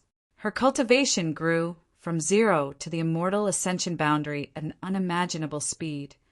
This kind of cultivation speed was unheard of on the entire Void continent, let alone the small water moon pavilion. No prodigy in history had ever achieved several breakthroughs in such a short period of time. This was indeed unusual. The leaders of Water Moon Pavilion were ecstatic. The sect master and the elders pinned all their hopes on Xiao Xiao, thinking that she would be accepted by the Tao Temple and continue cultivating there soon. That way, Water Moon Pavilion's reputation would soar. However, Xiao Xiao seemed to have used up her potential after her first year. For the next 3 years, her cultivation didn't improve one bit. The leaders of Water Moon Pavilion, who had high hopes for her, were naturally disappointed. Although they had done their best to solve this issue, their attempts were futile. For years after Xiao Xiao joined Water Moon Pavilion, she was allowed to visit her parents. In the past 4 years, she was never allowed to leave Water Moon Pavilion. This couldn't be helped, as her initial performance was too astonishing. The leaders of Water Moon Pavilion made sure to hide her from public view as they were worried that the larger sects would snatch her from them. Such incidents had happened before. Even though the smaller sects could sometimes find talented disciples, they couldn't always keep them. Xiao Zhao's initial performance was too heaven-defying, so it was expected that the leaders of Water Moon Pavilion had to keep her a secret. It wasn't until they confirmed that her potential had been used up that they allowed her to return to her little village. After leaving the sect she had stayed for the past 4 years, Xiao Xiao rushed over to the village as she couldn't wait to go home. When she returned to the familiar village and pushed the door of her home open, she saw the stout woman, who was handling the prey in the yard. In an instant, Xiao Zhao's eyes were soaked in tears. Noticing her presence, the stout woman looked up and saw her daughter standing at the door. Pleasantly surprised, she turned her head and shouted, "Darling, Xiao Xiao is back."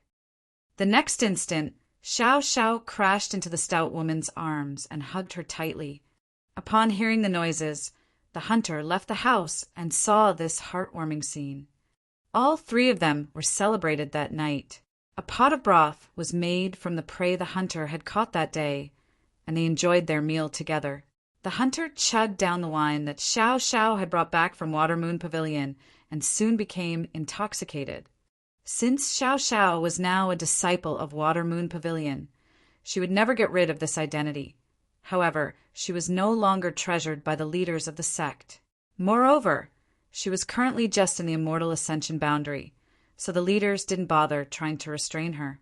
Furthermore, given the uniqueness of her appearance, they had never given her any missions for the sect.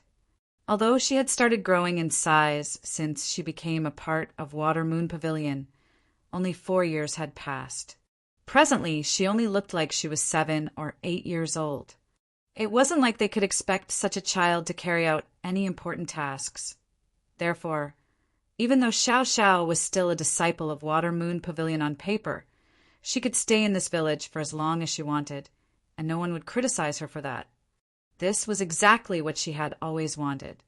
The reason she even agreed to join Water Moon Pavilion back then was that she was a filial child. What she really yearned for was to stay by her parents' side. After helping her drunk parents to the bedroom that night, Xiao Xiao didn't immediately think to rest. Instead, she headed to the mountain and arrived at the log house where the hunter had picked her up in the past. Although more than 10 years had passed, the log house had always remained there. Many hunters would rest here whenever they went hunting on the mountain. Xiao Xiao set up a barrier around the log house before she entered it and started cultivating. She had been hiding a secret from the leaders of Water Moon Pavilion. She wasn't really in the immortal ascension boundary, but instead the Origin King realm. Furthermore, her potential still hadn't been used up. The reason she was able to pretend to only be in the immortal ascension boundary and have used up her potential in front of the leaders of Water Moon Pavilion was that she accidentally obtained a certain technique in the scripture pavilion of the sect. In the first year after she joined the sect, her performance was astounding, and it was then she realized that the more astonishing her performance was, the more unlikely she could leave the sect. Before Xiao Xiao was accepted into the Void Tao Temple, those from Water Moon Pavilion would never allow her to leave. Once she entered the legendary Void Tao Temple, she would never have a chance to return to the village. Therefore, she thought that it would be wonderful if there was a secret art that could help her conceal her cultivation. That was the reason she headed to the Scripture Pavilion, where she had really found such a secret art. She secretly memorized the secret art and started cultivating it. What surprised her was that it was extremely effective. Since she started cultivating that secret art, even the sect master and elders of Water Moon Pavilion were unable to find out the truth. All of them thought that she was still in the immortal ascension boundary when in fact her cultivation had never stopped improving.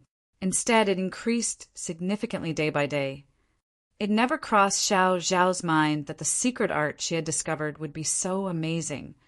She headed to the Scripture Pavilion again to look for it, but she could no longer find the secret art. It was as though the secret art had appeared at that point, just to grant her wish, and then disappeared. After concealing her cultivation for years, she finally achieved her goal and returned to the village. Xiao Xiao decided that she would never leave her parents again. Since her return, the couple had never asked her anything about cultivation. For years of separation didn't make them feel distant from each other. Instead, their bond had become even stronger. However, the couple could sense that Xiao Xiao was already different from the past. The most noticeable change was that she would frequently disappear for 1 or 2 hours, and when she returned, she would bring back a lot of delicious food. Whenever they went hunting, she could always detect the prey before everyone else did. And so, the days went by peacefully. Marshall Peak, Chapter 5239, a familiar scene. As time passed, Xiao Xiao grew into a young woman, and the homespun clothes she was usually seen wearing could never conceal her stunning beauty. People from neighboring villages would come over and propose marriage to her all the time. However, Xiao Xiao would always sweep them out of her house. Initially, the hunter and his wife would watch it with pleasure, thinking that those rough brats didn't deserve to marry their daughter. It served them right that they were beaten up. Nevertheless, as Xiao Xiao grew older, they couldn't help but start worrying. When they picked up Xiao Xiao from the log house on the mountain, they were already in their 40s. In the first 10 years, Xiao Xiao never grew in size. It wasn't until she became a disciple of Water Moon Pavilion that she started growing. Now, she looked like she was in her early 20s, but it had been about 30 years since the hunter first picked her up back then. Presently, the couple was already in their 70s. There was no doubt that they were pretty old now. Although the mortals on the Void Continent who had never cultivated before could easily live up to 100 years old, there would inevitably come a time when the couple passed away. After they were gone, Xiao Xiao would be left alone. Wouldn't she feel lonely when she had no one else to rely on? Therefore, despite their reluctance, the couple still hoped that their daughter would get married soon. They had talked to her about it on several occasions, but she would always dismiss it with a smile, stating that she didn't intend to get married. She just wanted to keep her parents company until they passed away. The couple was gratified, and they decided to stop bringing this up. Although Xiao Xiao had never shown them any moves usually used by the cultivators, the couple knew that, since her return from Water Moon Pavilion, she was no longer a normal mortal. She was as exquisite as a phoenix now. Certainly, those brats from neighboring villages shouldn't even dream about marrying her. Even if their daughter wanted to look for a husband, only a successful cultivator would be worthy of her. The students in the classroom came and went, but the teacher remained the same. Xiao Xiao would frequently visit the teacher and bring him some delicious dishes she had acquired from who knows where. She never forgot that when she was younger, the teacher would always bring her delicious treats that she had never heard of out of nowhere and give them to her. Now that she was a fairly powerful cultivator who could fly around freely, she decided to repay his favor. However, there was one thing that made her feel puzzled. Many years had passed, but the teacher didn't seem to have changed at all. He was just as young as when he arrived at this village 30 years ago. Xiao Xiao suspected that he was also a cultivator, but even after secretly inspecting him, she couldn't discover anything. While feeling perplexed, she speculated that the teacher was just someone who aged slower than normal. On the other hand, her parents had clearly grown old as time passed. She had tried to collect some spirit herbs that could lengthen their lives. Nevertheless, she knew that, as mortals, there would come a day when they passed away. Therefore, she valued the time she got to spend with her parents dearly and felt content with each passing day. As Yang Kai watched everything, he couldn't help but feel deeply moved. Xiao Xiao, who was actually the old ancestor, had set off on her cultivation journey in this new life, but she had never forgotten about the hunter and his wife who had raised her. In fact, she did everything she could to break free from Water Moon Pavilion's restraints and return to the couple. Rarely would cultivators do this. To cultivators, once they embarked on the martial Tao, their biggest goal became walking further on it. Familial bonds, friendship, and love all came second. However, Xiao Xiao was different. Family had always been of utmost importance to her, and everything she had been doing was intended to bring her closer to her family. Naturally, it was Yang Kai who put the secret art that Xiao Xiao accidentally discovered in Water Moon Pavilion. In truth, the secret art wasn't really that effective. It was just that Yang Kai made a move in secret to ensure that those from Water Moon Pavilion wouldn't notice the changes in Xiao Xiao's cultivation. It wasn't hard for him to achieve such a thing in his own small universe. Usually, he wouldn't have a hand in Xiao Xiao's life experiences. However, since she had shown such an intention, he definitely had to satisfy her needs. After she returned to the village, Xiao Xiao grew even faster, which showed that the old ancestor was truly recovering. Now, Xiao Xiao was a young woman who didn't look different from the old ancestor. It was just that her temperament was different. The Xiao Xiao in Yang Kai's small universe was innocent and inexperienced, unlike the old ancestor who had gone through the vicissitudes of life.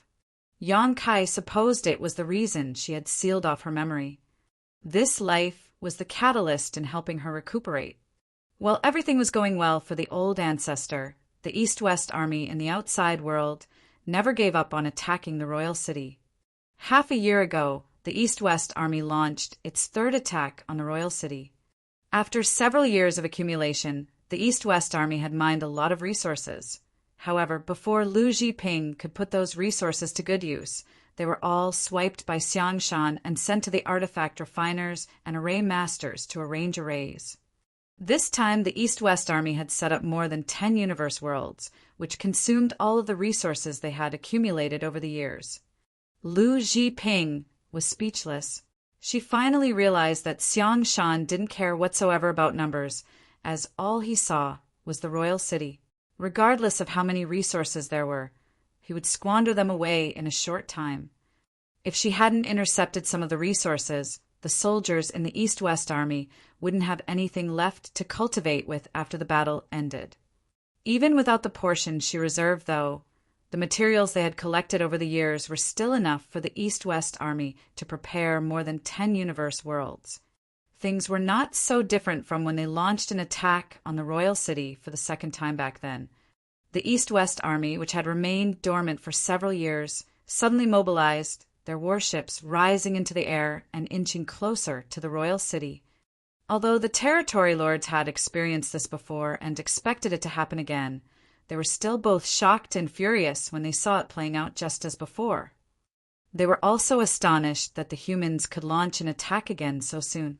They knew that the humans had been mining many universe worlds over the years, so it was apparent that the latter didn't have sufficient resources.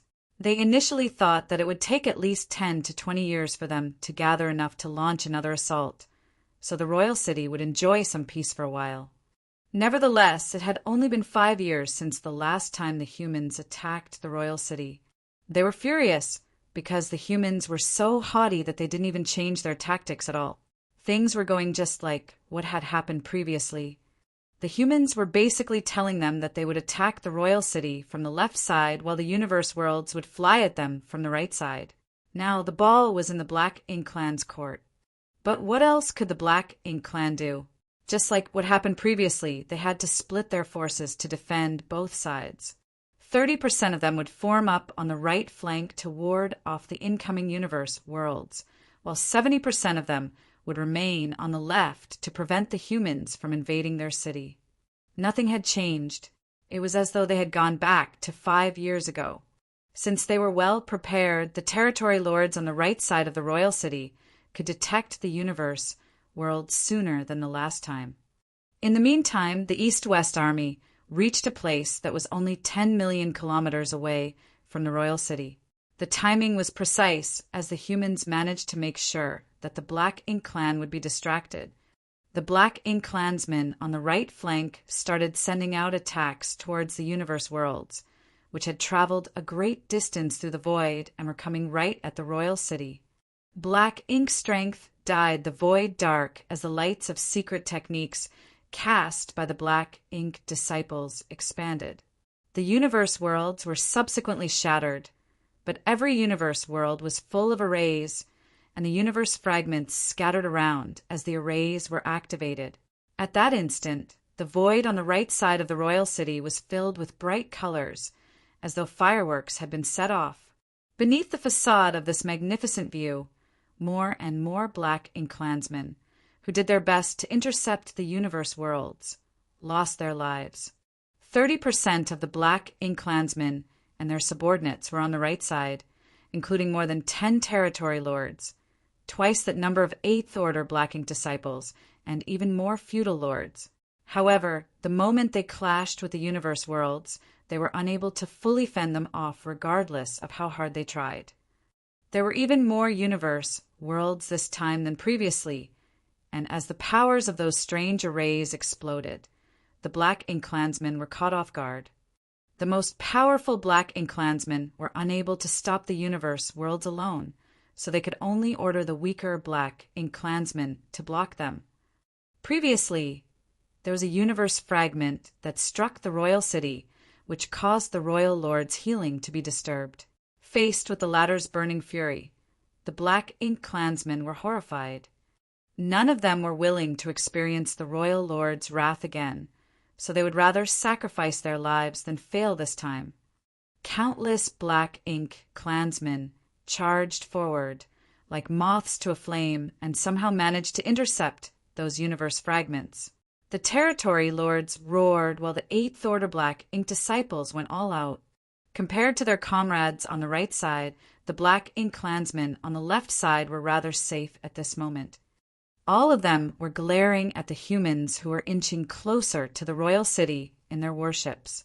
As they listened to their clansmen groan and shriek before their deaths, they felt truly vexed. Undoubtedly, Che Kong was the most furious of them all. He had suffered a setback previously. Initially, he thought that the humans would seize the chance and launch an attack. But surprisingly, the humans only launched one barrage from a safe distance and then ran away. The Black Ink Clansmen didn't even manage to counterattack at all. This was undoubtedly the most vexing situation on the battlefield when one was hit but could not hit back. Therefore, Che Kong decided that they would make a move before the humans did this time. As long as the human warships were close enough, the Black Ink Clan would launch a series of attacks and make them pay the price for what had happened previously. Both parties were less than 10 million kilometers apart, so the territory lords and the 8th Order Open Heaven Realm Masters were already able to make a move, but that wasn't enough. The territory lords and the 8th Order Open Heaven Realm Masters were both the pillars of strength on their respective sides, but although they were powerful, there were not a lot of them. Therefore, they had to wait for the humans to come to a place that was only 5 million kilometers away so that the feudal lords could make a move as well and retaliate against the humans. They're getting closer.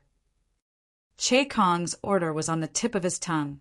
As soon as the humans moved forward for another 1,000,000 kilometers, he would teach them a lesson. Just then, though, the human warships abruptly stopped and started withdrawing. They were so swift that they had moved backwards 1,000,000 kilometers in the blink of an eye, and the next instant they were already 10 million kilometers away. Che Kong widened his eyes in disbelief.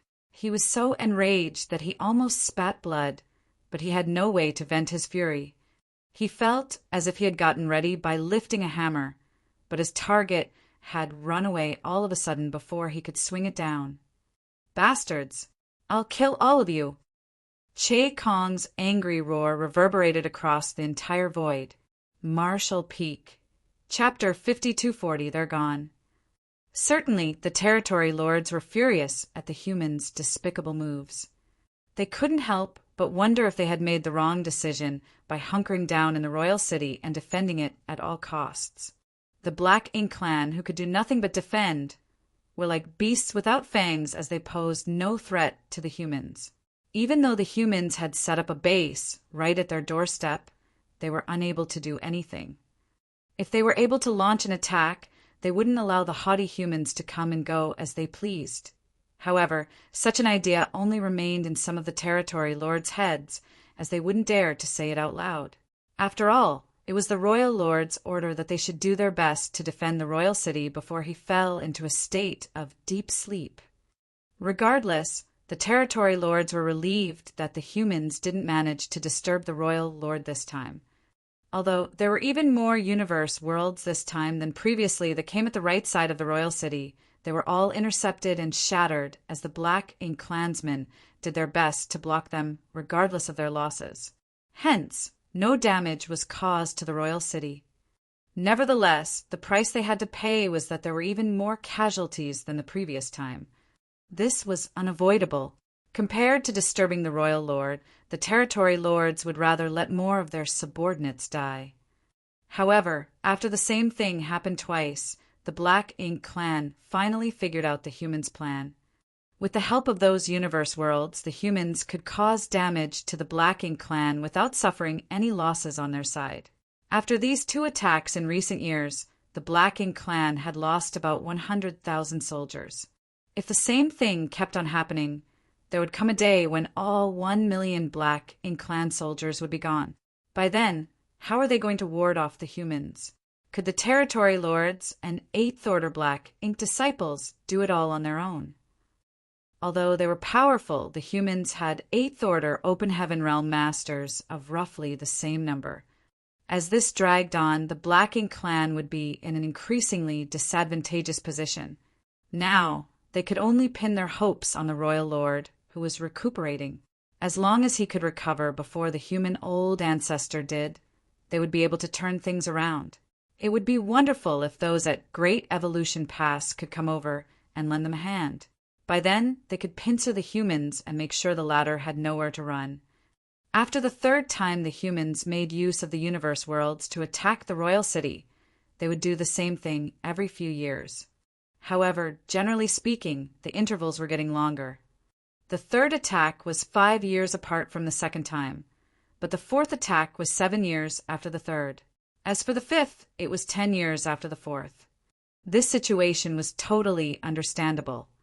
Although there were countless universe worlds in the void, only a small number of them were suited to cover in arrays and attack the royal city.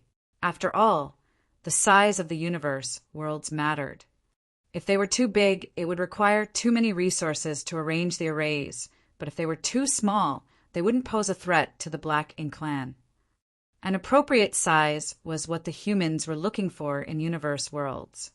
While it took time to look for suitable universe worlds, it was equally time-consuming to extract enough materials to carry out such a resource-intensive plan. Since all the universe worlds nearby were already fully mined out, the humans had to venture further afield. That was why the intervals were getting longer. Nevertheless, The leaders of the East-West Army were set on repeatedly using this tactic. Over the last 20 years, since they established a forward base at the Black Ink clan's doorstep, they had launched 4 major attacks on the royal city. The East-West Army had never suffered from any losses, as they had never directly engaged the Black Ink clan. Following Xiang Shan's order, their warships would set sail and creep closer to the royal city before rapidly retreating. They would always gain a massive victory every time by using this tactic. They had spent countless resources by attacking the royal city with universe worlds 5 times, but for their troubles, they had managed to kill about 300,000 Black Ink clansmen, including a significant number of feudal lords and 7th Order Black Ink disciples. None of the territory lords and the 8th Order Black Ink disciple were killed. However, they were exhausted from having to deal with the universe worlds that were meant to harass them. Despite the losses, from the looks of it, there were still about 1 million Black Ink clansmen around the royal city, as though there hadn't been a decrease in their number at all. Nonetheless, their collective power had clearly been weakened. Initially, the Black Ink clan soldiers that had gathered together outside the royal city were the best subordinates of the territory lords. After they were killed, they were replaced by the significantly weaker, low-rank Black Ink clansmen. Such Black Ink clansmen were basically of no use on the battlefield, though they could make the army look intimidating to the enemy. 20 to 30 years had passed in the outside world, so as the 4 seasons alternated, some 100 years had passed in the small universe. The mountain village remained the same, and although it had grown slightly larger, it was still considered a small village in a remote place. Just like their ancestors, the hunters in the village earned a living by hunting. Before the old hunters passed away, they would give their bows to the next generation. Such inheritance was passed down over the generations. In a certain yard, a family of 3 were having a good time together. 100 years had passed, so the hunter and his wife were old and frail now. Both of them were about 150 years old. They enjoyed a pretty long life, considering the fact that they were ordinary mortals who had never cultivated before. In comparison to her youth, the stout woman had become debilitated. Perhaps she had worried too much about many things when she was young, so she was no longer as stocky as she used to be. Although she was still tall, she was extremely skinny. Her skin was dull, and her eyes were turbid. On the other hand, the hunter was slightly more energetic, but his hair was all gray. They were seated on a chair together as they basked in the afternoon sun, its warm light allowing them to feel at ease. Xiao squatted in front of them as she took their hands and listened to the hunter talk about trivial things, keeping a smile on her face. The hunter talked about a lot of things, including his experiences around the continent when he was younger and the dangers he faced on the mountains since his return to the village. However, most of the time he reminisced about what happened after he picked up Xiao. He recalled the time when Xiao finally regained consciousness, and the first time she called him father.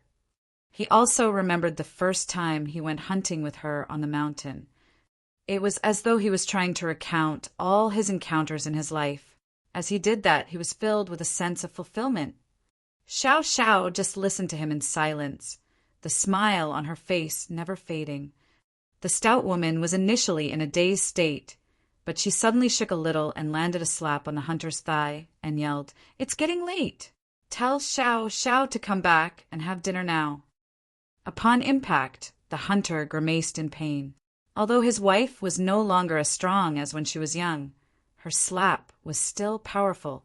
For all his life, he had been hit by his wife countless times. Xiao turned to look at her. "I'm here, mother." Upon hearing that, the stout woman lowered her head.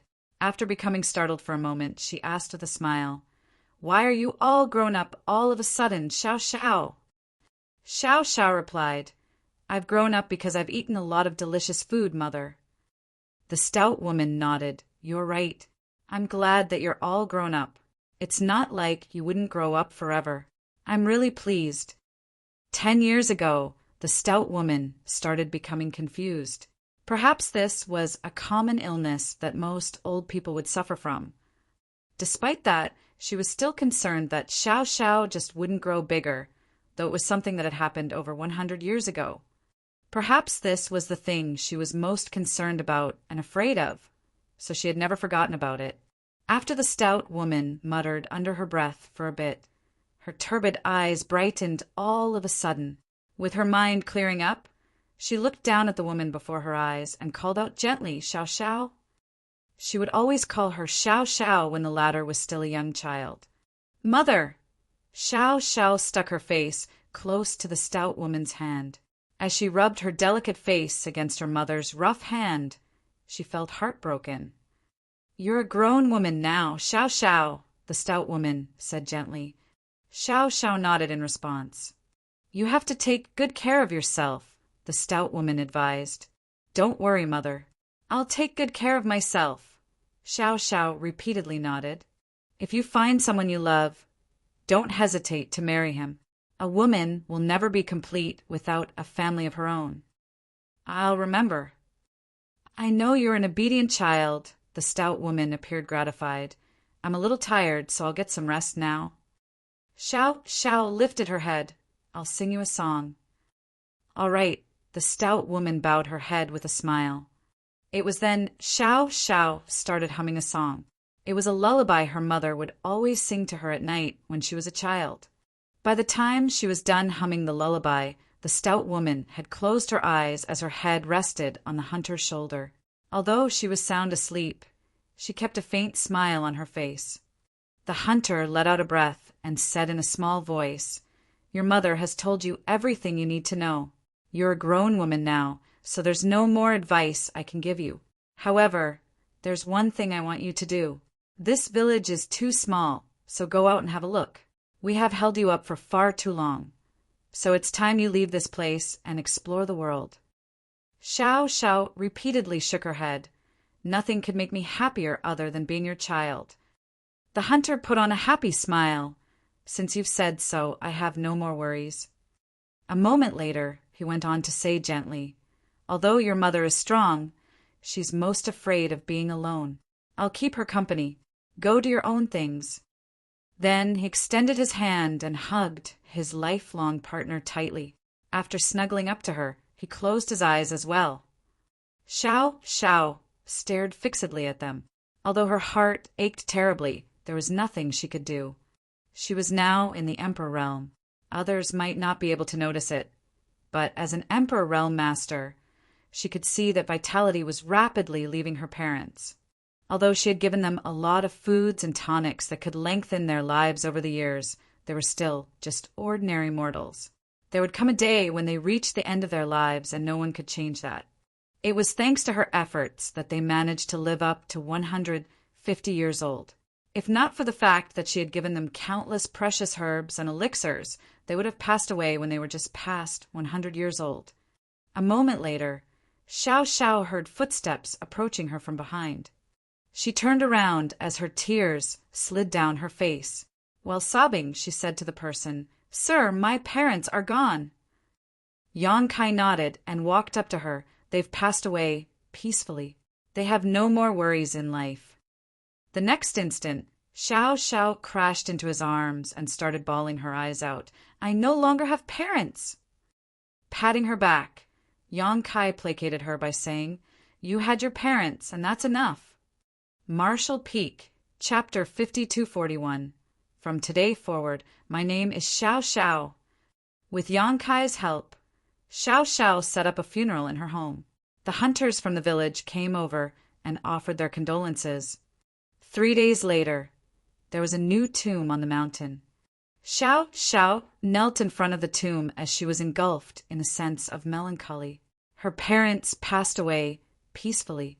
They had been a married couple for a long time, and they were buried in the same tomb. It could be said that they had been happier than most commoners in the world. Regardless, they were gone. Right then, an anomaly took place in the sky. Yang Kai, who had been standing behind Xiao Xiao, looked up. As the owner of this small universe, he was acutely aware of all the changes going on in this world. In front of the tomb, Xiao Xiao pressed her head against the ground 3 times to bid her parents a final farewell. When she got to her feet, All the bustling world essence in the small universe streamed into her from all directions where she fully absorbed it. In just 10 breaths of time, her aura changed drastically. Yang Kai felt that his small universe was slightly shaking, which prompted his expression to turn solemn. One had to know that his small universe had been spread out.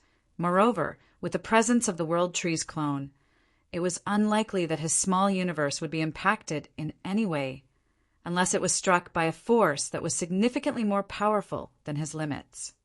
Fortunately, the tremor soon subsided. Yang Kai cupped his fist and said solemnly, "Welcome back, old ancestor." Xiao Xiao remained unmoving. As she stared fixedly at the tomb, she spoke. "For all my life, it's been smooth sailing since I started cultivating. I had my honored master's protection, and my fellow sisters and brothers all took good care of me. My cultivation improved significantly day by day. From no cultivation, I ascended to the Emperor realm, Open Heaven realm, and eventually became an old ancestor. Others might not attain such achievements for all their lives, but to me, they were easy to come by."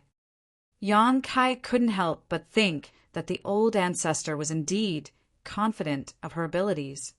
She went on to say, "However, there has always been a regret in my heart. Before I joined Yin Yang Cave Heaven, I was an orphan who never knew my parents before. I didn't know who or where they were, so I never got to spend time with them. This life is an experience I've never had before. It's embarrassing of me to have taken advantage of this situation to live out that dream, but I have to thank you for that." Yang Kai promptly said that he didn't deserve her gratitude. Nevertheless, it was only then that he realized why the old ancestor had instinctively stopped him from concealing her whereabouts, even though she had sealed off her memory.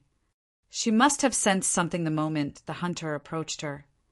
Her biggest regret was that she never got to spend time with her parents. To experience a life she never had before was clearly of great help to her recuperation and even her cultivation. Although there was the marketplace in Yin Yang Pass where a lot of Open Heaven realm masters could help her recover, everyone was aware of her identity. Therefore, everything they did was meant to help her heal, and the way they treated her was not natural. Nevertheless, it was different in Yang Kai's small universe where she had lived for over 100 years. The hunter and his wife were not aware that the child they had picked up from the log house on the mountain was a 9th order old ancestor. They had treated her with care and love. The old ancestor, who had sealed off her memory, spent time with the couple just like other children with their parents. This life made up for the regret she had in her heart. She was badly injured after the battle against the royal lord. It was because she had intended to be mutually wounded with her opponent, so she had not held back at all. It could be said that it was the most severe injury she had ever suffered in her life.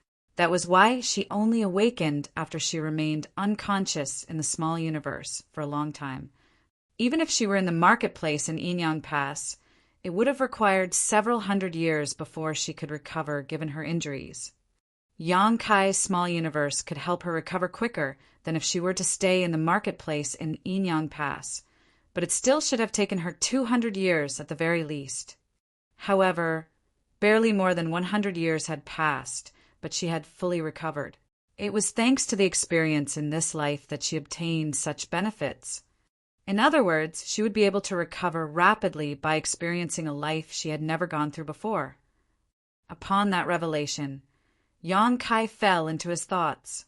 "From today forward, my name is Xiao Xiao," the old ancestor announced. "No one has called me by my original name for so long that I've almost forgotten it, so it no longer carries any meaning to me." Yang Kai was startled for a moment, but he naturally wouldn't dare to say anything, for she was the old ancestor. By keeping this name that she had been using for 100 years, she did not only show her gratitude to the couple, but it was also a way for her to remember them. The couple had made up for the regret in Xiao Xiao's heart with their love. They were just ordinary mortals, while Xiao Xiao was a 9th order old ancestor. However, these two mortals in Yang Kai's small universe played a key part in old ancestor Xiao Xiao's recovery. thus having an impact on a war that involved countless lives. Such a thing would never have crossed the simple couple's minds. With that said, given their temperaments, they would have just laughed joyfully even if they found out about it. They would be more than happy to know that their daughter was such an important figure. While Yang Kai was in a dazed state, he felt a will penetrating the small universe's barrier and returning to the outside world. It was the old ancestors' will. At that moment, the humans were getting some rest in the forward base. In fact, they had been doing that since their arrival at this place that was just outside of the royal city. Other than pretending to attack the royal city following the leader's order, they had never directly clashed with the Black Ink clan. Nevertheless, none of them would complain about it. Although the commander's tactics were cunning and even a bit shameless, they were effective. Every time they moved closer to the royal city, they would successfully distract the Black Ink clan, and the universe worlds would kill a lot of their enemies. Many human soldiers hoped that as they kept doing this, they would eventually destroy all 1 million Black Ink clansmen. However, considering the fact that the dead Black Ink clansmen would be replaced, such a situation seemed unlikely. Both parties had been in a confrontation for the past 30 or so years.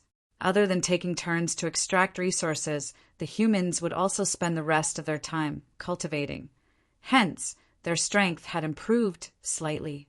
With that said, it took a long time for an open heaven realm master to grow their power, so this minor increase wouldn't affect the current situation. Presently, other than the soldiers, the leaders in the army were also cultivating. The purifying Black Ink battleship was hovering in the void above the forward base as it faced the royal city's direction. The people on the battleship could constantly monitor the movements in the royal city from here. Although it was unlikely that the Black Ink clan would launch an attack, they had to remain vigilant. Inside the purifying Black Ink battleship, Xiang Shan, Lu Jiping, and the other 8th Order Division commanders were cultivating in their respective rooms, when suddenly a will swept across the entire purifying Black Ink battleship. All the leaders who were cultivating were shocked. The next instant, they appeared elated. This couldn't be helped, as this will clearly belong to the old ancestor. After the battle against the royal lord back then, the old ancestor entered Yang Kai's small universe to recover. There hadn't been any news about her since then. Xiang Shan had asked Yang Kai about the progress in the old ancestor's recuperation, but Yang Kai only told him that everything was going well.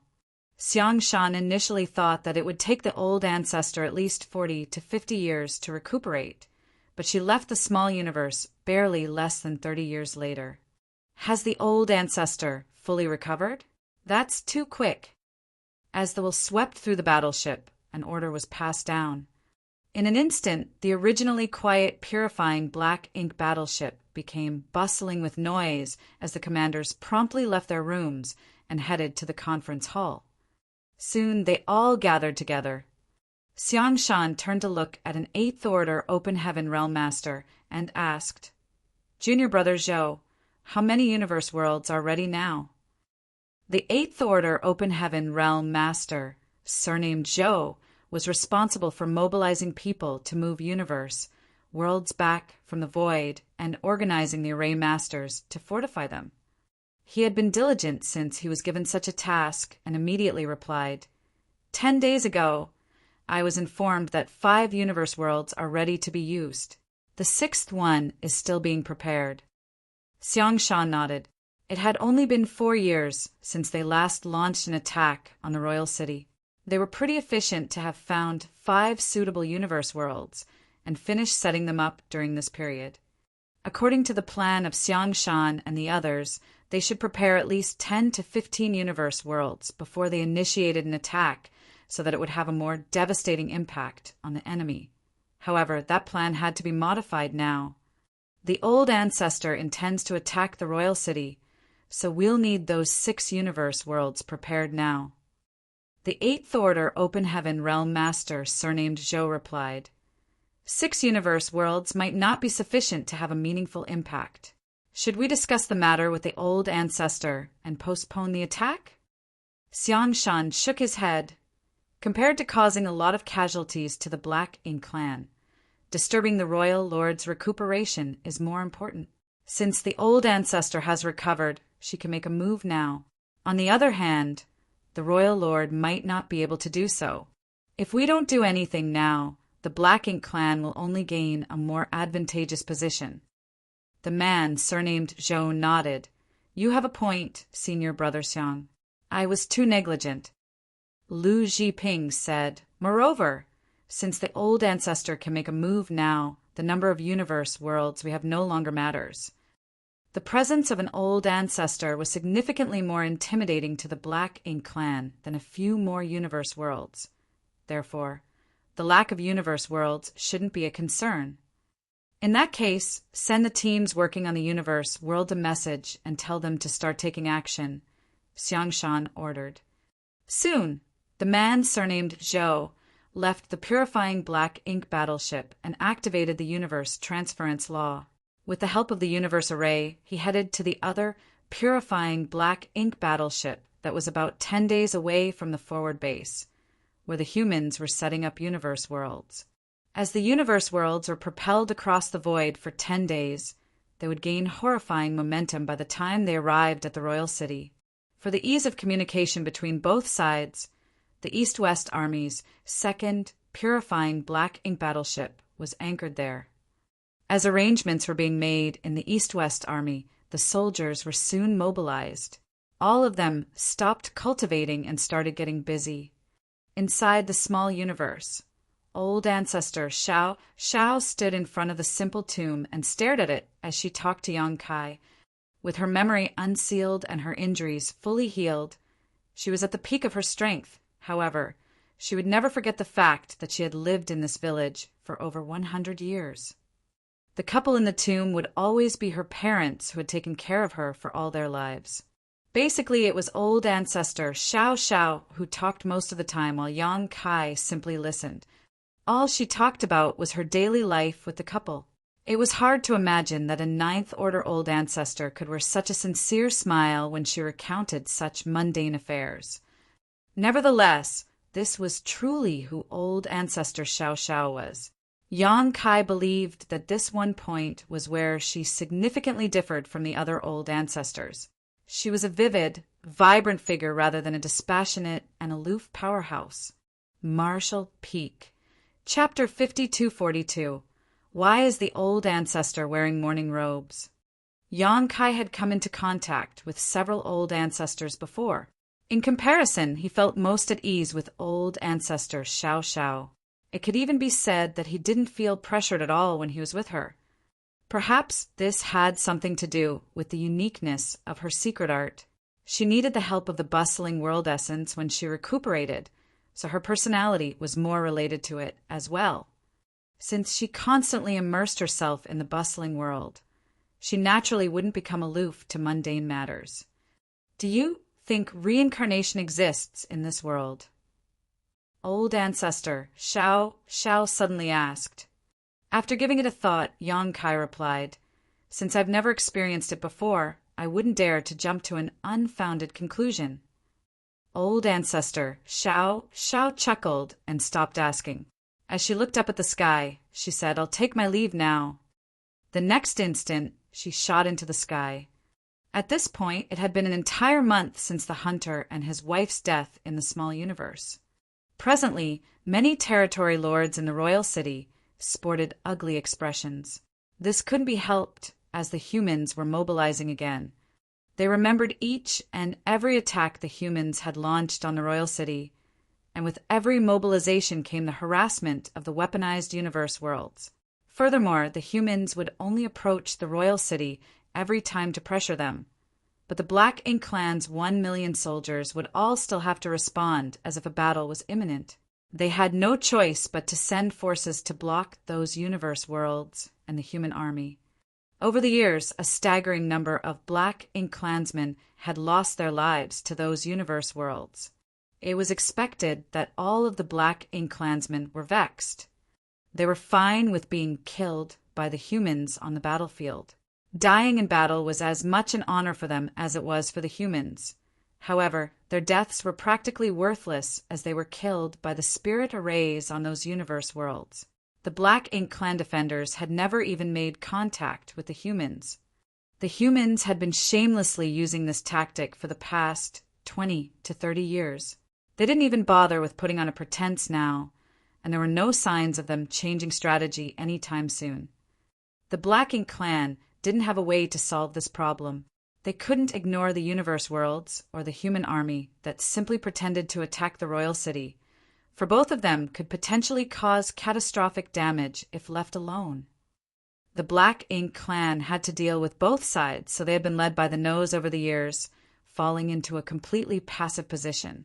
Presently, Che Kong was standing on the deck of a large ship as he looked towards the left side of the royal city.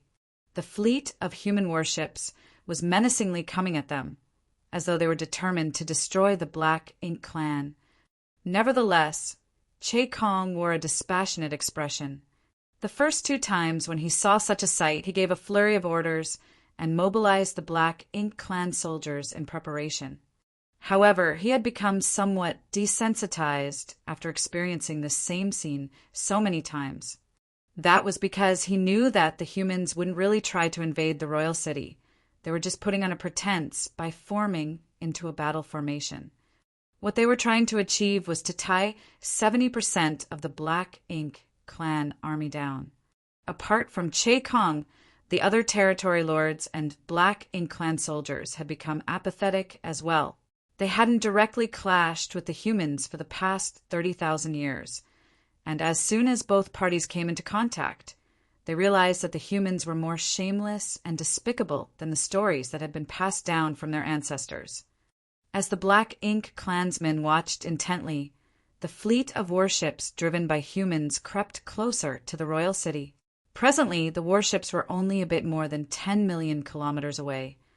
Based on past experiences, the universe worlds would appear about now. When the human soldiers reached a spot that was 10 million kilometers away from the royal city, the Black Ink Clan would have to start attacking the incoming universe worlds. By then, the humans would either directly retreat or launch a round of attacks before running away. There wouldn't be anything new. What's the situation?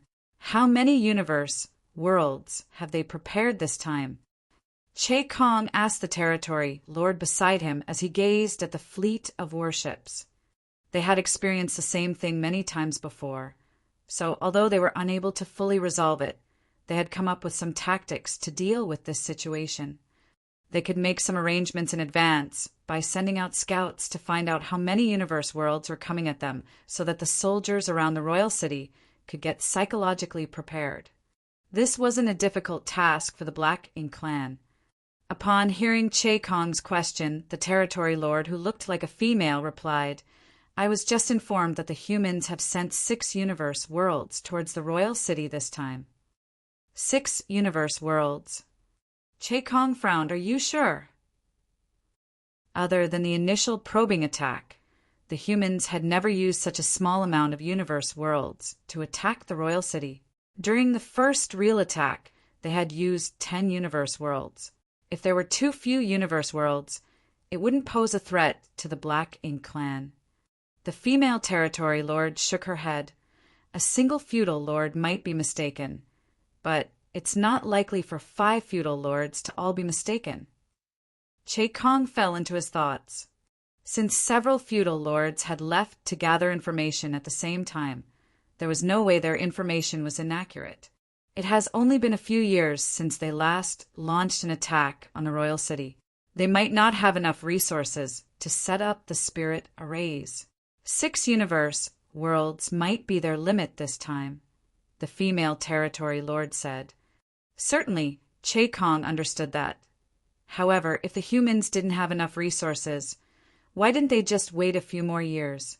They could have prepared even more universe worlds by collecting sufficient resources first. The humans' unusual approach this time made him feel ill at ease. Tell them not to let their guard down. The humans' behavior is a little unusual this time. Perhaps they have some other plot. The female territory lord nodded and waved her hand, after which a feudal lord approached her. She spoke to the territory lord, who then left in a hurry and passed her order on to the right flank of the royal city. Meanwhile, The Black Ink Clan soldiers on the right side of the royal city could see that the universe worlds were flying towards them from the void.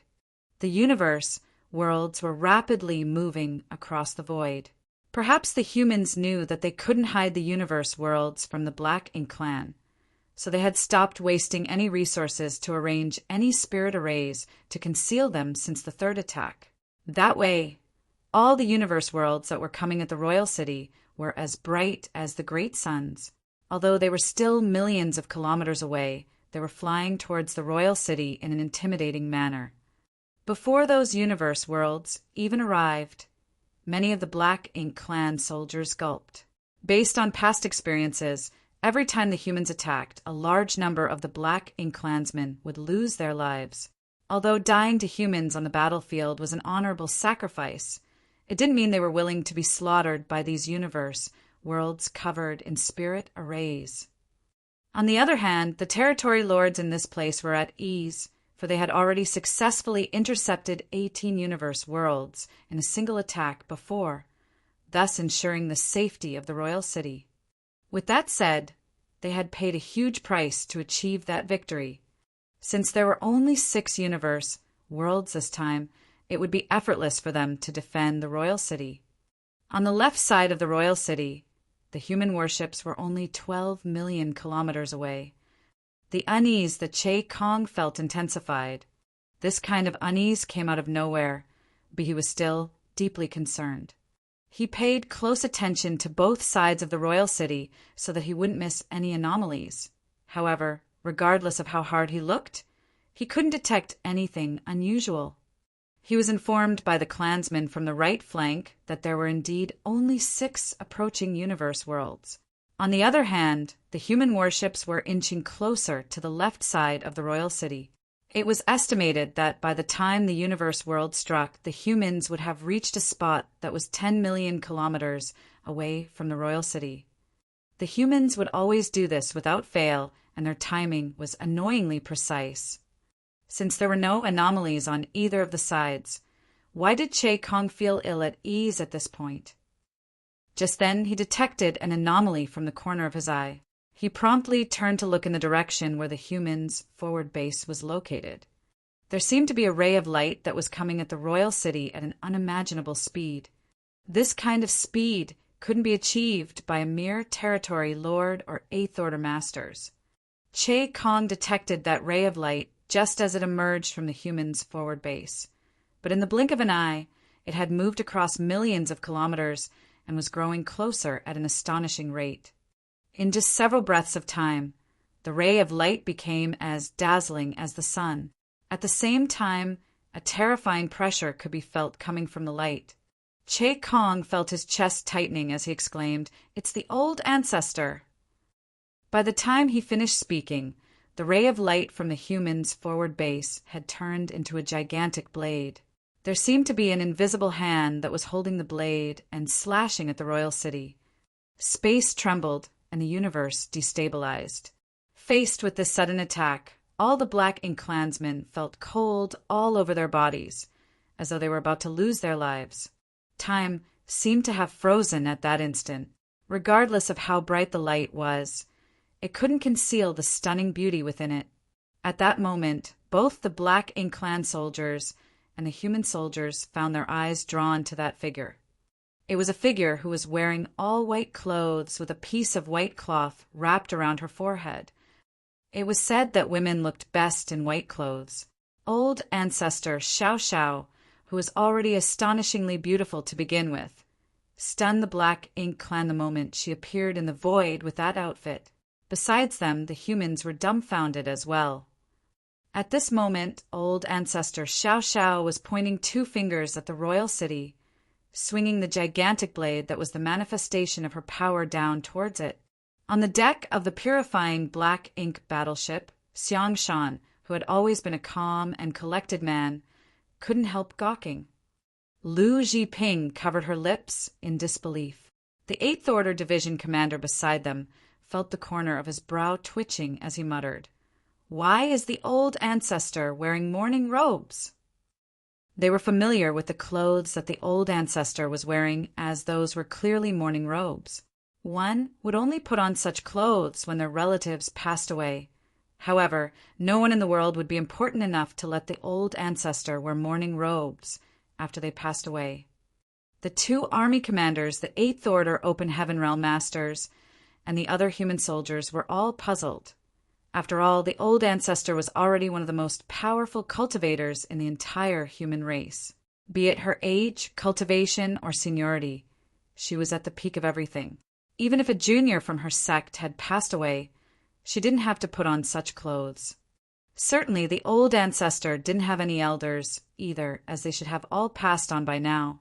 The Eighth Order Division Commander suddenly had an odd idea as he thought of a possibility. Could it be that Yong-kai has lost his life? The old ancestor had been recuperating in Yong-kai's small universe, so if he had perished due to an accident in the process, it was possible that the old ancestor would put on such clothes to express her regret.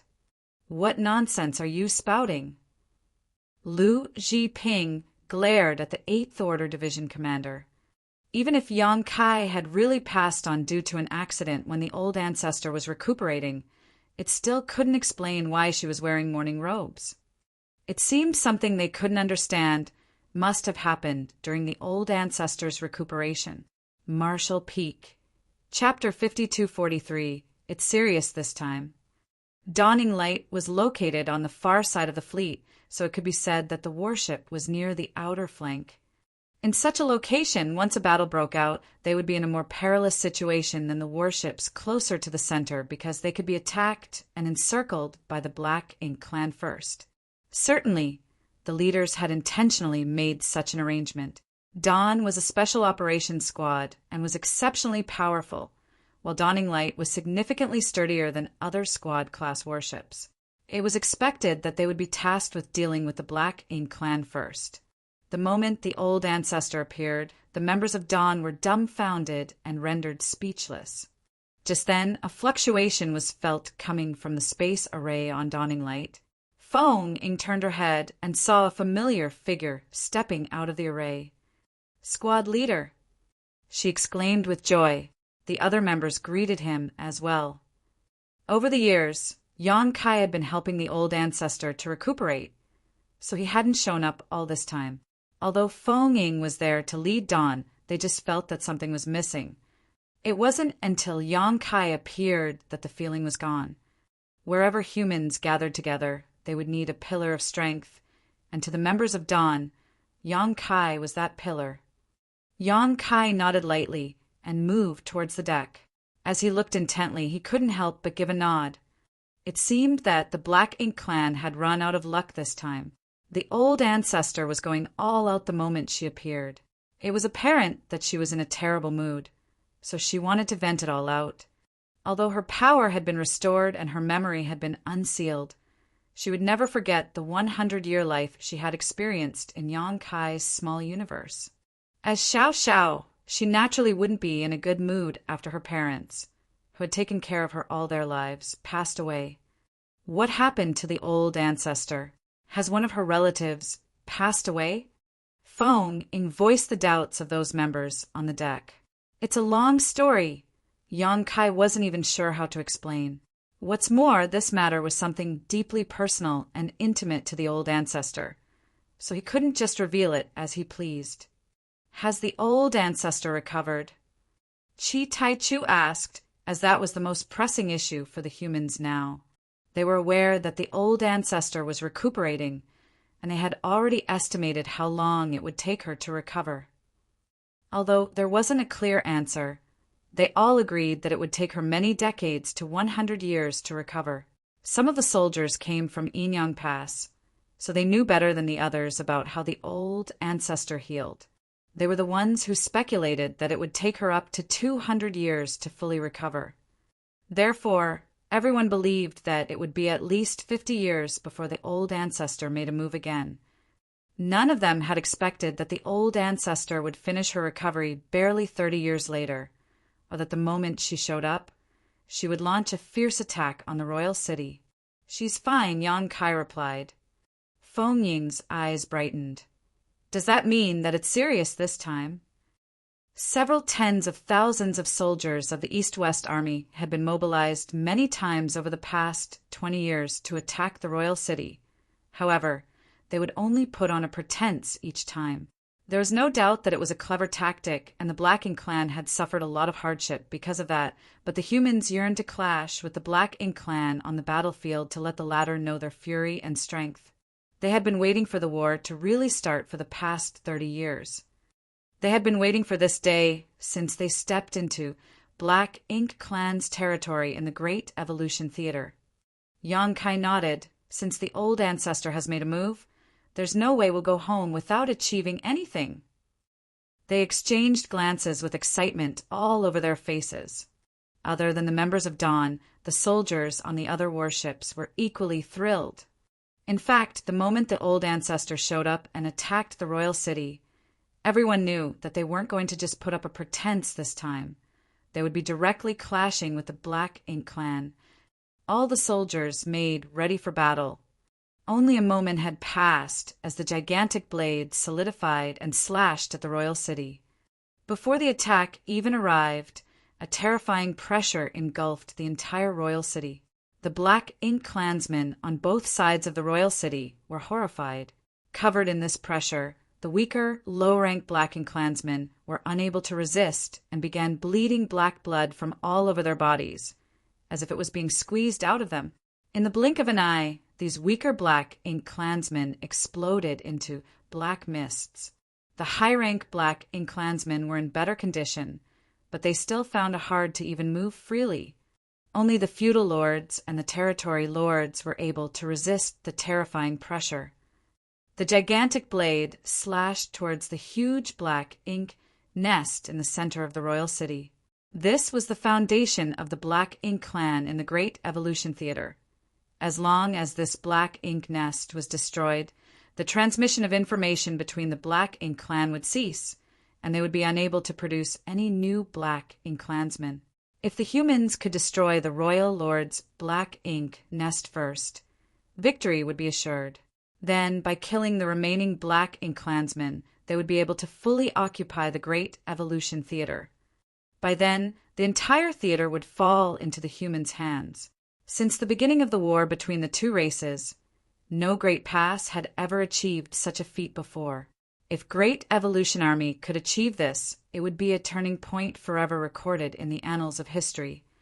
As the soldiers of the two races watched intently, the gigantic blade was forcefully brought down. Just when it was about to come into contact with the black ink nest, a roar reverberated across the void. Impudence! Following the roar, a dark hand stuck out from the black ink nest all of a sudden and grabbed the blade. The gigantic hand was made of pure black ink strength, and the veins on it were so clearly defined that it appeared completely real. The moment the dark hand appeared, the royal lords will permeated the void. Since old ancestor Shao wanted to destroy the black ink nest, there was no way the royal lord, who was recuperating inside it, would be oblivious to the attack. He awakened in an instant and promptly reacted to the threat. Ultimately, the blade didn't manage to strike the black ink nest as it was grasped by the dark hand. The powers of the royal lord and the old ancestor clashed as the dazzling light expanded. Darkness and light were locked in confrontation above the royal city. After a short deadlock, the dazzling light pressed down again, while the dark hand was forced lower, as though it was unable to resist the blade as it inched closer to the black ink nest. All the Black Ink Clansmen felt their hearts leaping to their throats, for the sight suggested that the royal lord was at a disadvantage. The Black Ink Clansmen were horrified, for if the royal lord couldn't resist this attack, his black ink nest would be destroyed. Once that happened, regardless of how many Black Ink Clansmen there were, they would be like a tree without roots or a river without a source. All of them would die sooner or later, with no hope for the future. Just as the Black Ink Clansmen were growing anxious, even more black ink strength billowed from the black ink nest and streamed into the dark hand. With this new wave of black ink strength's help, the dark hand, which was originally being forced back, steadied itself. Not only did it get out of the disadvantageous position, though, but it even started pushing the enemy back. The Black Ink clansmen were ecstatic. This situation suggested that the royal lord was only temporarily at a disadvantage after the sneak attack. Since he had rallied his strength, there was no way the old ancestor was a match for him. After all, a royal lord who was close to his black ink nest could make use of the black ink nest's power and exhibit strength beyond what he normally could. The clash between the blade and the dark hand soon ended. As the dark hand tightened its grip, the blade shattered and scattered into wisps of light. As the blade disappeared, the old ancestor turned into a ray of light and charged towards the royal lord's black ink nest. The enraged royal lord flew out, and the two figures, one big and one small, clashed above the royal city, shaking the heavens and shattering the earth. Unlike their previous exchange, the royal lord had gone all out right from the start. This couldn't be helped, as the royal city was literally right behind him. He had to ward off the old ancestor at all costs and make sure that his black ink nest was not damaged. Thrown into this intense battle, the royal lord was infuriated. He had never expected that the old ancestor would come spoiling for a fight so soon. He had only exchanged moves with the other party once in the past. Although he had suffered a setback in that battle, he was generally fine. After obtaining some information from the royal lord in the Inyang Theater, he learned a lot about the female old ancestor. On the other hand, the old ancestor knew next to nothing about him. Therefore, after the previous battle, he concluded that it would take this old ancestor at least 200 years to recuperate before she staged a comeback. 200 years was enough for him to fully recover with the help of his black ink nest. By then, he would be able to catch the old ancestor off guard. How could he have anticipated that the old ancestor came attacking him again barely 20 to 30 years later? Has she fully recovered? Wouldn't it damage her foundation if she frequently makes a move without healing first? From what he had gathered, the old ancestor from Inyang Pass cultivated a unique secret art, and it was extremely difficult for her to recuperate once injured. It seemed impossible that she could recover in such a short time. However, their brief exchange just now had astounded him. If not for him drawing on the black ink nest strength, he wouldn't have been able to block the old ancestor's attack given his current state. As a result, the energy inside the black ink nest, which was sufficient for him to use for the next 10 years, had been used up in just over 10 breaths of time. Now, the black ink nest was just an empty husk with no energy to spare. But soon he realized that his judgment was wrong, as the old ancestor hadn't fully recovered. That was because, during their subsequent clashes, he could sense that the old ancestor was occasionally sluggish when she activated her strength. This was a sign that she was still injured. Although she had been trying her best to conceal it, he could still sense it. This allowed him to feel slightly more at ease. It would have been a catastrophe for the Black Ink clan if this old ancestor could really recover so quickly. Now, she was just concealing her injury using some kind of secret technique. She was practically digging her own grave. The backlash from using such a technique, on top of her own injuries, would cause serious damage to her in the long run. Both of them still hadn't recovered from their injuries, so neither held an advantageous position. It was just the royal lord's speculation in the beginning, but as the battle dragged on, he became certain of his judgment. There was no way that the old ancestor had fully recovered. Although she still fought as fiercely as the last time, she was unable to conceal the fact that she was not at the peak of her power. In the beginning, the royal lord was at a disadvantage, but as time passed, they became equally matched. A while later, the old ancestor was at a disadvantageous position instead. The royal lord acted relentlessly, for this was the best chance for him to injure or even kill his opponent.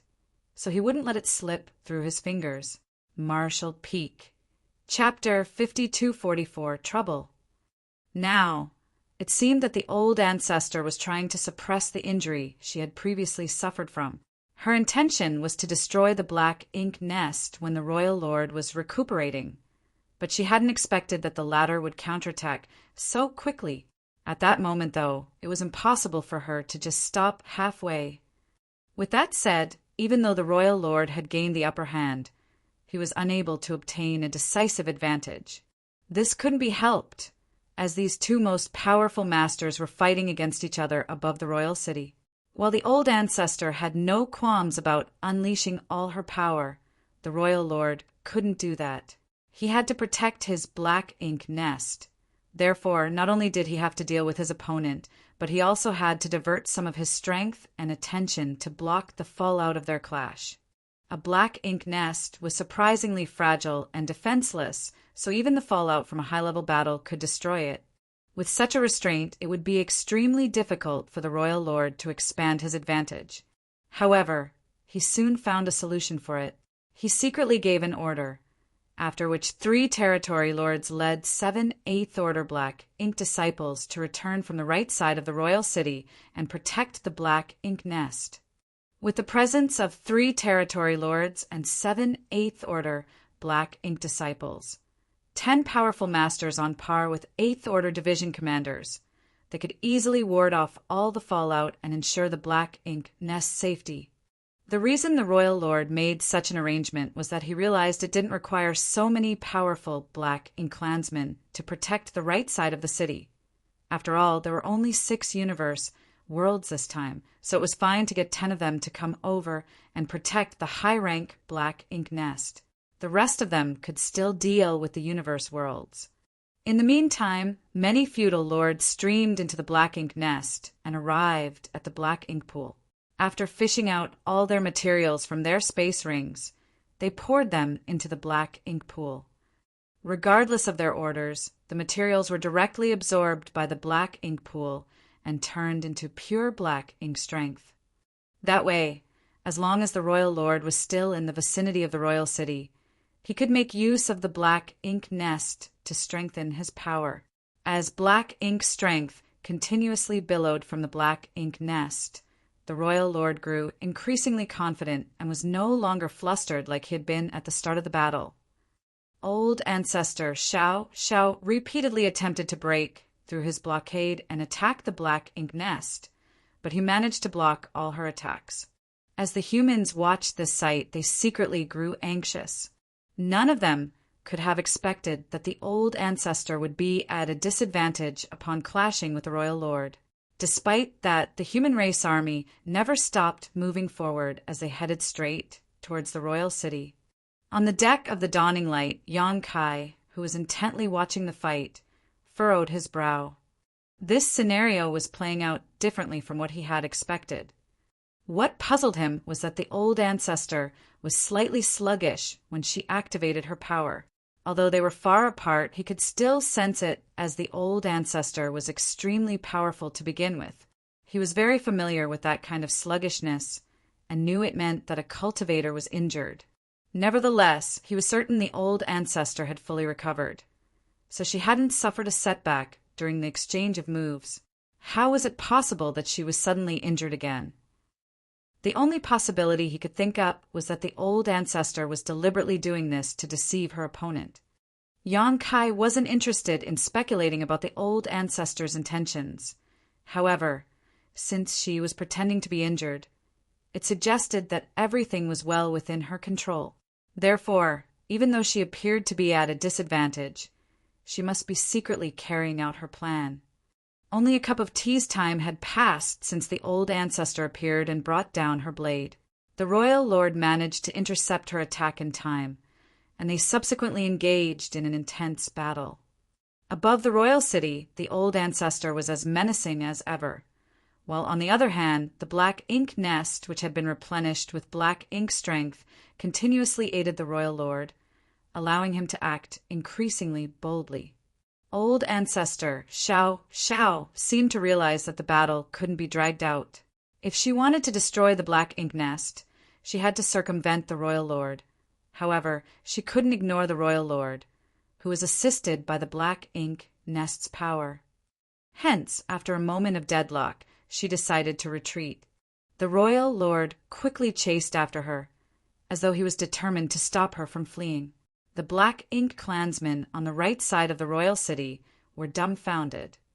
This couldn't be helped, as these two most powerful masters soon arrived at their location.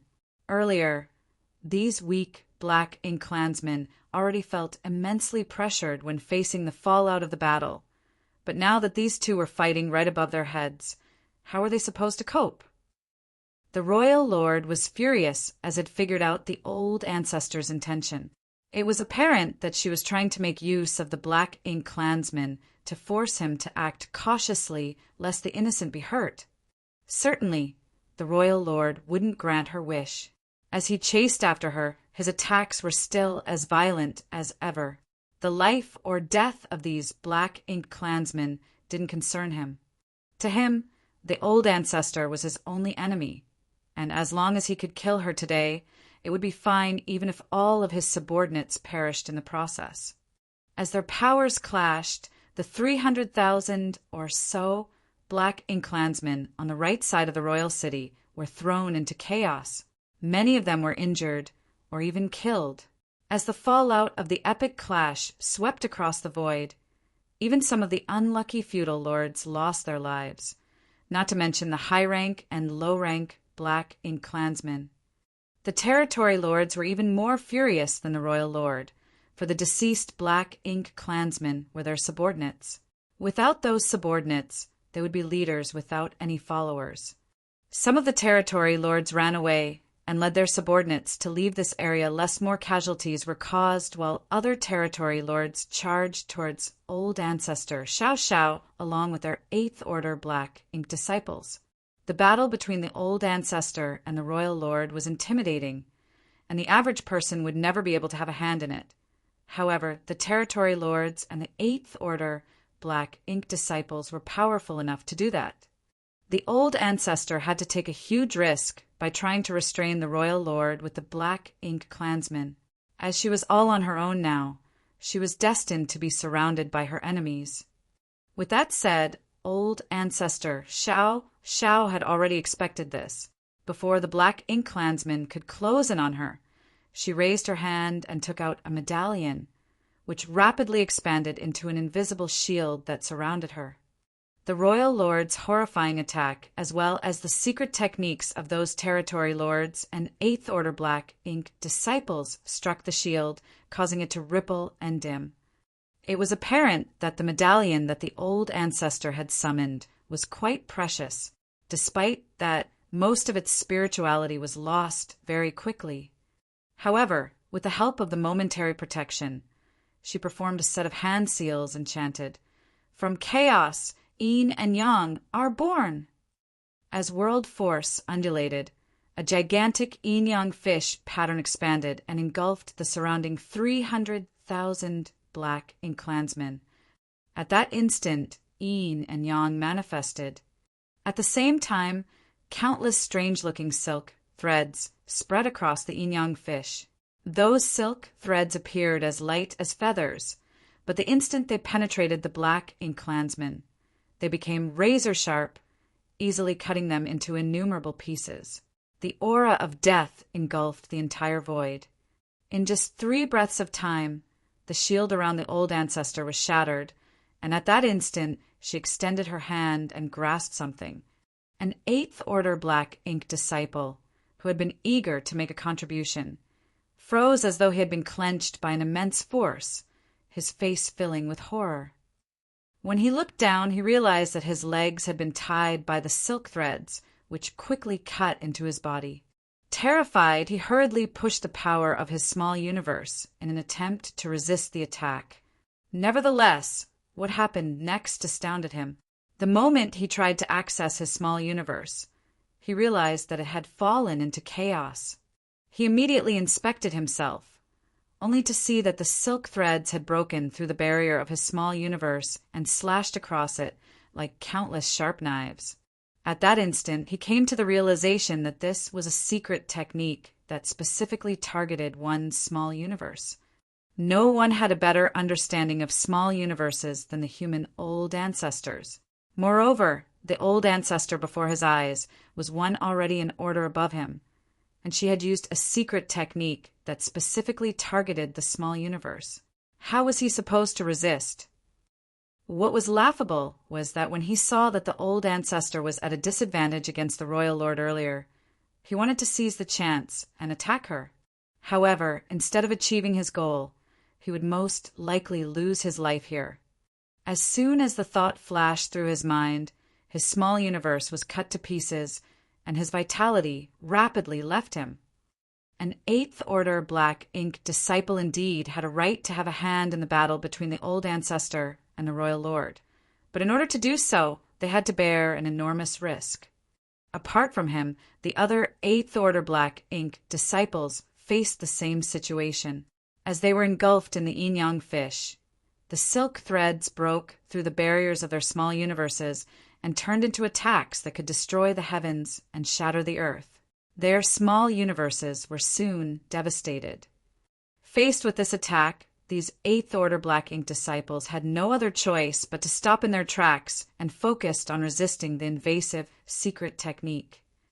The territory lords didn't have small universes, so they wouldn't be targeted by the secret technique, but naturally the profound secret technique that the old ancestor had cast wouldn't only work on small universes.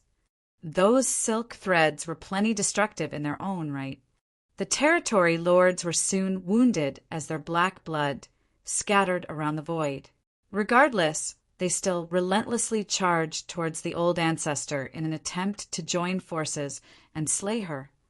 The royal lord had never stopped his assault, and faced with a series of violent attacks, the old ancestor wouldn't dare to be negligent. Nevertheless, hovering within this yin-yang fish, the old ancestor was evidently more agile and sensitive to her surroundings. She moved so elusively that even the royal lord found it hard to hit her.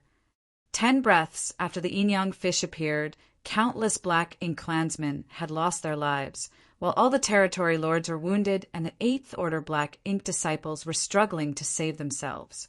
However, with the absolute advantage in numbers on their side, these powerful Black Ink clansmen eventually joined forces with the royal lord and besieged the old ancestor. Just then, the old ancestor, who was wearing mourning robes, flashed a cunning smile. The next instant, she sank into the yin-yang fish and disappeared. The secret technique that the royal lord sent out completely missed its target. Stunned, he soon turned to look in a different direction and widened his eyes. That was the left side of the royal city, where 70% of the Black Ink clan army was located. The territory lords on the left side had watched as the old ancestor attempted to attack the Black Ink nest, and subsequently got into a fight with the powerful Black Ink clansmen on the right side of the city. Although they wanted to help out, they could only remain in place as the human soldiers were still creeping closer to the royal city. They couldn't do anything else other than stand their ground. Little did they know that their inaction would soon bring them trouble. Marshall Peak, Chapter 5245, Silent Anger. The moment old ancestor Xiao Xiao appeared among the Black Ink clansmen who were located on the left side of the royal city, the territory lords and the Eighth Order Black Ink disciples were horrified. Earlier, they had witnessed the moves that the old ancestor had used, so they were acutely aware of how powerful she was. Therefore, the moment she appeared, the Black Ink clansmen around her promptly ran away. However, it was too late.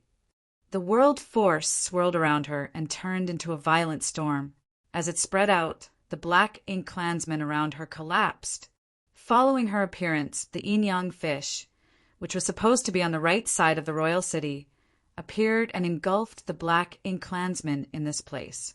All the Black Ink clansmen felt as though they were suffocating. If not for the fact that old ancestor Xiao Xiao was under considerable strain trying to affect so many enemies across such a vast area, she would have been able to destroy all these 700,000 Black Ink clansmen on her own given enough time. Even the territory lords and the Eighth Order Black Ink disciples wouldn't be able to escape from her. Fortunately for them, the royal lord arrived swiftly. These two figures clashed again. This was their third battlefield, as they had been fighting against each other all around the royal city. The first battlefield was just above the royal city, where old ancestor Xiao Xiao attempted to destroy the Black Ink nest. After her plan was foiled, She had no choice but to head to the right side of the royal city, where she devastated the black ink clansmen stationed over there. After she was done with that, she somehow slipped over to the left side of the royal city and did the same thing to the black ink clan army here. Such roguish actions did not befit her status as the old ancestor. The royal lord was so furious that he almost went mad. He had previously battled old ancestor Xiao Xiao. During the exchange of moves, his only impression of this human was that she was insane, and this time her insanity had gotten worse. This woman was aware that she would be at a disadvantage by fighting against the royal lord near the royal city, but she insisted on doing it just to destroy the black ink clan army. The royal lord almost had the urge to leave her alone and head straight to the human warships. He wouldn't be heartbroken regardless of how many black ink clansmen lost their lives. However, if too many humans were killed, the old ancestor wouldn't be able to take it. However, he did not dare act on this impulse, for if he did, this insane woman would surely seize the chance and head straight for the black ink nest. When that happened, even though he could cause a massive number of casualties to the humans, his black ink nest would be gone forever. He didn't care how many black ink clansmen were killed, but he could never let his black ink nest be destroyed. Therefore, he had to target the old ancestor no matter what. He could not allow her to move about freely. This put him in a passive position. Only 30% of the black ink clansmen were located on the right flank of the royal city, tasked with stopping the weaponized universe worlds from impacting the royal city. So it didn't require a lot of people. 30% would be enough. On the other hand, 70% of the black ink clansmen were stationed on the left side of the royal city, which was more than 2 times the number on the right. It was only natural that there were also more territory lords and 8th Order black ink disciples around here. Now that old ancestor Xiao Xiao had shifted from the right side to the left side, the territory lords and the 8th Order black ink disciples on the left side certainly wouldn't sit back and do nothing. Just like what had happened earlier, they charged towards the old ancestor in order to assist the royal lord. Old ancestor Xiao Xiao was in an increasingly perilous situation. Given the strength she had exhibited earlier, she would still be at a disadvantage even if she was in a one-on-one fight with the royal lord in this place, not to mention that the royal lord had the assistance of these territory lords and 8th Order black ink disciples now. Barely 30 breaths of time later, the yin-yang fish, which had come with the old ancestor, shattered and returned to chaos. This was a sign that the old ancestor no longer had sufficient energy to sustain her secret technique. She had to focus on dealing with the royal lord and the powerful black ink clansmen who had besieged her. However, she no longer had enough power to fend off all their attacks, which broke through her defenses and struck her seemingly frail figure, causing the light around her to flicker. Seeing that, the territory lords and the 8th Order black ink disciples exerted more power with their attacks in an attempt to aid the royal lord in taking down the old ancestor once and for all. Nevertheless, it wasn't easy to defeat a 9th Order old ancestor. The moment the yin-yang fish fell apart, the void seemed to shake a little, and as the tremor spread, a shockwave was sent across the entire battlefield. All the black ink disciples temporarily fell into a dazed state. The powerful black ink clansmen were less impacted, but they still became sluggish for a moment. The old ancestor charged through the black ink army and broke through their blockade before dashing towards the depths of the void. After a brief moment of hesitation, the royal lord decided to chase after her. Just a moment later, the noise of the battle between these 2 most powerful masters was heard coming from the distance. The black ink clansmen, who were originally in an orderly formation, were all scattered and bruised now, after old ancestor Xiao Xiao kicked up a storm. Not only was their battle formation broken, but many of them had also lost their lives. The lives of the black ink clansmen below the feudal lords didn't matter. However, it was heart-wrenching to know that a number of black ink clansmen above the feudal lords were killed. Even some of the 8th Order black ink disciples had lost their lives. Just now, 2 of them were killed by the old ancestor, and including the one from the right flank, she had slain 3 8th Order Black Ink disciples in total. Such casualties should never have happened. Regardless of how powerful the old ancestor was, as long as the Black Ink clansmen coordinated properly, and with the restraint from the royal lord, the old ancestor would never have achieved such results. However, the royal lord wasn't concerned about the life or death of his subordinates at all. While the secret techniques and divine abilities used by the old ancestor were ferocious, those used by the royal lord were even more savage. These Black Ink clansmen not only had to deal with the old ancestor, but they also had to be cautious about getting impacted by the repercussions of the royal lord's attacks. Although the battle didn't last a long time, the powerful Black Ink clansmen all felt extremely weary. Fortunately, these two sources of disaster had left. This was the kind of situation that should have taken place since the beginning. These two powerful masters should have gone to their exclusive battlefield and engaged in a life-and-death battle. Why did they drag the less powerful ones into their clash? However, before the Black Ink clan could take a breath, they were faced with a new crisis. The fleet of human warships was now closing in. Xiang Shan's towering figure stood at the bow of a battalion-class warship at the front of the fleet, and with a solemn expression, he reached out and summoned a hideous-looking saber that was taller than he was. He pointed the tip of the blade forward and ordered, "Kill!"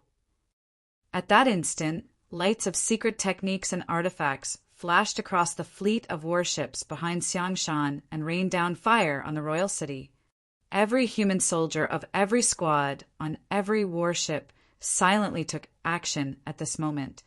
In this silent atmosphere, all of them infused their world force into the arrays and artifacts as they vent their burning fury on the Black Ink clan. The humans were enraged.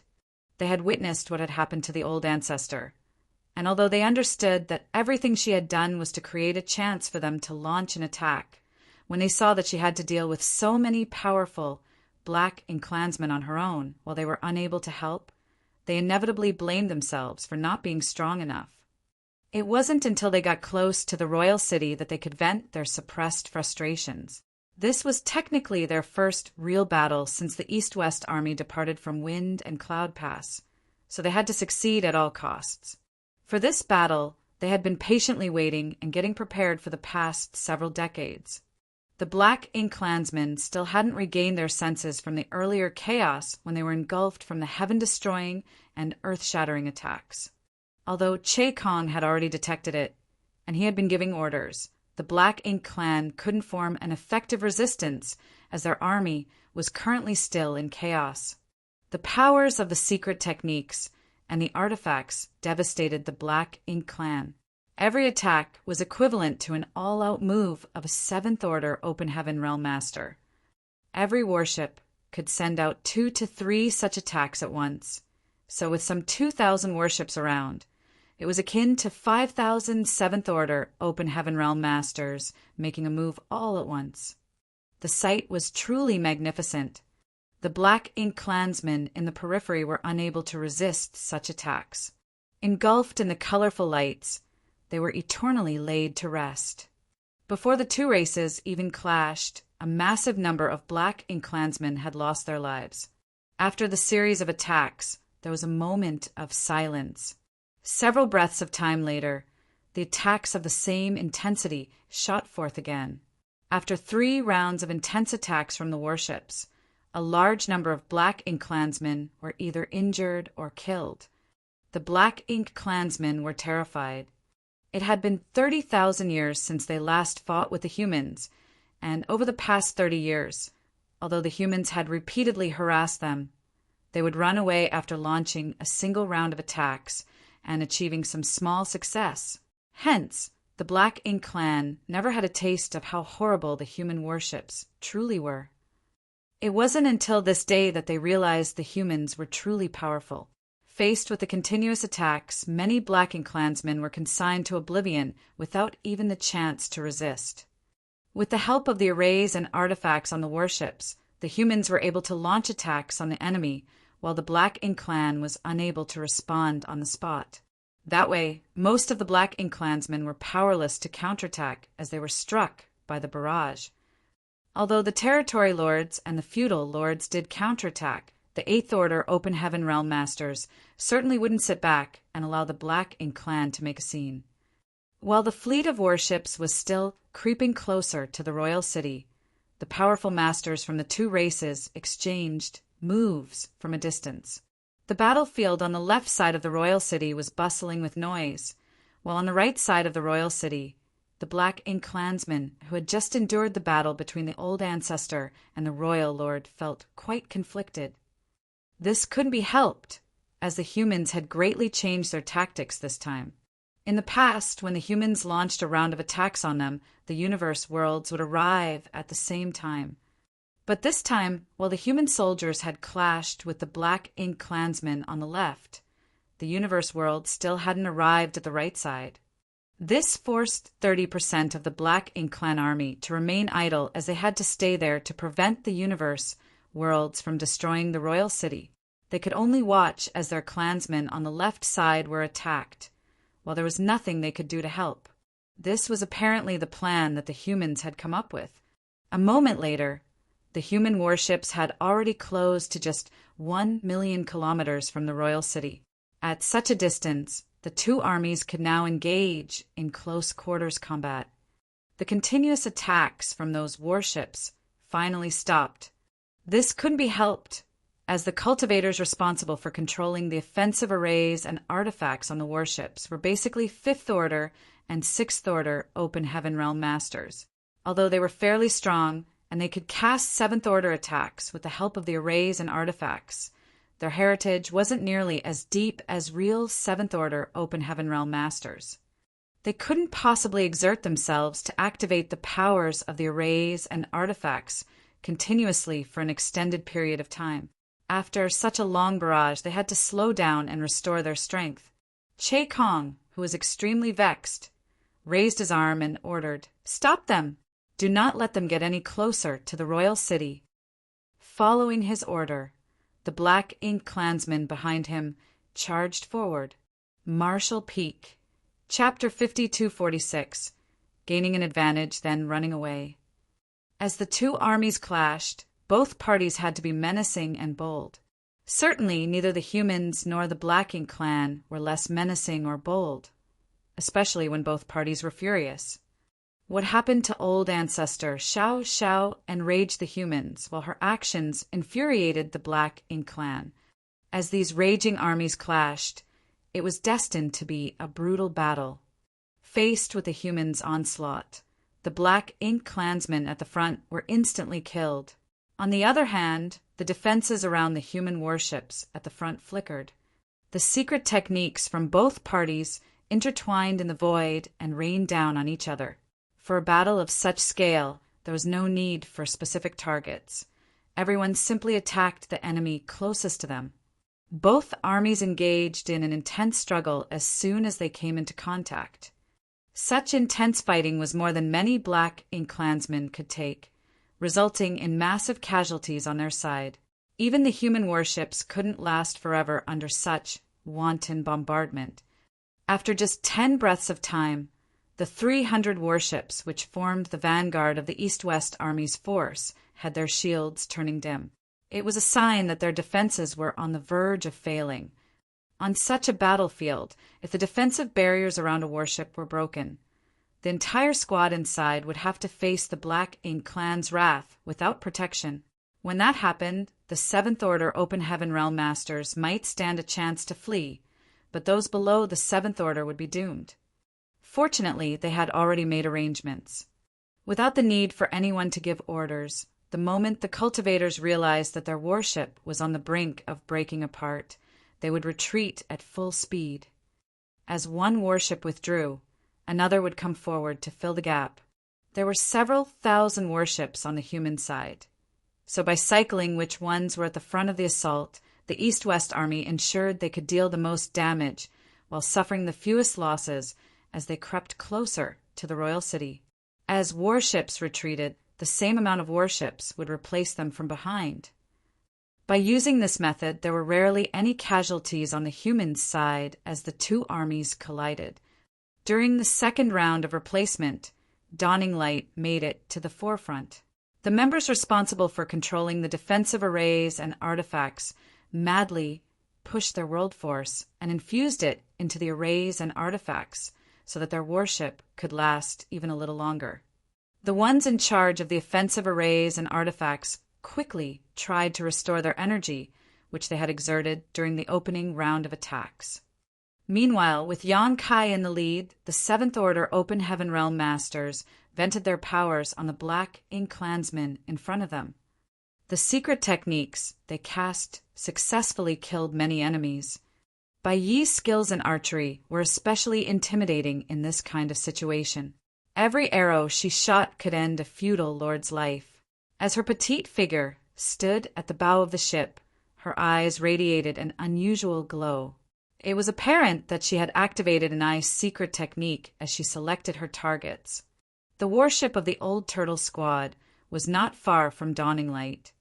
The Old Turtles were renowned for their defensive capabilities, so this kind of situation was where they could make the best use of their skills. The entire warship radiated a glow which served as a barrier of defense, like a thick tortoiseshell, which could protect the soldiers beneath it. When Dawning Light replaced a withdrawing warship, the Old Turtle Squad had already been at the front, and even after some time had passed, their defenses showed no sign of weakening. It had to be said that even though the Old Turtles were slow, they were peerless when it came to their defense. Given such a characteristic, it would be hard for them to earn military merits in a search and destroy mission, but they could serve as the best shield for others around them in this kind of chaotic melee. The warships that had moved forward along with Dawning Light earlier had all been replaced. In fact, Dawning Light's shields were also on the brink of failing. Although the capabilities of Dawning Light were far greater than average squad-class warships, they were for all intents and purposes balanced. It was unlike the warship of the Old Turtle Squad, which had outstanding defensive and offensive strength, but greatly reduced speed and maneuverability. Dawning Light naturally reached its limit sooner than the older Turtles' warship. Fortunately, both armies were already tangled up together, so Dawning Light didn't have to fully retreat. Like two torrents that collided, the universe seemed to have turned upside down as the void became destabilized. After the exchange of moves, with the battalion-class warships leading the way, the humans tore apart the defenses of the Black Ink Clan army. The warships from behind came forward and cast their attacks on the Black Ink Clansmen on both sides, further dividing up the enemy. Like a sharp blade, the human warships cut across the Black Ink Clan's lines and continued to move forward for several 100,000 kilometers until the enemy army had been split apart. Upon arriving at this spot, the battalion-class warship in the lead suddenly changed directions and charged forward. The other warships all followed it closely.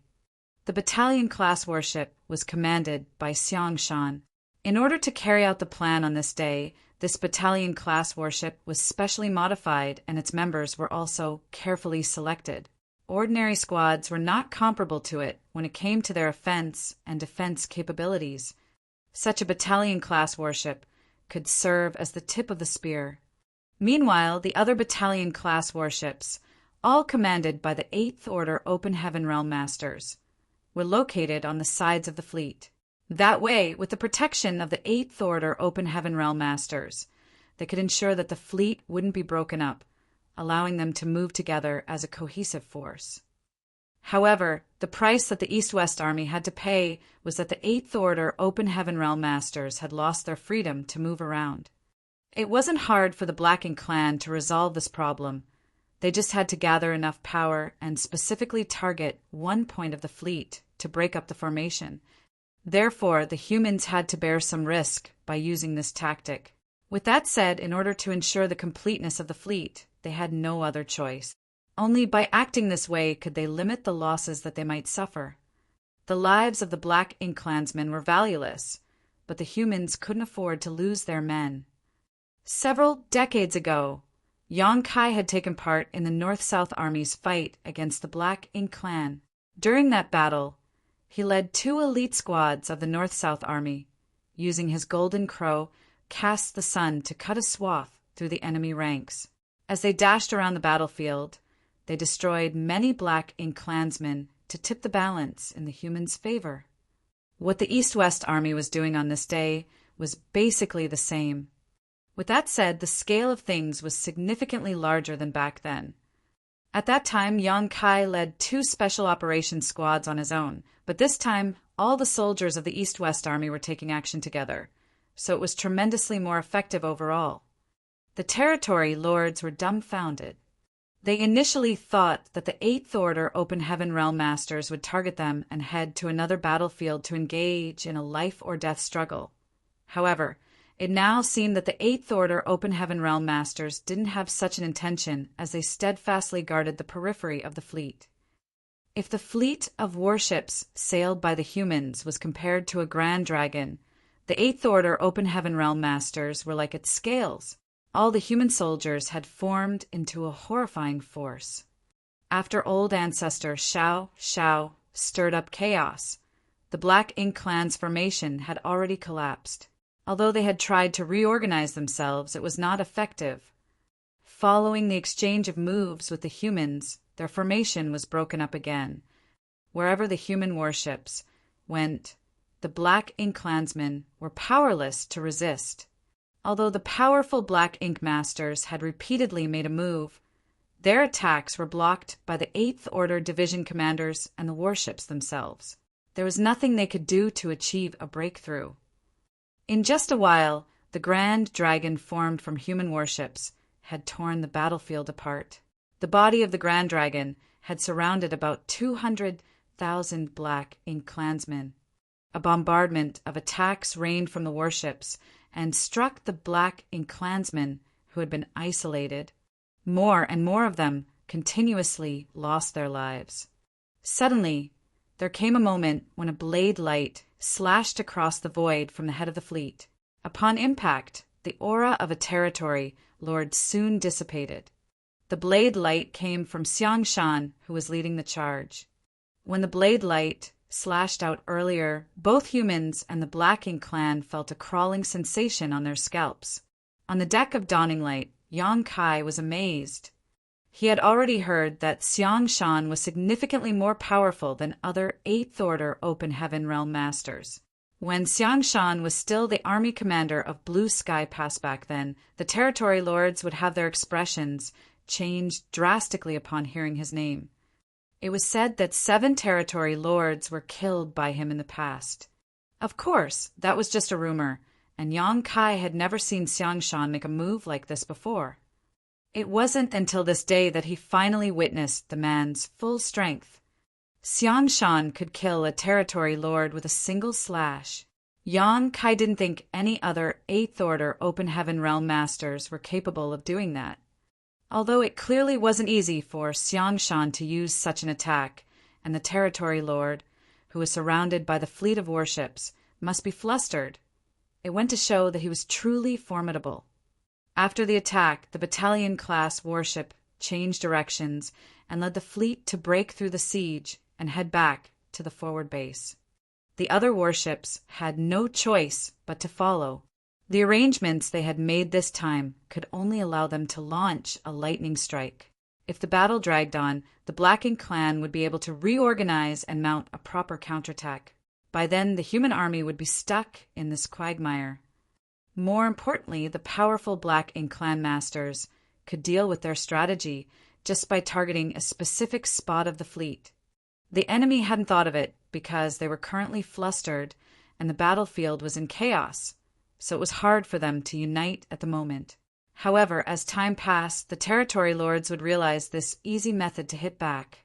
In fact, the territory lords had already regained their senses. Following Che Kong's order, the territory lords were ready to rally together and launch an attack on the human warships. On the other hand, the Black Ink clansmen on the right side of the royal city had already started intercepting the universe worlds, so their hands would soon be untied. When the Black Ink clansmen came over from the right side, the humans would have to deal with even more enemies. Therefore, Xiangshan promptly decided that they had to retreat after gaining some advantage. Perhaps the territory lords were wary of Xiangshan's power, so it was easier than what the humans had imagined when they broke through the siege. Nevertheless, the Black Ink clan didn't seem to have the intention of letting the humans go so easily. As the warships retreated, the Black Ink clan relentlessly pursued them. However, the humans knew that they would be vulnerable when withdrawing, and after dealing such a blow to the Black Ink clan, the latter would surely be out for blood. The Black Ink clan soldiers raced after the humans and bombarded the warships with a series of attacks. Faced with the Black Ink clan's assault, the battalion-class warships circle back from the periphery to guard the rear of the fleet, forming a protective screen against the enemy's assault. It wasn't until the humans were 10 million kilometers away from the royal city that the Black Ink clan stopped pursuing them. Marshall Peak. Chapter 5247, you noticed? The Black Ink clansmen wouldn't dare to keep chasing after the humans, for they were not certain if they had any hidden trump cards to play. If the humans launched a sneak attack on the Black Ink nest when the Black Ink clansmen were not around, they would be doomed. Therefore, despite his unwillingness, Che Kong still ordered them to stop their pursuit.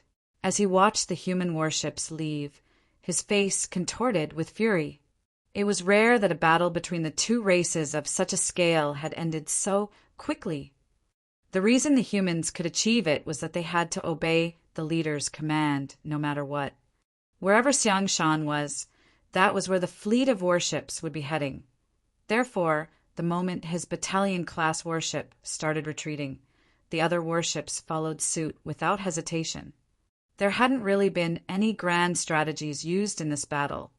They simply relied on the excellent leadership of their commanders, the collaboration between several tens of thousands of soldiers, and a bit of luck. Only 1 hour had passed from the time the two armies clashed to the time the humans withdrew 10 million kilometers from the royal city. However, in just 1 hour, the humans had managed to cause the same number of casualties to the Black Ink clan as the total number of casualties for the past 20 years. There were even more casualties if they included what the old ancestor had done to the Black Ink clan earlier. After all, 3 8th-order Black Ink disciples were killed by the old ancestor, and even more of them were injured. Although the Black Ink clan had suffered immense losses, it didn't mean no humans were killed. Under Xiangshan's leadership, the fleet of warships had acted like a dragon that swam across the battlefield in an imposing manner. Nevertheless, the Black Ink clan was not weak.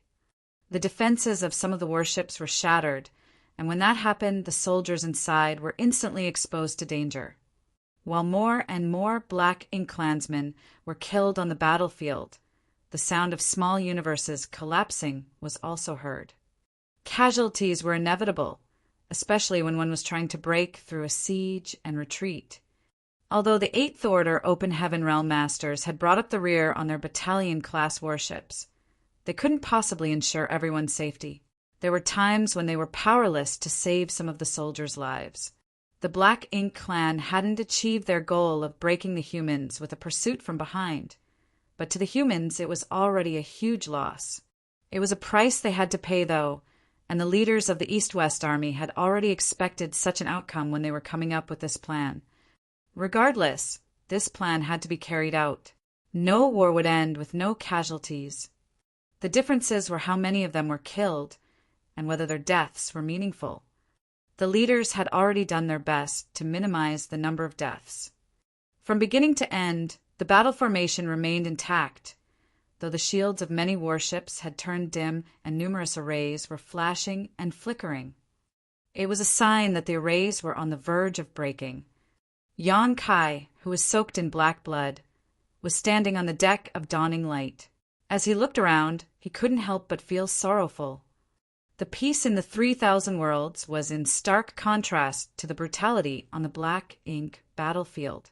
The trillions of people back in the 3,000 worlds didn't know that so many of the brightest cultivators from the cave heavens and paradises were constantly fighting against the Black Ink clan on such a battlefield, silently defending their homeland.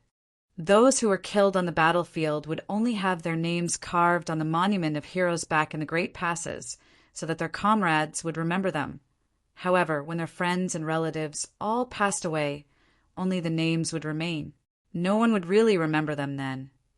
Just then, Yan Kai caught a whiff of a bodily fragrance as Feng Ying appeared beside him. He turned to look at her and asked with concern, "Is everyone all right?" Feng Ying replied, "No one is fatally wounded. Junior brother, you suffered some damage to his small universe, so it will take him a few years to properly recuperate. One of Junior brother Ning's arms was torn off, but he managed to catch it and it's now reconnected. He'll be fine after he fully recovers. The others have only suffered some flesh wounds." Yang Kai nodded gently. The junior brother Yu that Feng Ying had mentioned was Yu Ziyu, who, along with Rin Bingbai, were the new Seventh Order Open Heaven Realm Masters that had joined them when the Dawn was expanded before this campaign. On the other hand, junior brother Ning Zhiqi, who was from Red Sun Paradise, was a long-time member of Dawn who had been around since the founding of the squad.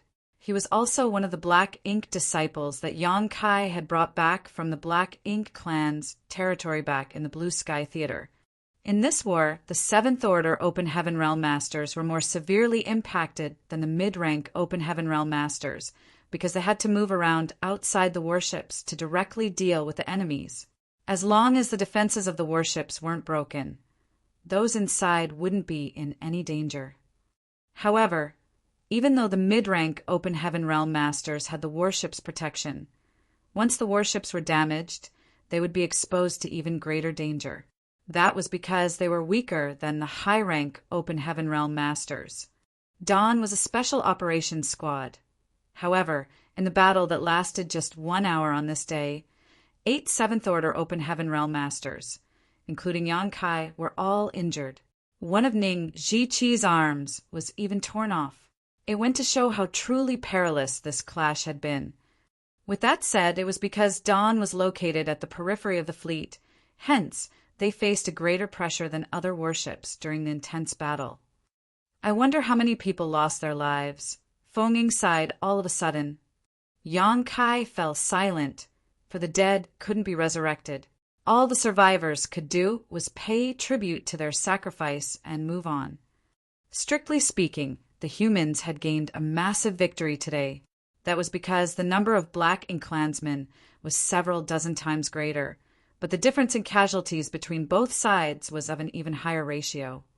Despite the landslide victory, no one felt elated when they returned. That was because this was the first real clash between the East-West Army and the Black Ink clan in the Great Evolution Theater, and there would surely be even more brutal battles in the future. It wouldn't be too late to celebrate their victory when they finally destroyed all the Black Ink clan in this place and retook Great Evolution Pass. By then, they would also celebrate the occasion on behalf of the deceased. When they returned to the forward base, the injured started recuperating while the damaged warships were repaired. Yan Kai said a few words to the members of Dawn, then headed to the mountain valley on his own. After spreading out his small universe, he waited for the old ancestors' return. This place was a restricted area in the forward base, so other than the 2 army commanders, even the other 8th Order Open Heaven Realm Masters wouldn't come here. That was because this was the place the old ancestor would come to recuperate for many years to come. No one could disturb her. Violent energy fluctuations were still felt coming from the depths of the void, and it was apparent that the old ancestor and the royal lord were still fighting. More than 10 days later, the fluctuations suddenly stopped. Noticing this, Yang Kai just waited patiently. As he had expected, a figure descended from the sky half a day later and touched upon his small universe. A thought flashed through Yang Kai's mind, and the next instant the old ancestor entered his small universe and landed beside him. The moment she landed on the ground, she almost lost her balance and fell. Yang Kai promptly supported her weight, only to see that her face was horrifyingly pale, and her clothes were soaked in blood. Some of the blood was red, while some was black. The red blood naturally belonged to the old ancestor, while the black blood was from the royal lord. Needless to say, they were mutually wounded again this time. With that said, it was the outcome that the old ancestor had deliberately tried to achieve. Here again, old ancestor Xiao Xiao looked up and saw the familiar log house in front of her. 100 years ago, she arrived here in this small universe when she turned into a 3-year-old child. It was the hunter who picked her up from the log house. Yang Kai grinned. I was thinking that it might help with your recuperation when you recall the fond memories you had experienced here. That's why I've chosen this place. If you think it's not appropriate, we can go somewhere else. It's fine. I'll stay here. Old ancestor Xiao Xiao waved her hand. All right, I'll help you inside. Please relax your legs. Old ancestor Xiao Xiao couldn't help but shoot him a glare. Yang Kai's words seemed to suggest that she was a frail old person. Although she was indeed in a terrible state, she was still a 9th-order old ancestor. Regardless of how horribly injured she was, she didn't need him to carry her into the house. As she secretly cursed at this smelly brat, she tripped over the threshold at the door. After Yang Kai helped old ancestor Xiao Xiao take a seat on the bed, he hospitably walked to the side and poured her a cup of water. The old ancestor took the cup and chugged down the water, then asked with a frown, "Don't you have any tea leaves?" Yang Kai shrugged. "I'm too lazy to prepare some tea. Please make do with it." The old ancestor certainly wouldn't mind it. She tossed the cup back onto the table and let out a breath. "I was too negligent."